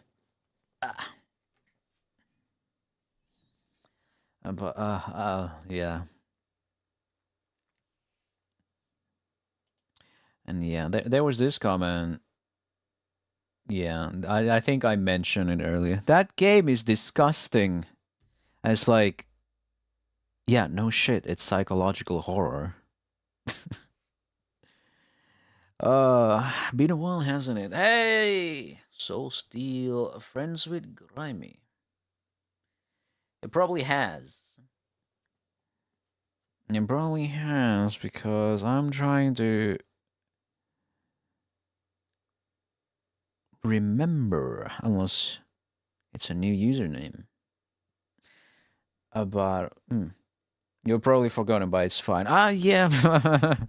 Not only is my memory kind of awful with people, it's also that a lot of people these days come and go by. Imagine my surprise when a horror game does things that make you uncomfortable. No, I haven't changed it. Then it probably has been a very long time. But yeah. Had some ideas, but that closes them all out. Last message over 2 years ago, so welcome back. My goodness, I did. God, I had a different name even. The original one, or one of them. Ja. I've been busy, let's say. Oh, that's fine. Always welcome. No matter how busy life gets, I'll probably still be here. But yeah, some person just said that game is disgusting, and I just replied, art should comfort the disturbed and disturb the comfortable. I like that quote, even though I don't sit anywhere in that quote. I am comfortable, but I'm never disturbed. It's very rare that I get disturbed by something. I hope it's a good kind of busy and not being thrown in a slammer for 2 years kind of busy.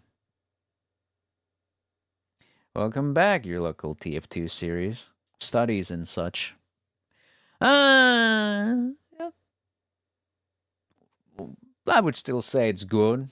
Better than being in a slammer. I mean, I guess it depends on how much you hate studying. Comparable being jailed in some cases. I hope it's all well. What is that? I agree. Yeah, we've been just chugging along here. The 3-hour long meme battle before I came here. Wowie. I was wondering why the stream timer says 3 hours and 21 minutes. Then I remember, oh yeah, my OBS just closed midstream at the start. Long and tedious, comparable indeed, but manageable. Manageable. At least in prison, no one forces you to study anything. But I hope you learn something that actually interests you as well.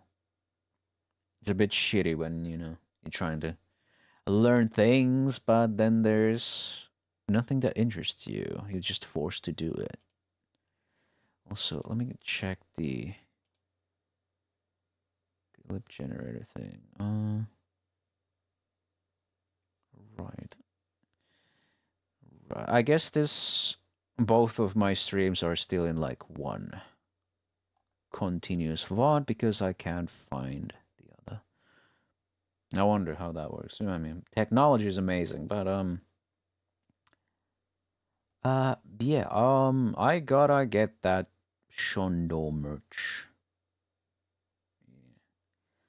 How much is like 130 pounds? GBP to euro. From 130 pounds to 150 euro. 2 t-shirts, Shuma. Yeah.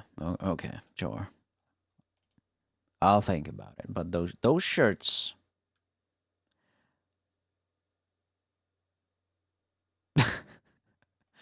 Fucking Shondo shared the reference sheet.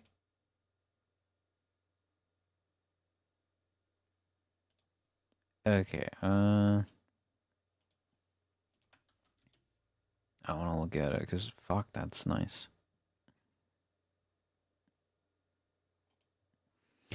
I think it's peak. Is there anything... Yeah, this is totally Twitch safe. Will we... But let's close that too. Ah, look at that. It's amazing. Have you had any luck growing this channel whilst I was gone? Yes, very much so. And I very much so that I don't even call it luck anymore. I'm not doing luck-based things anymore. That's so cool. She's got a broom handle. Sleep soup flask. Where's that? Oh, here. Oh, neat. Good for you. I mean, let's see. 2 years. I can go to my YouTube's pretty good for that. Custom. That would be, if I go back 2 years, that would be 23. Apply.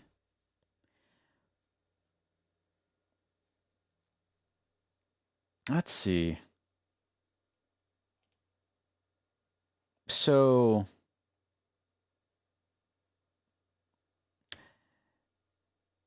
in 2 years, I've gained 1.7 million views, 33.6 thousand watch time hours, and 6.9 thousand subscribers. To put in perspective, between 2023 August 3rd and December 9th, 2024, I didn't really gain that many subs, like 100 or so. So I've hold on, let's put the custom range to 1st of December.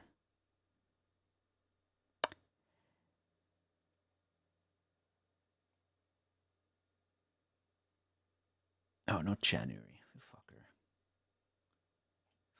Fucking no.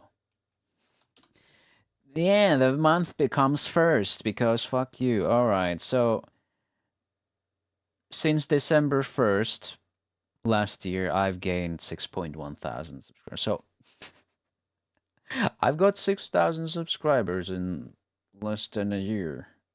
Yeah, I kind of just said, you know, fuck it. Sounds like a big change. It's a big change in my mindset I had. Yeah, I just kind of said, you know, this YouTube thing could be done a bit differently, I suppose, since clearly could. And I released a very banger of a video series on YouTube, the Half-Life but NPCs have voice chat. There's 4 parts. Very fun.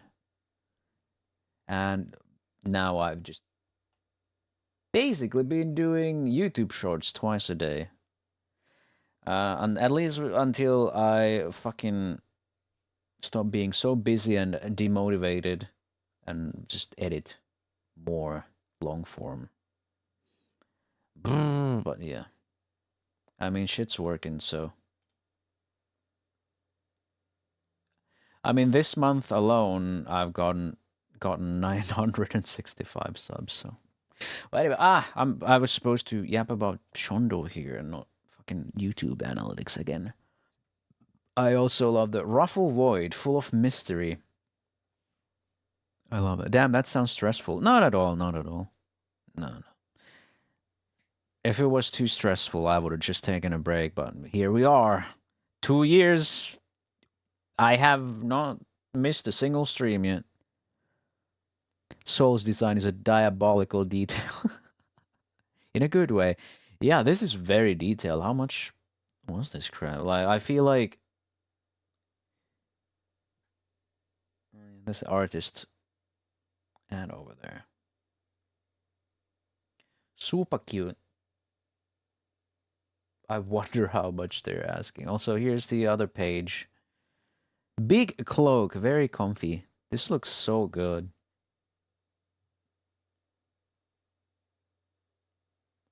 Armhole. So detailed. Fuck, this is amazing. Hey. Yeah, how are you doing, Chigi? Welcome. Just, you're the whispering lady. I'm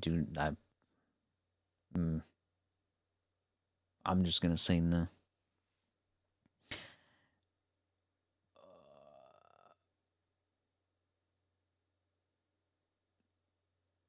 Petticoat poof, ruffle a butt. Yeah, I gotta get the merch. Gotta wear the Shondo shirt, Shondo tee. Go out with a fucking Shondo tee. To fucking wear the fucking devil shirt with all the fucking intestines out and shit. Some Karen's gonna get, yeah.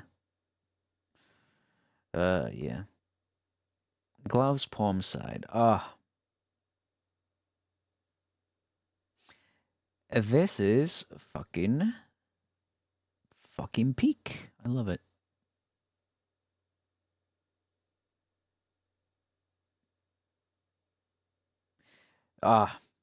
Such a good design. I just get lost in it.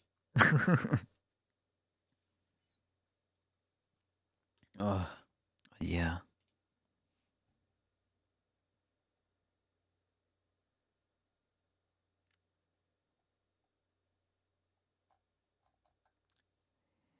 The artist Giruti Cafe. Commissions closed until 2026. Damn, they gotta be busy as fuck.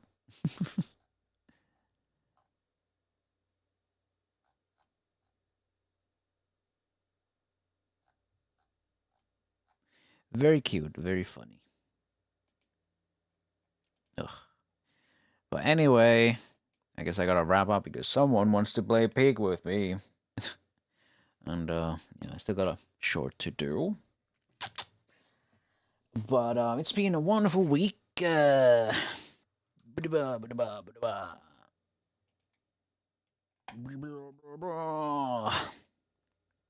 had a lot of sponsored streams. I'm probably gonna have one more next week. Yeah. That was crazy. I also had the one collab this week. Probably another collab with Maxi next week. Man, he's going full steam ahead. And yep. I hope you enjoyed the foods, the book bindings, the kitty cats, the fucking Morrowind in Elden Ring. Dear God, collabs. Yep. Maxi really wants them. But yeah, good luck. Thank you very much. That made me jump. Scary shit.